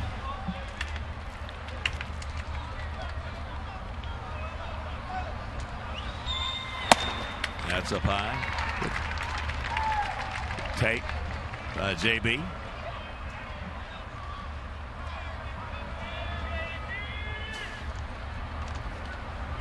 JB has done a good job for this ball club this year.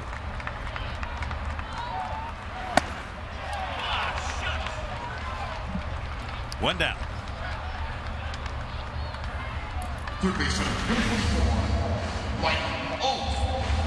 High fastball up and out of the zone this time and throws it by him.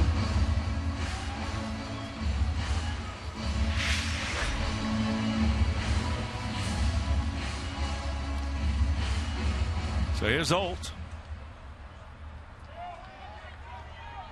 He's due. He's 0 for 4. Fly out to left, couple strikeouts, and a fielder's choice.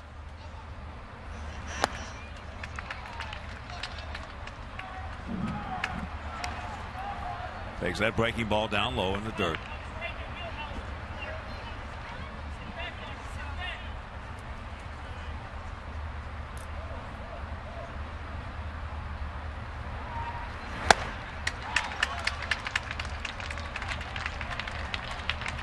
Two and 0 the count.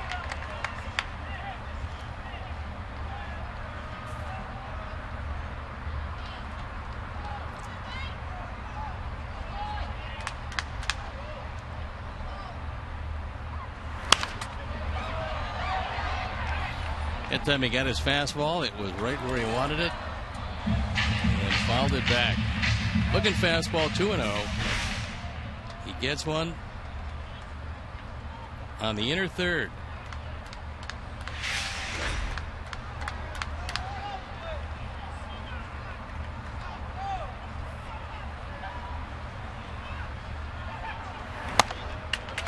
And that one's up high, 3-1. He's got pretty decent speed. You'd love him aboard representing the winning run.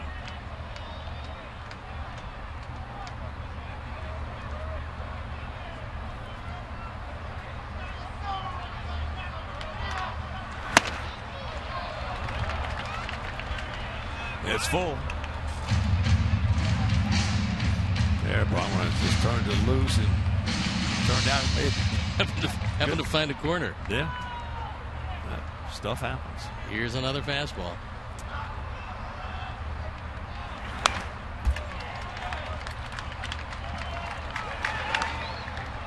Too close to take and too inside to put a bat on with. Yeah, you can't do anything with that. Any substance off. No.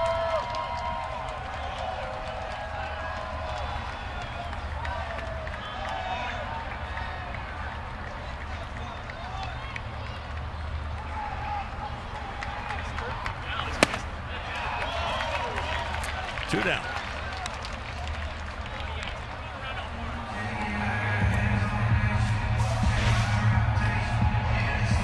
It's another fastball in a perfect spot. He threw it right in on his hands. His fastest fastball of the inning to this point. And very effective.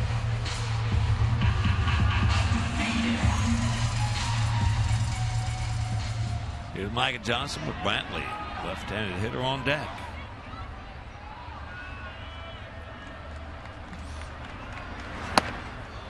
Micah 0 for 2 with 3 walks and a run scored in this game.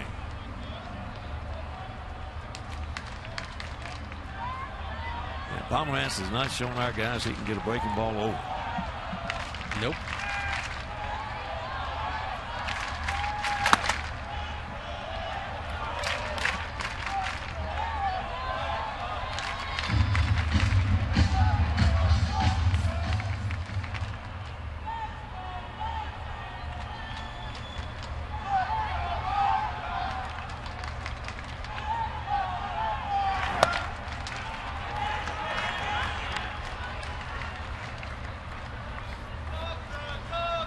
One and 2 the count.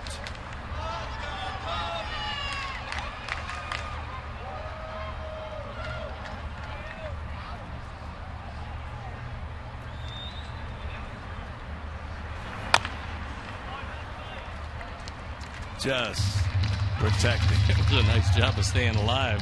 Just protecting. It was almost in Blair's glove. That's what you call defending the plate there.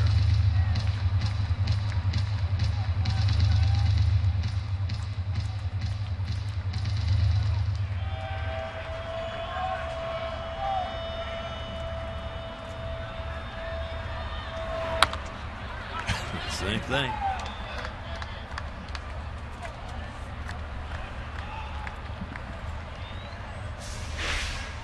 This time he does get a breaking ball in the neighborhood, and Micah able to get a piece of it.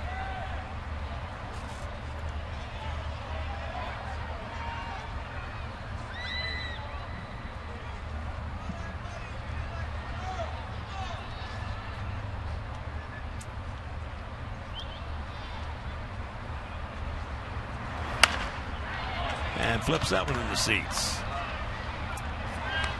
Taking some other scores for you. Cleveland beat Kansas City 8-3 at Progressive Field. Minnesota beat the Tigers 7-1 at Target Field. San Diego thumping the D-backs 10-1, bottom of the 7th, out in Phoenix. And another thump. Bottom of the 6th in LA, Dodgers leading the Rockies 2-1. Other finals, Texas beat Houston 5-3. Yankees beat Tampa Bay 4-1 down in St. Pete. Mets came back and beat the Marlins 4-3 at Citi Field.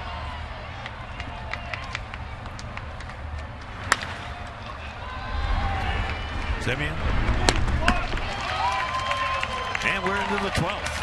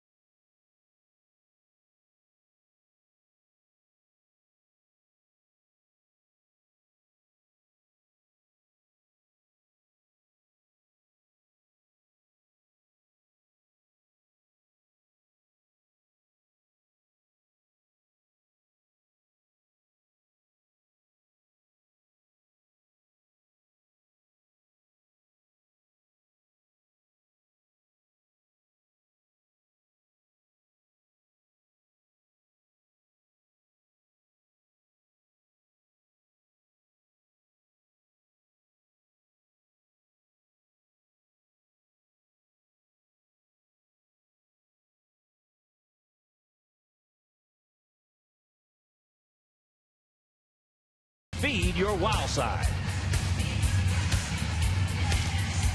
This is what it looks like for the next 3 games, the final 3 games of the homestand. Aaron Brooks against Jeff Samardzija tomorrow night. Wednesday, it's Jesse Chavez against Eric Johnson. And Thursday afternoon in the finale, Sean Nolan against Jose Quintana. And that will end the longest homestand of the year and send us on one of the longest road trips of the year. So here's Brad Lawrie. He's 2 for 5 with a homer. Takes ball 1. Taking some other scores for you. In 11 innings, Washington beat the Phillies 8-7. Nasty Nats were leading at 5-1. Jason Worth had a couple of home runs, 5 RBIs. Bryce Harper hit his 37th and had a game-saving catch in the 10th inning.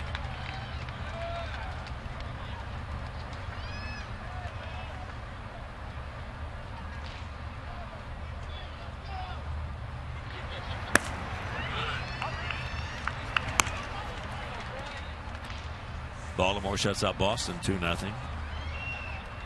Top of the 7th at AT&T, San Francisco leading Cincinnati 4-3. Bottom of the 7th in Seattle, 4-1 Mariners over the Angels. So that's top foul.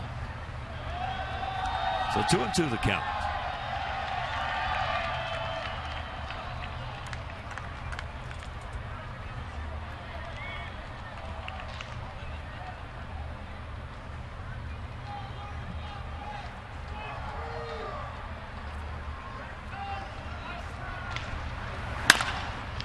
Topper.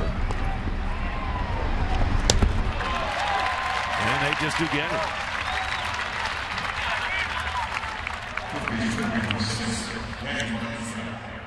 Lawrie got down the line in a hurry. He can run. As Micah turns the 360 spin and gets it there. A step ahead of Lawrie.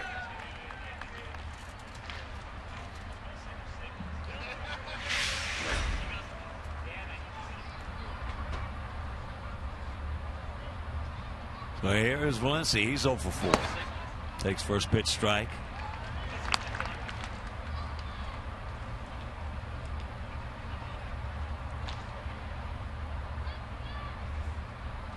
Texas in that 5-3 win over Houston.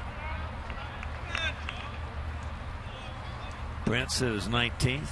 Moreland hit his 20th. Altuve hit his 12th. That really tightens things up a bit.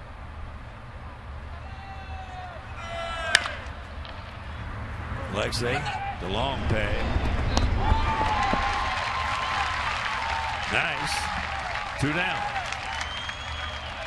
As long as you bounce this one on the grass, it's a pretty easy play for Jose at first base, and that's what Alexei does. You get that skip, and it's really right there. Get Valencia by plenty at first base. So here's Butler. Billy 0 for 4.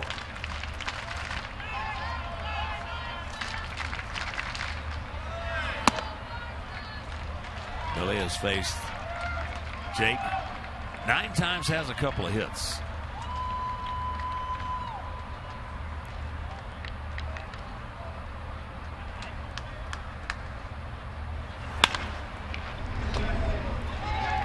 That was a shank right there.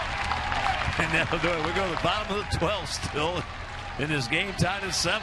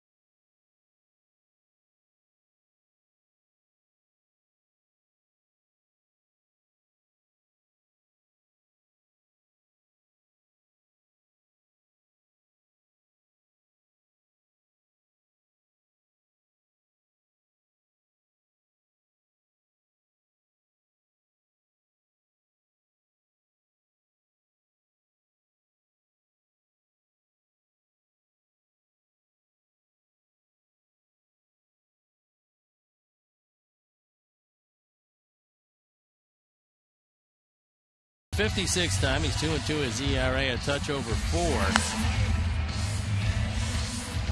You can see, surprisingly, left-handers have hit him better than right-handers. And Tyler Saladino is going to lead it off against him.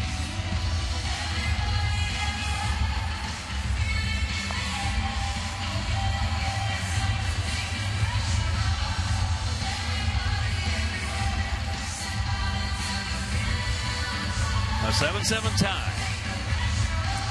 Biden originally signed with Houston.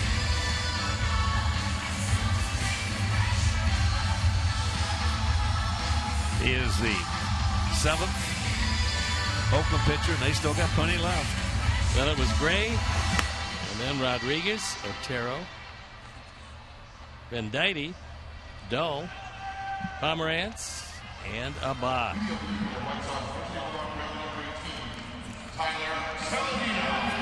And the bullpen is up and going as Abad in there for the moment. There's plenty of bodies left.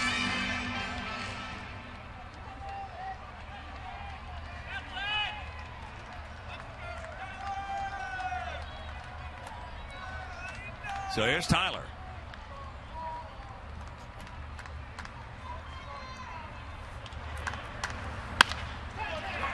Softly hit, right side. 1 pitch, 1 out.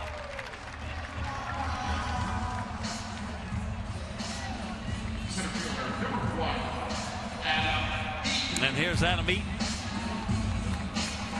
He's 1 for 5. A single, a run scored. He started off that 3-run fourth. Or should they say he contributed in that 3-run fourth with that base hit and scored a run.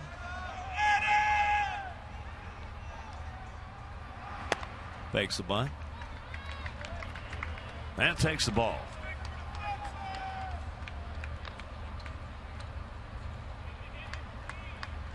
Lowry talking it over with Kenna, and that's where the coordination between the first and second baseman comes in, because the second baseman's got to cover first if that bunt is pushed wide of the bag, and whoever's playing first comes off far enough because the pitcher can't get there in time.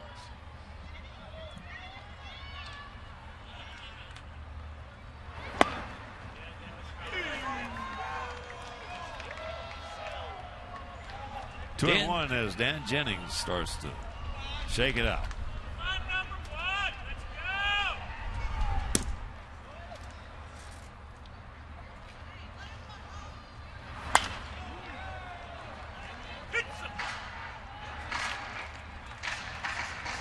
For those still in attendance, good chance to get a foul ball. Everyone should get a foul ball.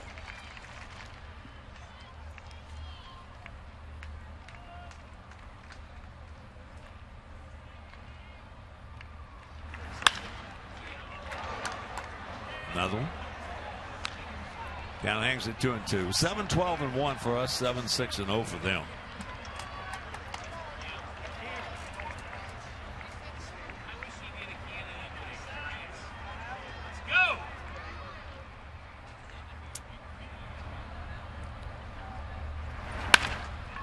And that's going to be trouble right there. Stick that in your back pocket. So good speed aboard. There's a winning run.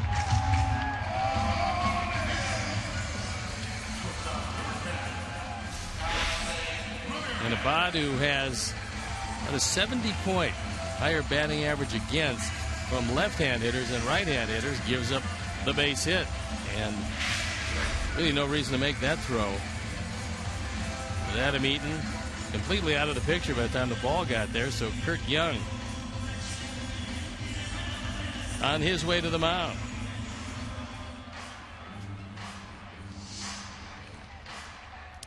Well, he does. We'll check some other scores for you. Minnesota continues to play good baseball. 7-1, they beat the Tigers.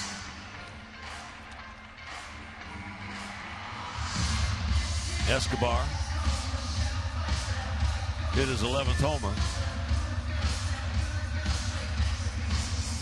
Torrey Hunter Picked up his 70th RBI, getting a couple of hits.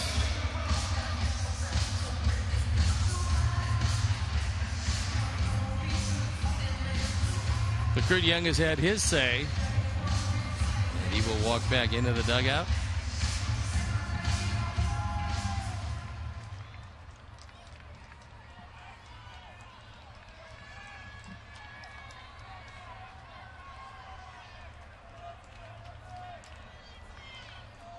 Here's Alexei.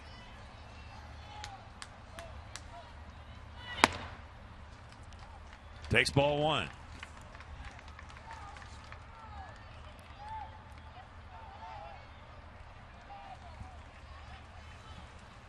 Alexei 1 for 4 with a bases loaded walk, picking up his 56th RBI, and he also has scored a run. Change up.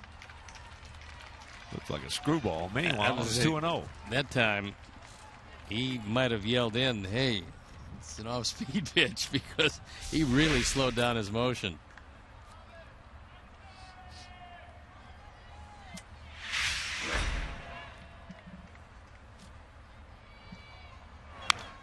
Good rip underneath it.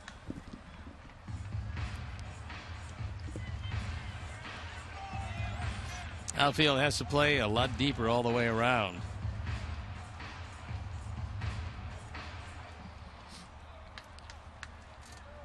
Well, they are. And really spread out.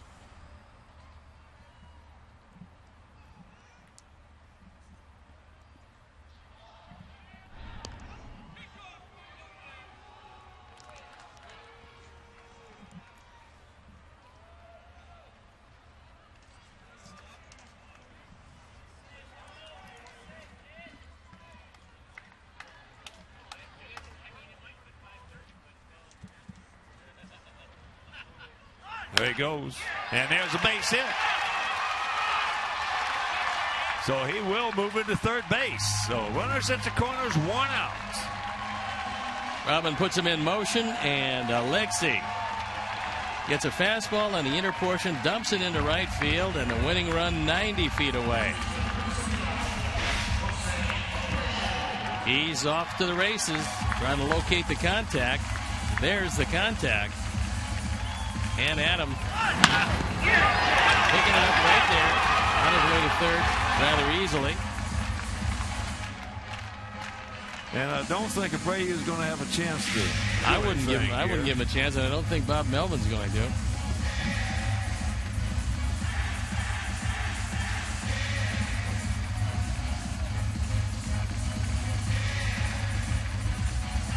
And it's Melky.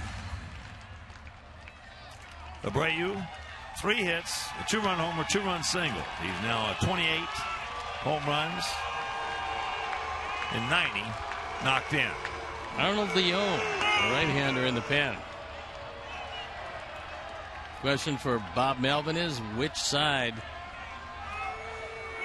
do you want Melky to hit from?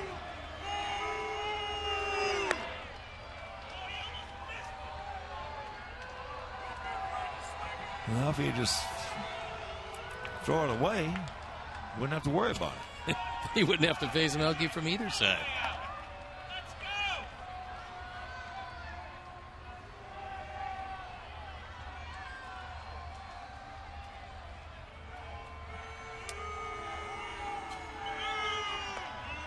So that will load him up. And here comes Melky. Melky 3 for 6.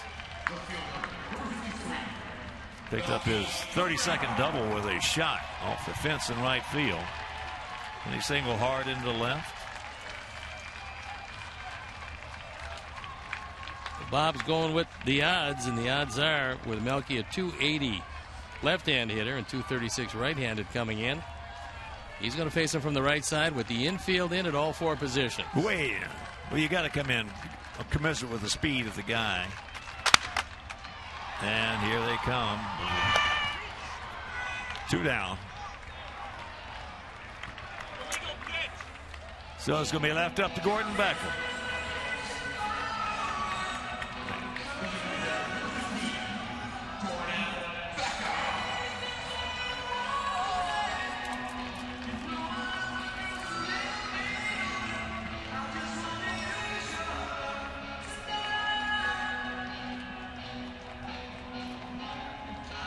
Gordon's been to the plate one time, and he struck out.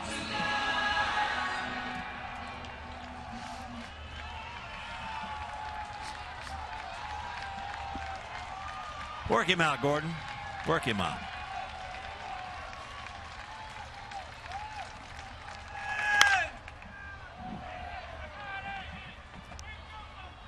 Oh, 1-1 the count.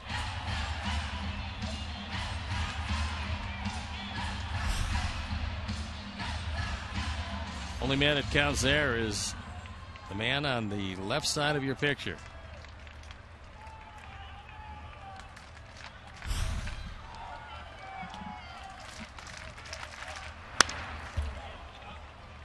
Oh, 2 the count.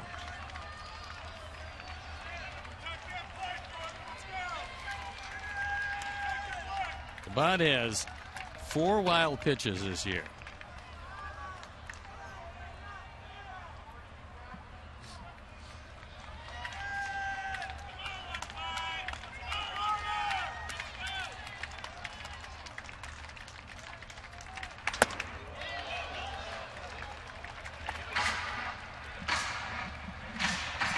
Way high.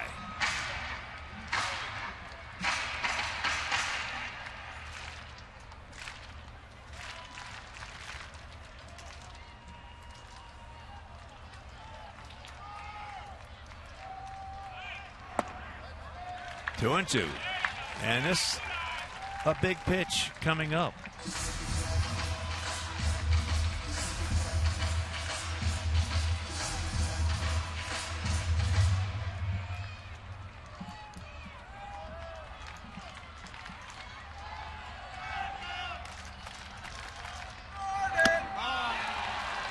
And we're into the 13th.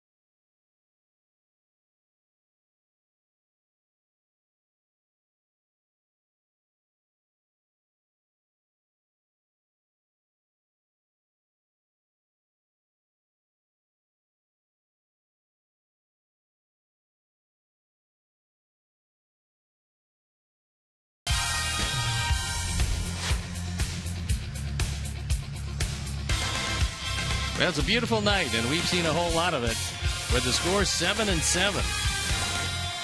Athletics have 6 hits, 14 for our Sox, and we've got a new battery. Dan Jennings comes in the game. He's on for the 44th time. He's 1-3 his ERA. 437. Giovanni Soto will check in behind the plate.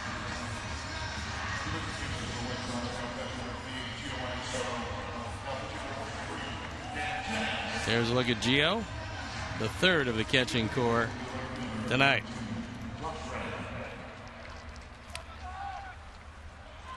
So here's Josh Reddick. He's 1 for 4 with the homer. He also reached on catcher interference in that 9th inning when they scored 4 runs on just 2 hits.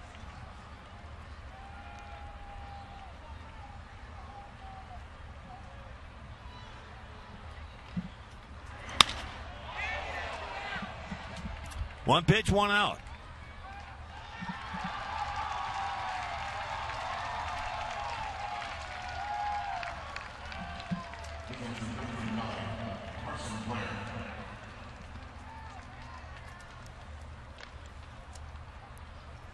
So here's Carson Blair.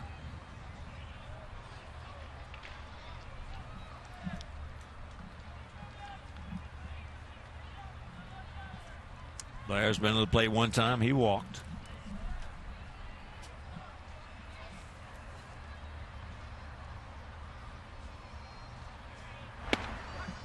Our pitchers have 13 strikeouts tonight. Their pitchers have 15 strikeouts against us. 7-14-1 for our guys. 7-6-0 for their guys.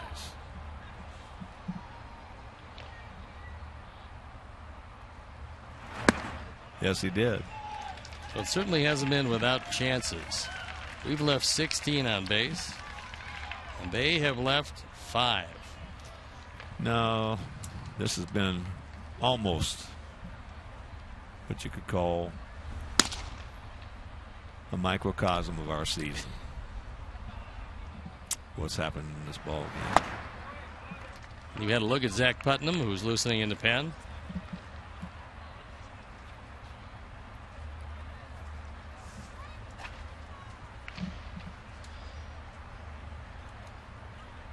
Unfortunately.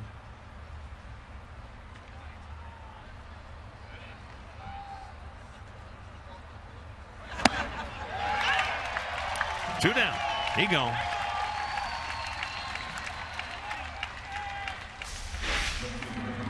Quickly 2 up, 2 down, and this hard slider down and in completely overmatches Blair,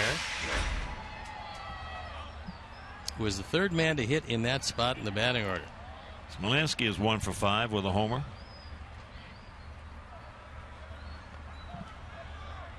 But he has hit a couple of balls very hard.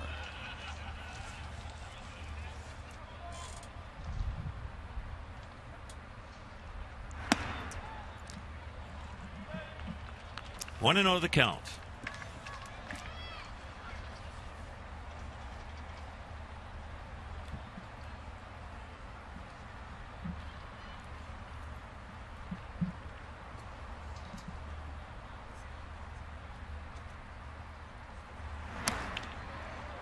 Doing nothing.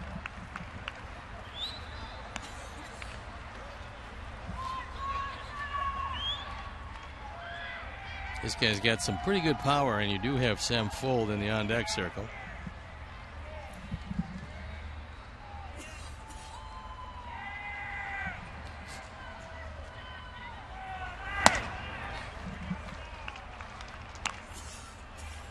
And he most likely will be given the 3-0 green light.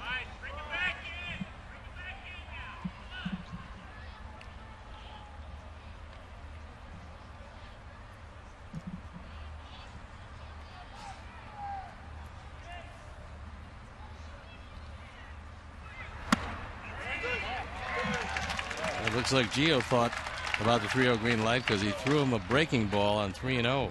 He was hitting. Absolutely. You get a guy with some pop, you got 2 out, nobody on, he's going to be hitting.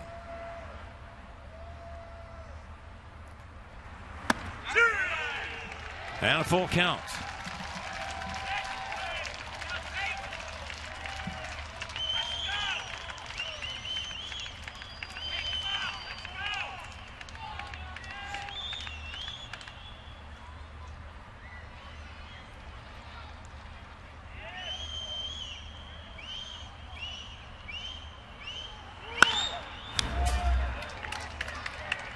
One thing about Jake, get a little Jason Nix in him. hey, he can get it out there. He can get the head of that bat out there in front. That bodes well for his future. You can turn a fastball around.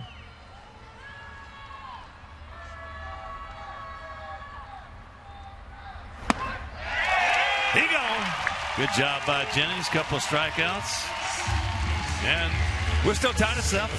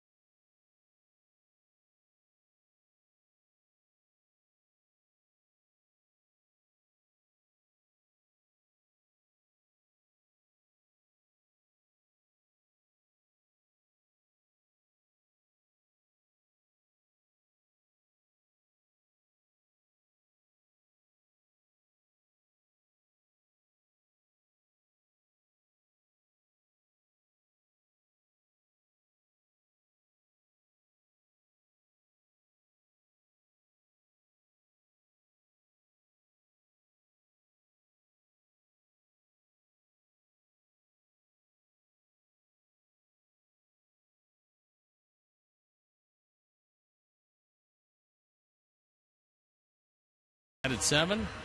Abad still in the game. So JB is going to lead it off.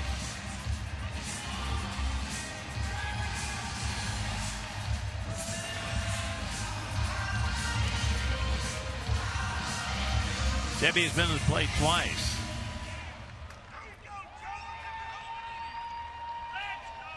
And he's 0 for 1, a walk and a strikeout.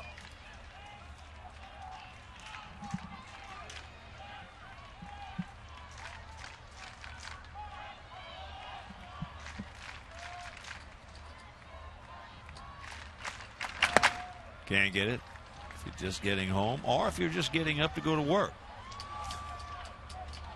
One of the weirdest ninth innings, top of the ninth, that you will ever see in your baseball career. We had a 7-3 lead.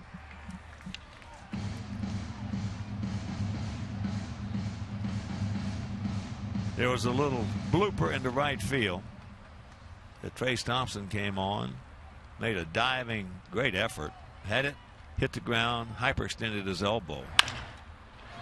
And there's a little comebacker for out number 1. And if you missed it, poof. Here it is, just a little Kansas City special right there. Ball comes out, he winds up at second. Then a strikeout. Wild pitch, and then catcher's interference. Coco Crisp walks with the bases loaded. Sam Fole with the 2-run single. They only had 2 hits in this inning. And there's a pass ball, and Coco Crisp will score the tying run. And here we are in the bottom of the 13th. Want to know the count? Gold.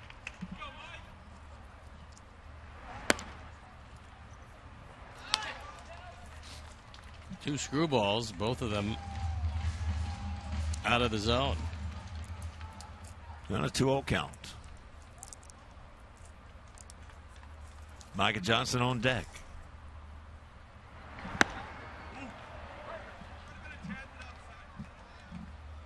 There's a strike.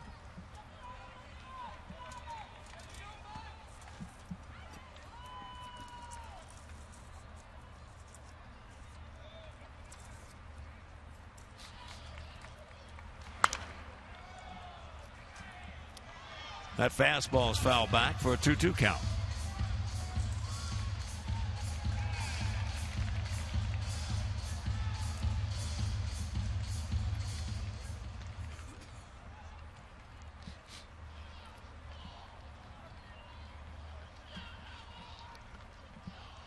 In this pitch, that is the 450th pitch tonight that Joe West has looked at. 450th.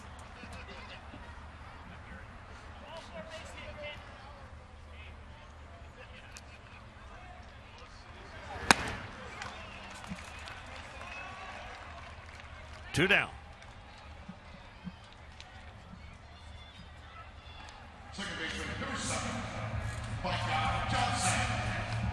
And here's Micah. He's 0 for 3 with 3 walks.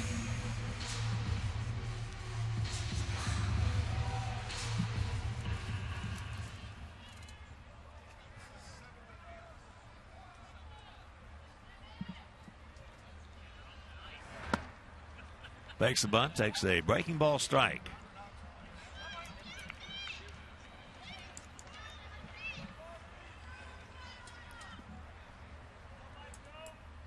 Valencia weighing on the grass at third base.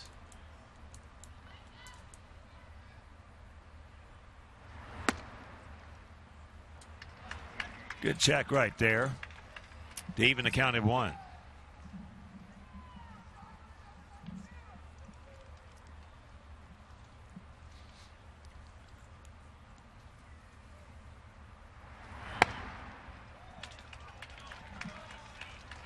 Two and 1.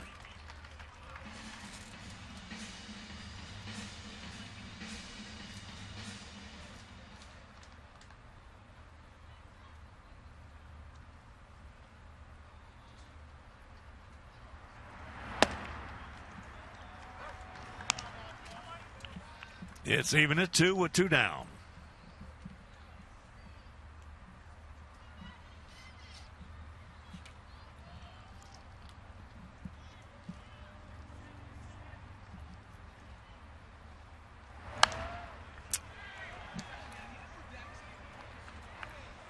And another foul ball.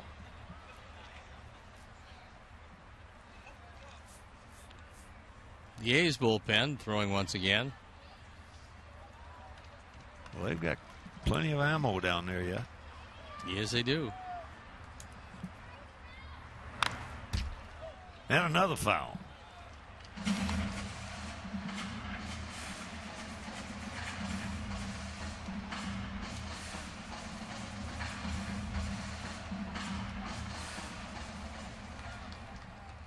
And we've got 2 left.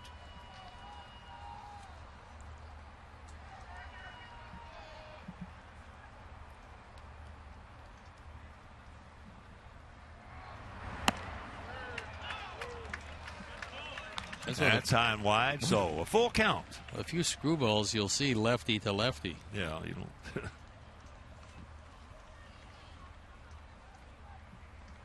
We got 2 left. They still have 5 left. Plenty of time. Big rip by Micah. That was a curveball that stayed right in the middle of the plate.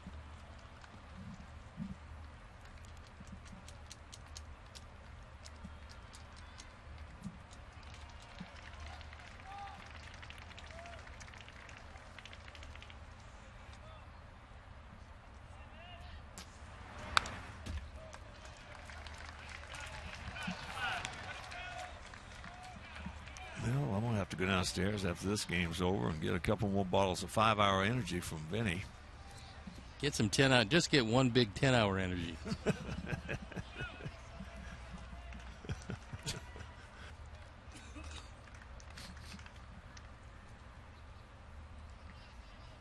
Once again, the payoff.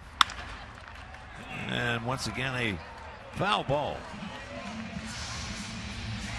Micah can have some extended at-bats, much like Adam Eaton. This is the 11th pitch of this at-bat coming.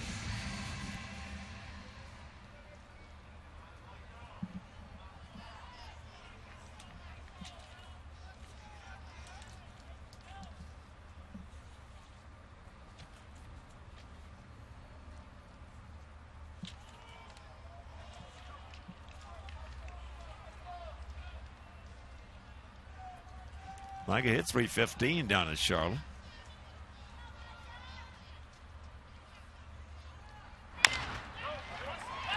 Chopper. If it takes another bounce, he might have a shot, but it didn't.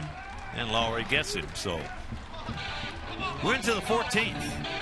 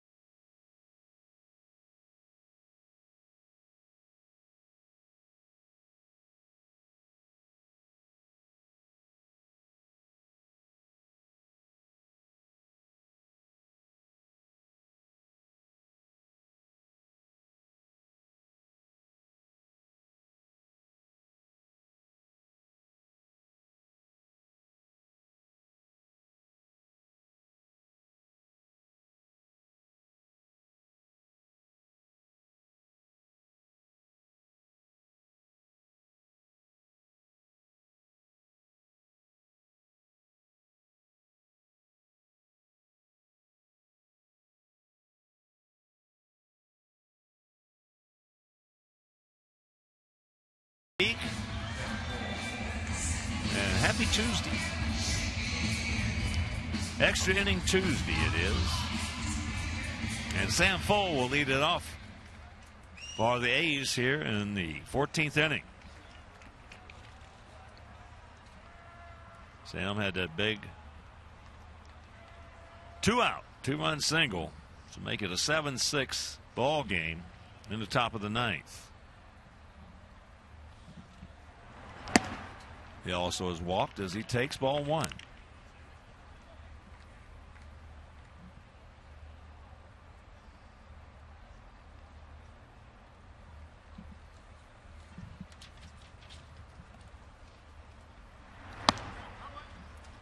That'll even the count.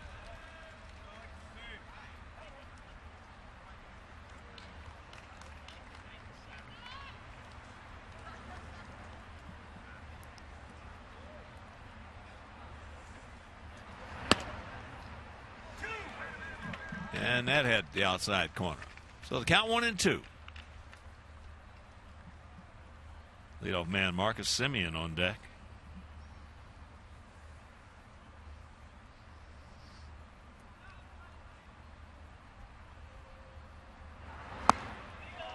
He gone.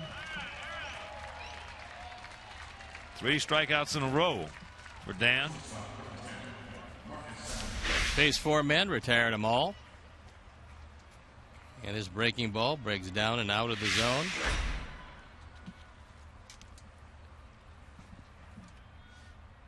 Marcus 0 for 5. Couple of line shots to center. Couple of strikeouts, a walk, and a pop up to center. He takes low ball 1.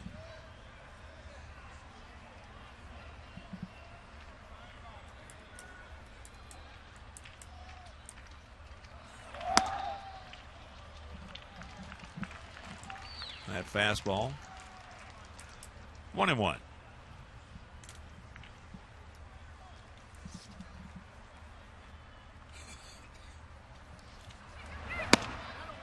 Takes another one. And later on tonight, it'll be Jeff Samardzija against Aaron Brooks. And keep plans to be with us here at the ballpark if you can. It'll be right back here on Comcast Sportsnet. 2-2. And on Wednesday, Eric Johnson has really been throwing the ball well this season. He was International League Pitcher of the Year, led the league in strikeouts. On Wednesday, Eric will be opposed by Jesse Chavez. Then on Thursday afternoon, in the finale of this homestand, Jose Quintana against Sean Nolan, as that's fouled back. Then we hit the road for the final time this season. Cleveland, Detroit, and a big 4-game series with the Yankees. Well, we have 3 in Cleveland, 4 in Detroit. Makeup game on that Monday. So 11 games.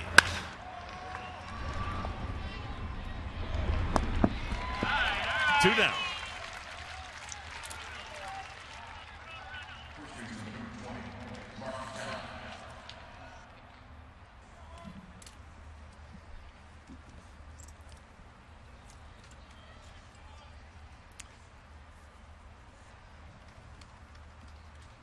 Monday the 21st, that split doubleheader.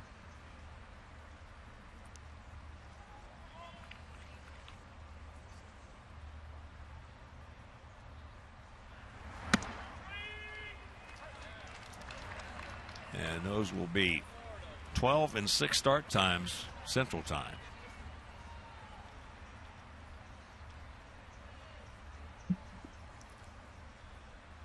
Canna.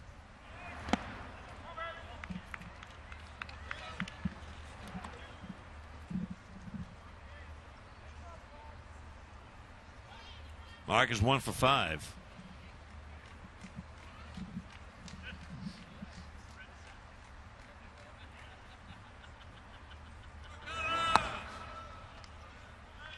Checks it up and takes it low.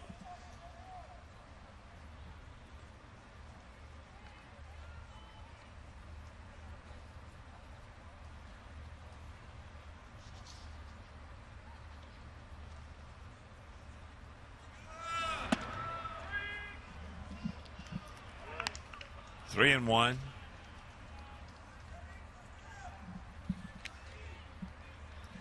With Brett Lowry on deck.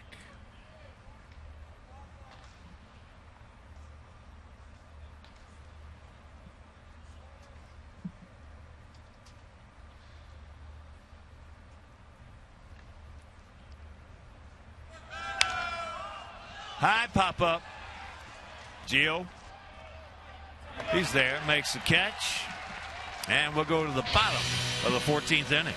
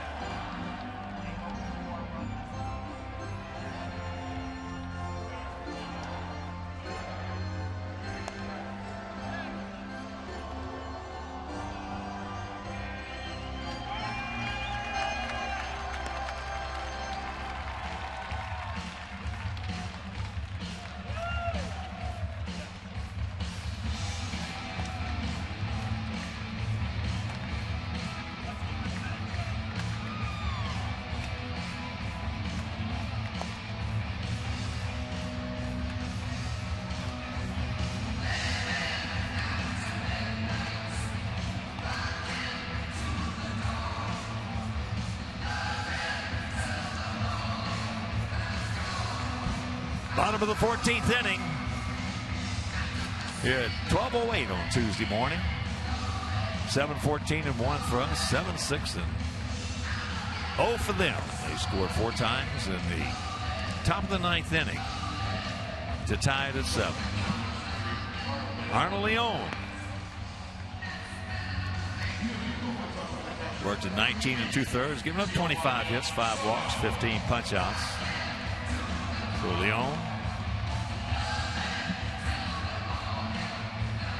He's the 8th Oakland pitcher.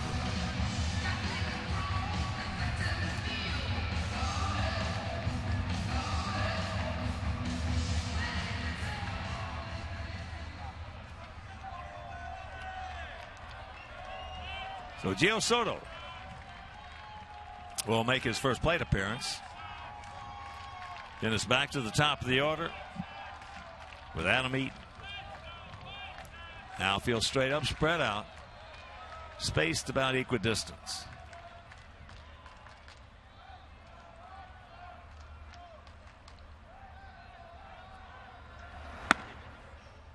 Takes ball 1.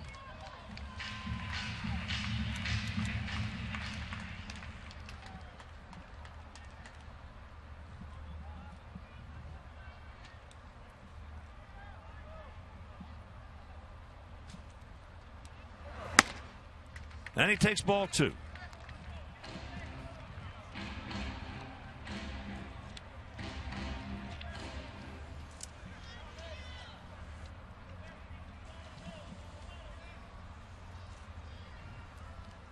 Arnold, 27 years old. And there's a base hit. Good way to start that, boy, Gio.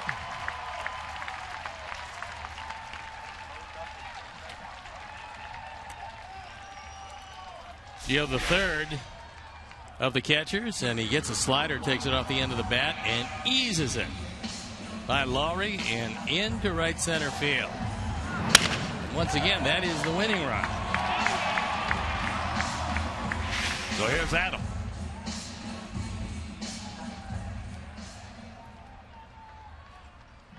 Adam is 2 for 6.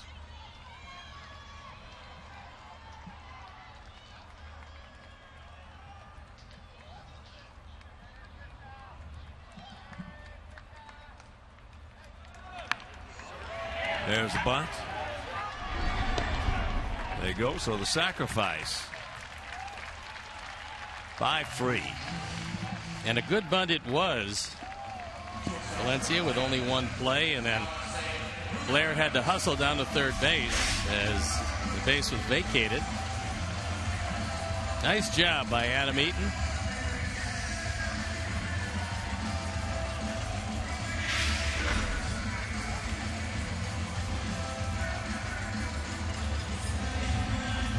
And here's Alexei. Alexei had a big base hit back in the 12th. That put Adam, who had reached on a single, on third base with one out. He couldn't do anything with it. They intentionally walked Abreu. And Cabrera hit in 6-2 fielder's choice and strikeout.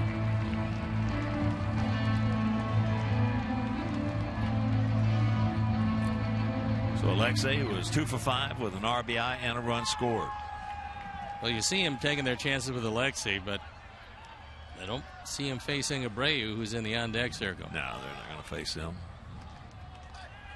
He's going to get walked again. Checks it up. Good check by Alexei. 1-0.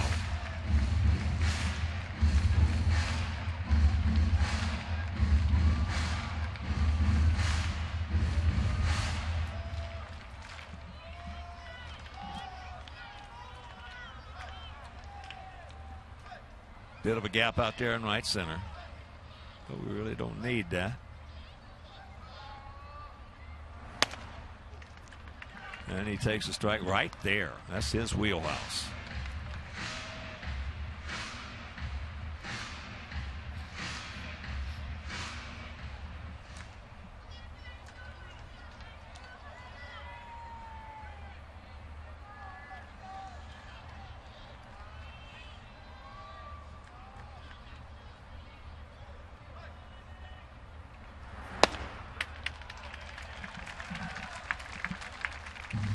Big pitch right there, goes Alexei's way. And it's 2-1. One way to make sure that you can't pitch around Abreu is put Alexei out. But walking him is a challenge.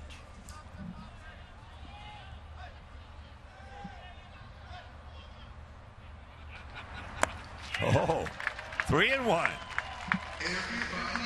Came close to throwing that one to the screen as that slider sweeping low and out of the zone. And Jose, who's had a very good night tonight, might be able to get his opportunity to actually swing it.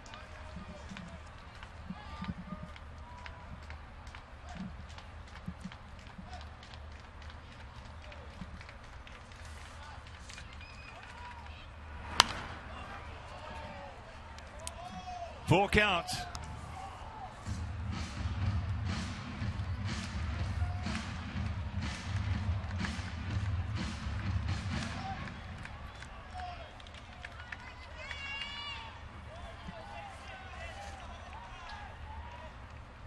And you're going to see tomorrow where David Robertson gave up 4 runs, and the worst 4 runs you'll ever see a pitcher give up. Yeah, it was unbelievable. That's how numbers in baseball can be so misleading. Could have been none without a great deal of difficulty.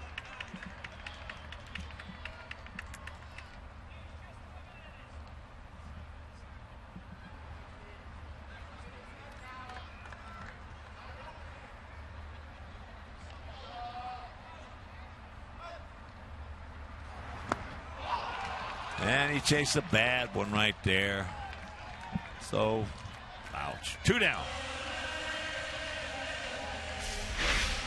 Well, with 23 walks and 521 at bats, odds are overwhelming. He's going out to get it.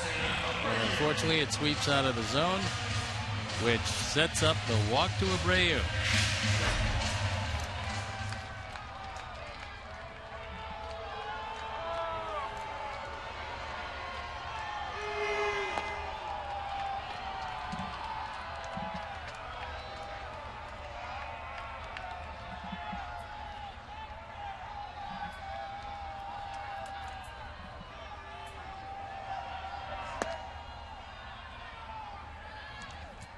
Jose with that 2-run homer in the third, a 2-run single in the fourth. He also singled in the sixth. So now 28 homers and 90 knocked in. And it'll give Melky an opportunity. And he'll be hitting from the left side.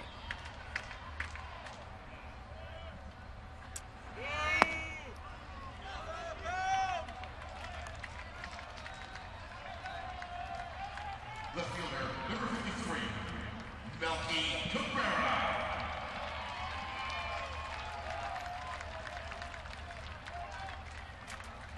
So here's Melky.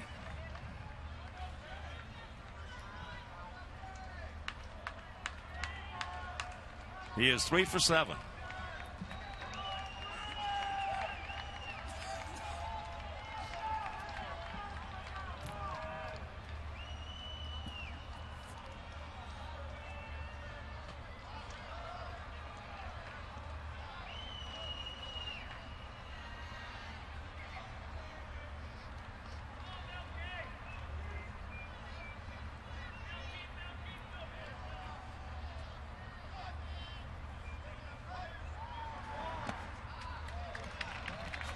That breaking ball down low.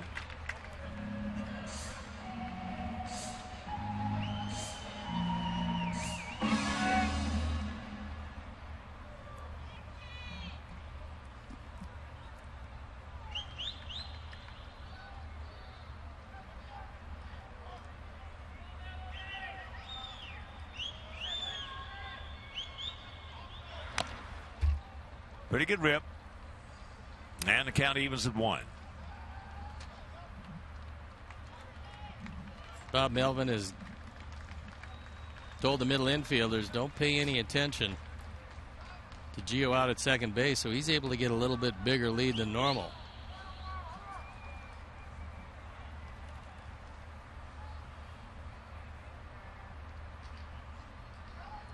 Big pitch here. So Leon with a command in this count at 1-2 with 2 on 2 out.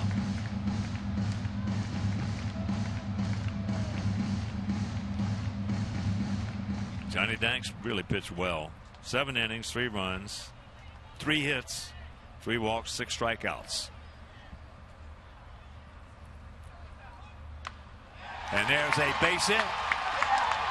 Reddick can throw. Safe, and this ball game is over. Melky Cabrera trying to find a way to get to that dugout. Well, it was a good battle between the arm of Reddick and the wheels of Gio. Oh, boy. And Gio, because he got the extra lead at second base, they didn't pay attention to him. You just touched it. He got 2 extra steps, and that got him in at the plate. Good throw by Reddick. Touched that big lead he could get with them playing well off the bag. So, for Steve Stone, for Jim Angio, and let's check out our player of the game first. It is Jose Abreu with those 4 RBIs. He now has 90 going along with those 28 with homers. But for Steve Stone and Jim Angio, Mike Leary, our associate producer Dave Ross, our technical manager Mark Harper, the executive producer Jim Cornell Jr., for the mayor Mean Joe Groove, for Frank D'Amato, Barry Wilson, Doug Bullard. This is the Hawk. So long, everybody. You've been watching White Sox baseball on Comcast Sportsnet. Coming up next, Sportsnet Central, presented by CLR.